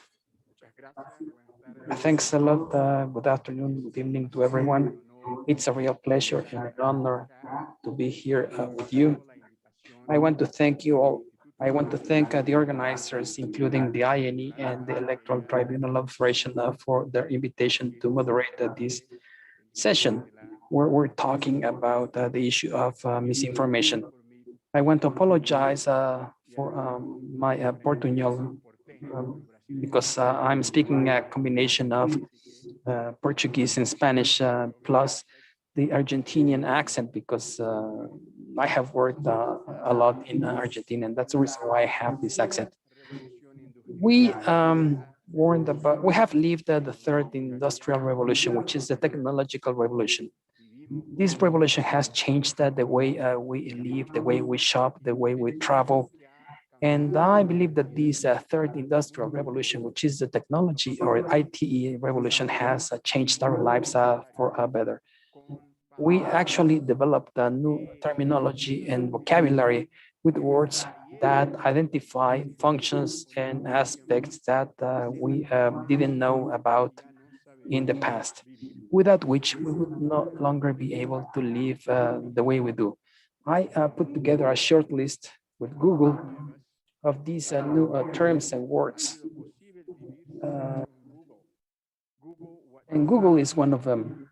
Google, WhatsApp, Uber, Dropbox, Skype, Facebook, Twitter, Instagram, TikTok, iTunes, Netflix, YouTube, and for bachelors, Tinder. So we have a significant number of important and good things that have changed our life for good as a result of technology. My point is that I'm optimistic. I'm not one of those who believe that everything is worse than it has ever been. And I believe that we're living in a great age of civilization. We have seen major technological changes and achievements that have produced, however, negative byproducts. One of them is the so-called fake news, misinformation campaigns with concepts of hatred, lies, half-truths, and conspiracy theories. Which means that we must all fight this phenomenon, which is a threat to democracy in this age of post-truth and alternative facts that can reach highly negative dimensions. I mean, democracy does not have an owner. Nobody can claim they own democracy because there are many points of view. But deliberate lies have an owner, and we need to fight them together with their lies, which is essential when it comes to addressing this topic today. And in this regard, I am honored to introduce Christian Flores from the Executive Division of Electoral Training and Civic Education, as well as Isaac Arteaga from the National Coordination of Social Communication of the INE. And I am eager to listen more about the Mexican experience, because in Brazil, we have a very interesting experience when it comes to misinformation or fake news campaigns that happened last year. So it will be a pleasure to share this session with you. I want to hear your comments. So I'll give the floor to Christian Flores. Thanks a lot. Thanks a lot, Minister. Good evening to everyone. It's a real pleasure to be here with you. I want to welcome each and all of you to our country. Once again, we wish you the best during your stay in Mexico. Well, this topic is really interesting, and I want to say that our expertise mainly focuses on actions or activities in the field. And that is why I want to provide an overview of regarding the dimensions of these elections we will hold this next Sunday, June the 6th. The electoral roll or the electoral list for next Sunday, which is when we expect to see a high turnout. And I say this because we have 93.5 million voters that could potentially vote. And we would like all Mexican citizens to vote. And for that, we will set up more than 160,000 voting stations. And together with the participation of more than 1.4 million polling station officers who will be counting the votes of their neighbors. I mean, and as part of this composition of polling stations and their officers, we have some actors in the field, which we know as electoral training assistants. They are the backbone, in fact, behind the idea of the Certainty Project, which is this project I'm talking about. And to this end, we have almost 48,000 training assistants deployed in the country to fight back this phenomenon described by the minister, which is a global phenomenon. We're talking about the infodemic, the phenomenon of fake news. And in that regard, I would like to share some slides so that we can follow a structure in this presentation on the Certainty 2021 project. And I would also like to share the Mexican experience. And in this regard, I would like to say that this is not the first time we implement a program like this. In 2018, as a matter of fact, during the 2017-2018 electoral process, we implemented this project for the first time. To begin with, I would like to say that the guiding principles of electoral tasks in our country, in addition to covering aspects such as lawfulness, maximum publicity, and impartiality, include certainty. And this is one of the principles established in our Constitution, which is a broad concept that crisscrosses electoral functions. And the National Electoral Institute, the INE, is the guiding or the leading actor in this process in collaboration with jurisdictional authorities and local electoral bodies. So certainty is one of the main constitutional principles that will guide our communication and dissemination efforts in this 2021 electoral process. Can I change my slides from here?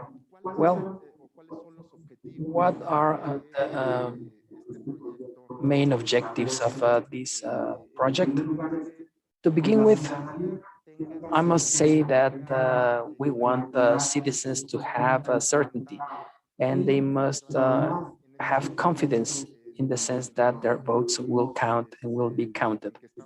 But also, given this context we're living now, which has lasted at least 14 months, I'm talking about the pandemic, citizens must have the certainty that they will be able to vote in conditions of certainty from a health standpoint.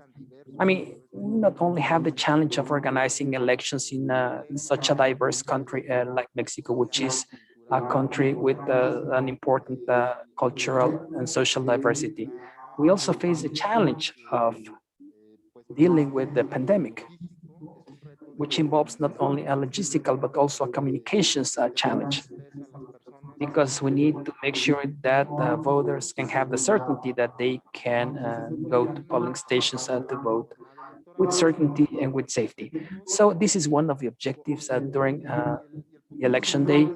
And the main point has to do with fighting misinformation with the resource of information, which is what I mentioned earlier.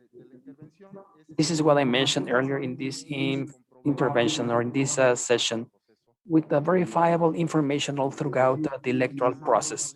That is using all the infrastructure available at the INE, but also making use of the infrastructure that we have to support the process. And also, we aim at promoting civic participation in the largest, most complex electoral process in the history of the country.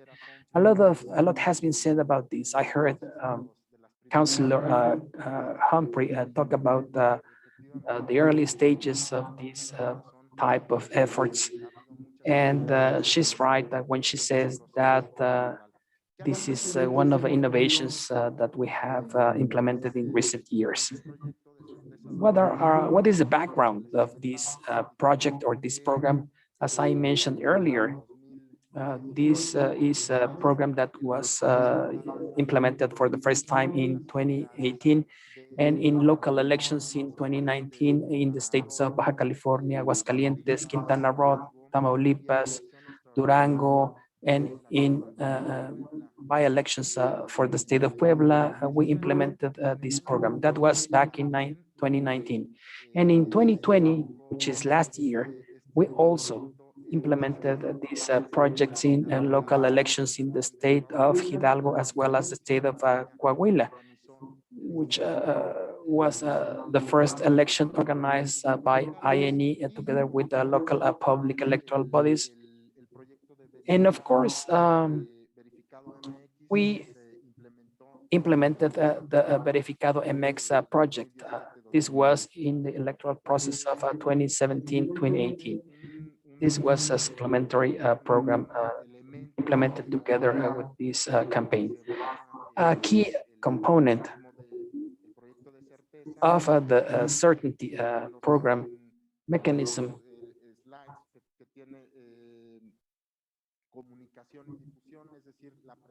involves efforts to make the electoral process with the highest level of information for citizens based on verifiable information.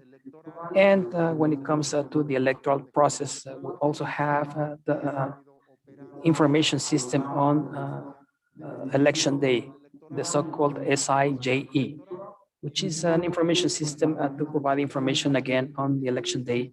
And finally, again, we have the chain of trust that provides citizens with all the elements when it comes to security, with mechanisms such as indelible ink and special paper for ballots, etc. The strategy behind this mechanism involves the following. One of the things we want to do as part of this strategy is to educate the public to position the term certainty as a key element of communication by the INE to counter concepts such as uncertainty, lack of order, chaos, lack of transparency, which is what the infodemic is all about, which means that communication and dissemination actions during the electoral process must be convincing, and they must establish the mechanisms for contact with citizens and political actors so that we can educate the public on the procedures followed by the National Electoral Institute and the participation of the tribunal, the electoral tribunal, so that we can actually have authentic and free elections with the democratic consequences. What are the actions implemented? Well, again, we have been educating the public in an ongoing basis, working with the media, opinion leaders, with the so-called Red Circle, which includes independent journalists, columnists, through the participation of the National Board of the INE and the President's Office of the General Counsel, with the general dissemination campaigns through our communications division. Training is important for journalists because we want them to understand what the project is all about. We want them to also understand everything about the electoral process and how we work to build this chain of trust all the way through the election day. And we also have a project or a strategy known as the Certainty Kiosk, which is a website to fight misinformation and fake news, including reports of fake accounts like on Twitter. I'm sure that Isaac will be able to elaborate more on this topic. I'm talking about partnerships with social media companies like Twitter, Facebook, etc. I mean, the idea behind this is to partner with strategic partners to fight this misinformation, all this uncertainty and lack of transparency, excuse me, and all these actions have been implemented all throughout the electoral process.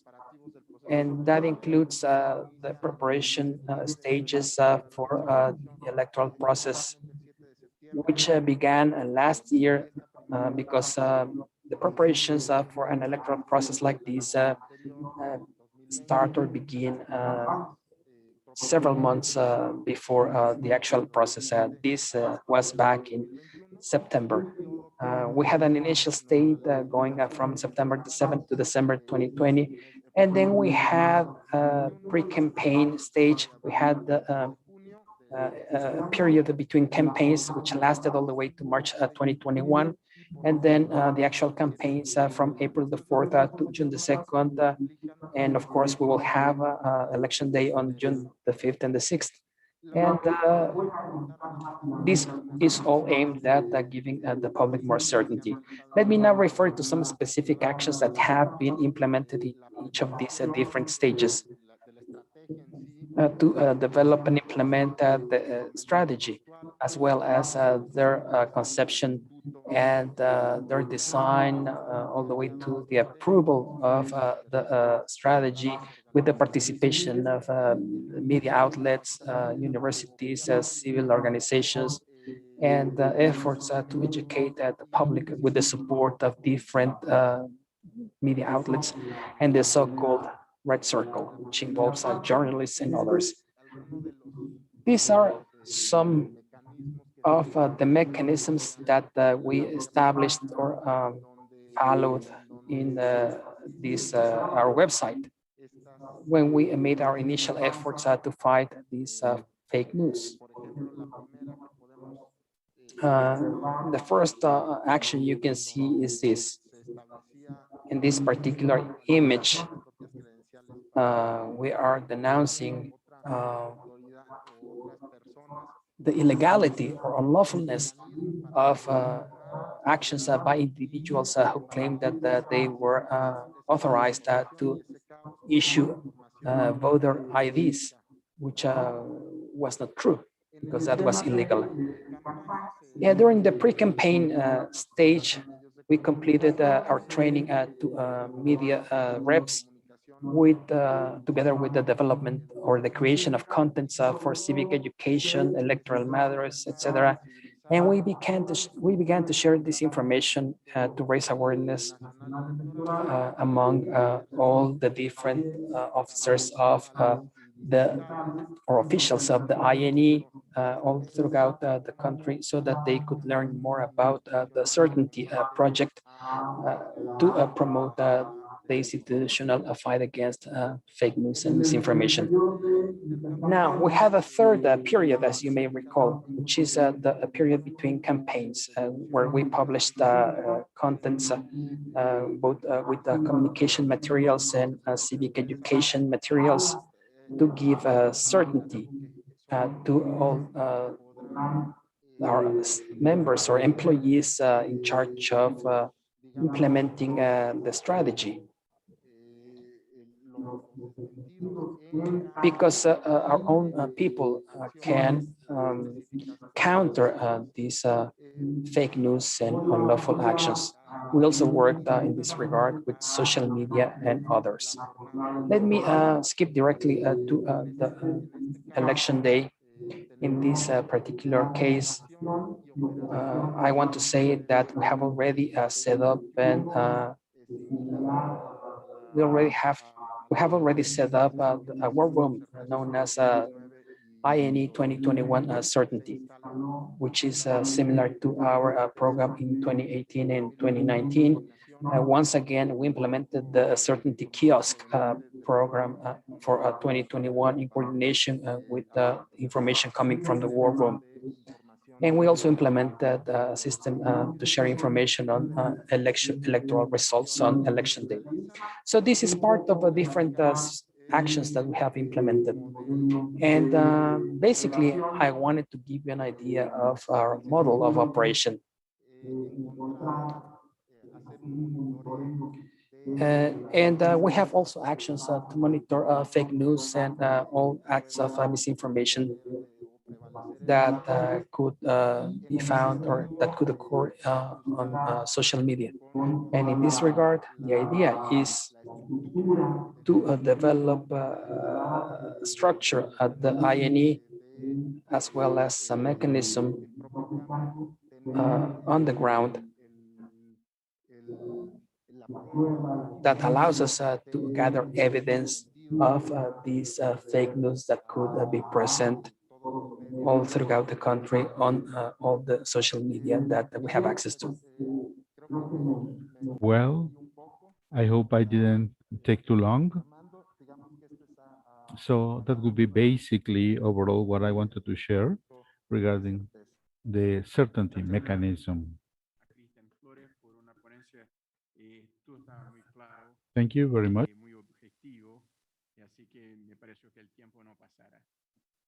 Ahora tenemos el placer de escuchar a Izaki Arteaga, por favor. Gracias, ministro. Buenas tardes a todas y todos. Es un gusto estar aquí. Bienvenidos. Se van a enfrentar con una de las elecciones, creo que más retadoras que ha tenido el país, sin duda, en los últimos 30 años. ¿Qué toca la Coordinación Nacional de Comunicación Social? Bueno, pues detonar buena parte de estos elementos de información. Nos toca hacer un monitoreo amplio de la información, tanto en las redes sociales como en los medios de comunicación nacionales y locales. Recordemos que México es una federación y en ese sentido hay un cúmulo importante de medios de comunicación en el espacio local. Mexico is a federation and oftentimes there is information generated. This information is not looking for ways to create confusion, but they don't have the elements. In our social communication office, we have a joint effort at the state level. We had 5 workshops with different officials of INE working with the local media, explaining each one of the elements associated to the development of election day, everything that has to do with the previous preparation, integration, and operation of the voters list. What about the monitoring systems for radio and television? According to the law, we have to have them separately from what happens in the information arena. INE is the owner of the so-called air times for the state, that is for public activity, particularly for pertaining to INE as well as to the political parties. We also have to monitor those times on air. The idea was to have a better knowledge of electoral activity, to know more about the electoral activity that we have as INE, and also for people to have more clarity. At the time, the idea was in order to find any questions or comments in order to answer them and to have also a coordination and communication mechanism with those organizations. That's the previous work that we did together with the Electoral Training Office. We also had strategic coordination efforts with each and every one of the social media. Particularly, we have done close work with Twitter, Google, TikTok, and Facebook. TikTok is the new social media. Let's not forget it because of the great impact it has on different segments of the society. That allowed us to have the tools to find verification and monitoring systems that were more appropriate, so to speak. This is of the previous work. Today, what I will be sharing with you, and this is very brief,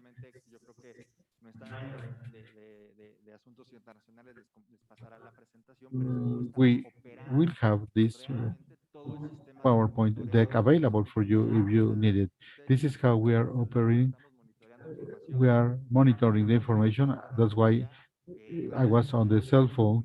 We are monitoring information, social media, local media, and others, and all the communication that takes place. Please, next slide.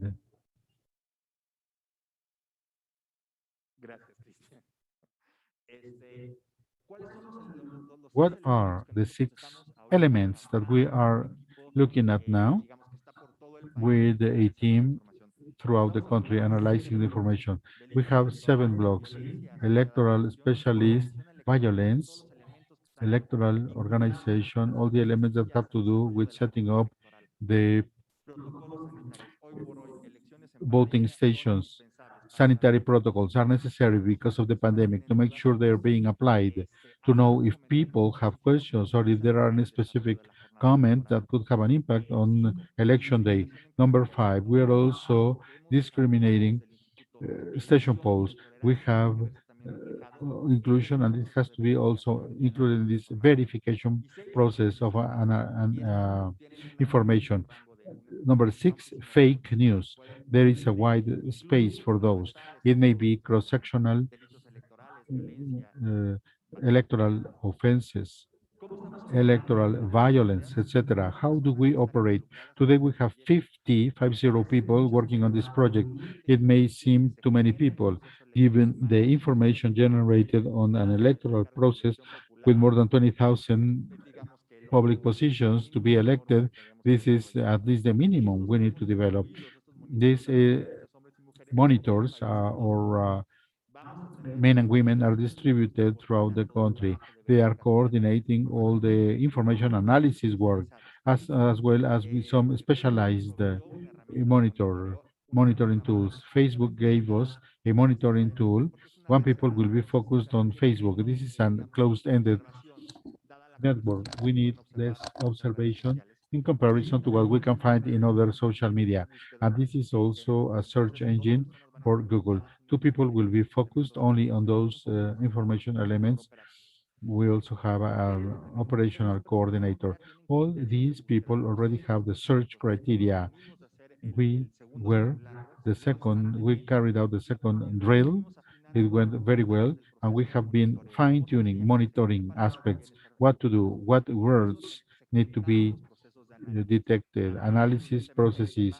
In the morning, the key topic is setting up of polling stations. Then, after 6 p.m., we are focused on violence, sanitary control. All these elements are distributed with the people monitoring them. And we will also have some information that's going to be matched in order to inform and report to the authorities what we are finding, for example, fake news, or what needs to be observed. For example, at 9 a.m., if there is a tweet saying one polling station was not set up, we need to inform Christian's area that will be operating the trainers and all the supervisors throughout the country. So they double check if that is a true risk factor because the polling station was not set up, or to detect if it is fake news, and if it is fake news, to debunk it. This allows to handle all the information. We need to be very efficient at the time of analyzing the information. All this is overall how the monitoring system is working. I am in charge of that. Next slide. Some examples of fake news. These are 2018, 2019, 2020. Most of them were debunked or through the verification process in the field were tackled, and that's how we are working. Likewise, there are coordination process internally with all the areas of INE, electoral organization, electoral training, mapping, to detect everything faster. These are, this is the last one we found. We may still see it on social media. This is the last one we debunked. This brings me to the next topic. We took this out of a closed-ended network. Part of the information we are now detecting is not on Facebook and Twitter, but first it is running on Telegram or WhatsApp, and then it is transferred to the other social media in a wider manner. We are looking for ways trying to get all these elements of information, those pieces of information. Sometimes what mom does is functional because lots of information arrives, and what families do is also as well. Sometimes you don't have a lot of time. Now I have a lot of time to review that information because that flows a lot there. What families get or what moms get. This is one way to find a mechanism to detect this information in closed-ended social media. This is very effective to debunk fake news. This is some other work we are doing every day. We have information monitoring 20 around the clock, continuous information. We analyze information and retrieve information from printed media, radio, television, social network around the clock in order to have time segments. Now we work with the databases. This is also of interest. How we are working now, 14 hours of continuous monitoring for certainty on election day. We will set up the activity, we will set up the booths at 7, voting starts at 8. All these time frames impact the process, and we will not have everyone on the same thing because after 4 or 5 hours people will be tired.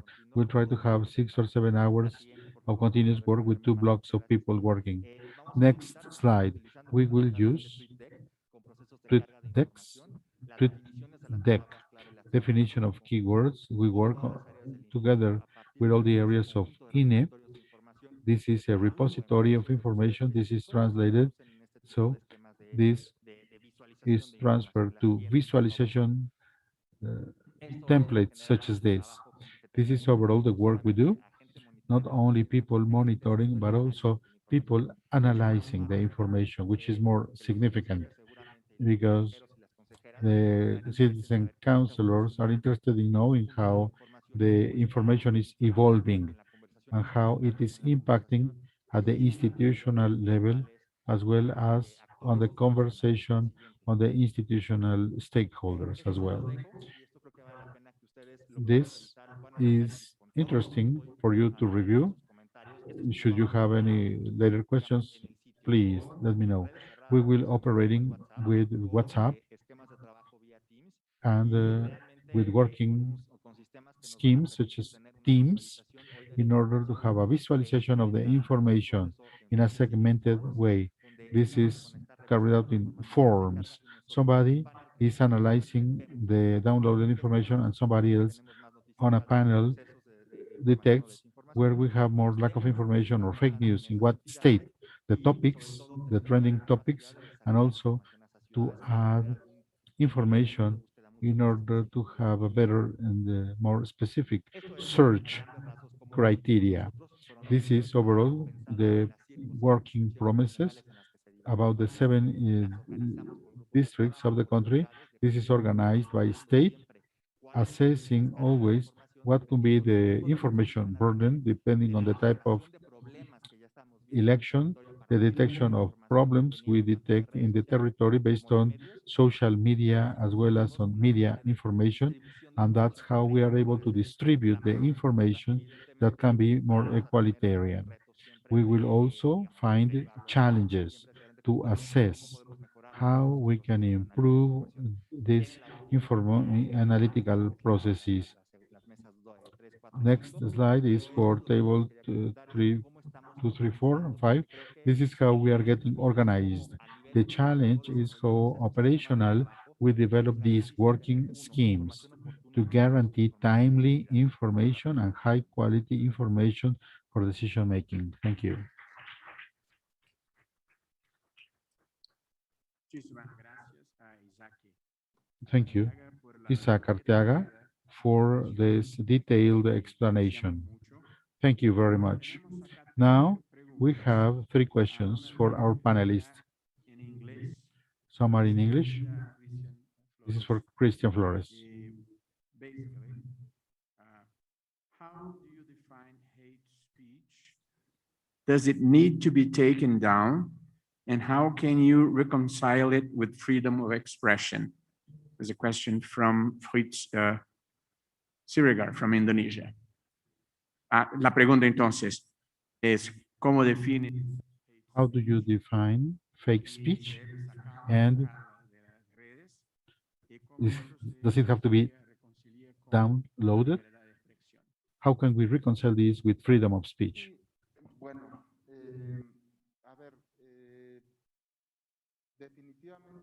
For sure, hatred speech is related to ideologies, ideological topics. Hatred speech is related to those topics that represent anti-democratic values, anti-democratic structures. Therefore,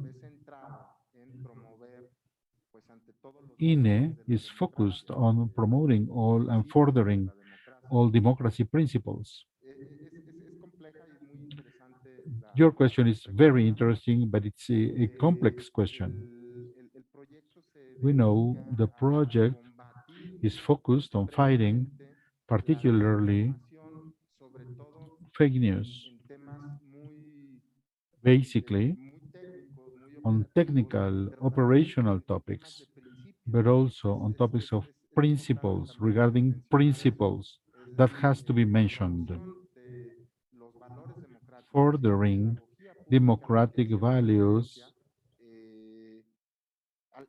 through education are ultimately aimed at furthering democracy.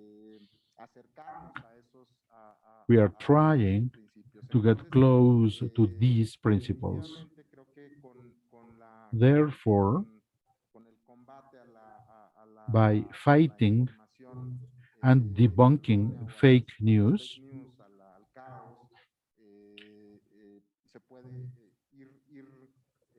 by tackling chaos, we are able to lead these information channels and this public discussion going to participative democratic arena.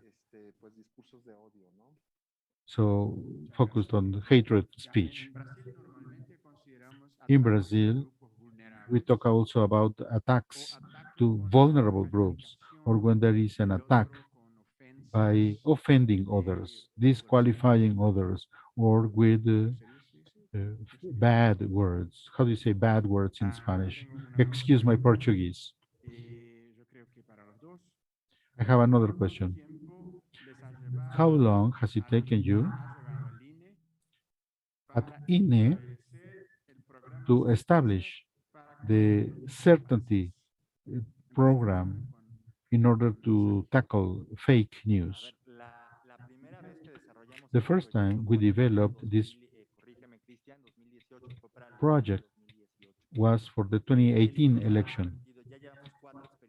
We have had 4 experiences, 2018, 2019 for local elections, another experience 2020 for local elections north of the country, and this is our 4th time around. We already have at least 3 years in the process of implementation and fine-tuning even more the details. The experience I can share with you, this is an incremental process. We are perfecting the process. The first time it went out okay, but next time around it becomes better. We are consolidating our coordination with social media, the main social media, also with public institutions or private institutions. We were not able to do the verified project this year. It was a close collaboration with the main mass media. The pandemic impacted the funding that could have been allocated. This is mainly financed by international organizations. Another important aspect to build partnerships. For example, partnerships with universities.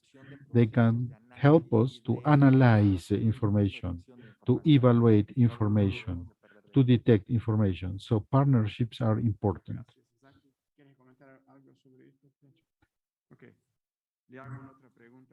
Next question reads, what is the certainty war room and the certeza or certainty kiosk? What is the certeza, certainty war room? Our war room is a analysis group internally among departments at INE. They hear of all the instances by monitoring social media. That is filtered out. We screen all these instances, those that have to do with fake news, not really operational topics. Isaac was saying, what are some of the major topics for our monitoring tasks? In our war room, we have an interdisciplinary group. This interdisciplinary team analyzes the topics. They do the screening of information, and they get the final news that are fake, so that they are debunked in the social media or the mass media. The Certeza or Certainty Kiosk is the name of our platform. It's a virtual platform where we place our debunking of fake news.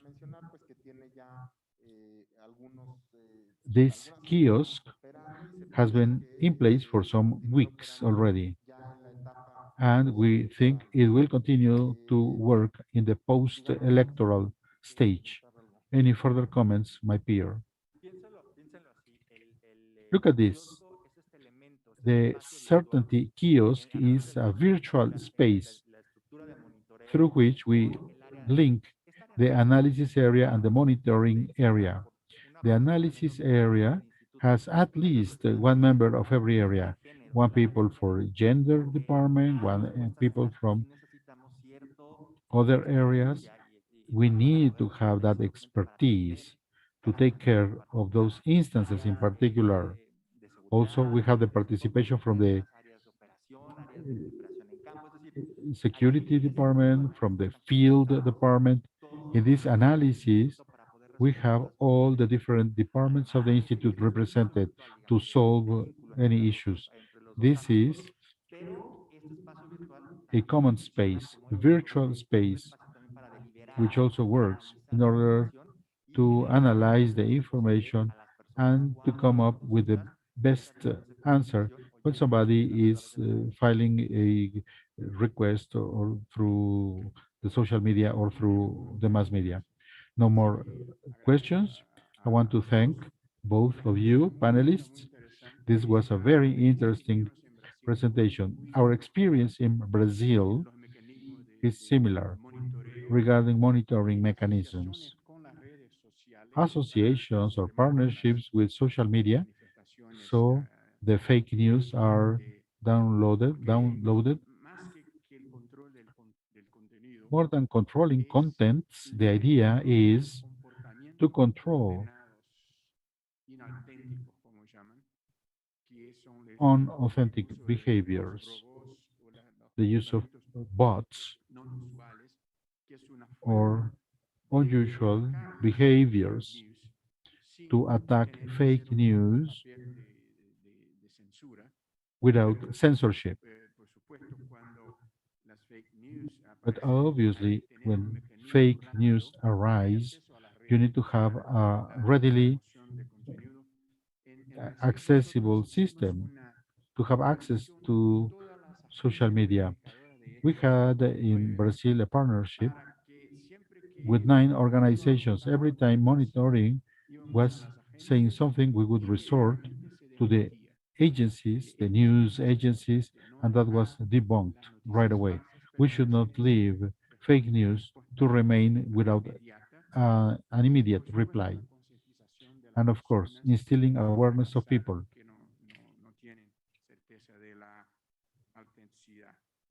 And not to believe when they are not sure about the source of the information. All over the world, we live a moment of attacks to elections, and there are attacks. This is all over the world, the institutions in charge of the election. In the end, this is an attack against democracy. You challenge the trust in the system. That's what's going on. I would like to say that if there are lies, fake news, hatred, conspirational theories, if that is required, it may not be if good cause. In democracy, we have room for liberals, for conservative people, but not for hatred, lies, and fake news. Thank you very much for your outstanding participation in this panel. Thank you both.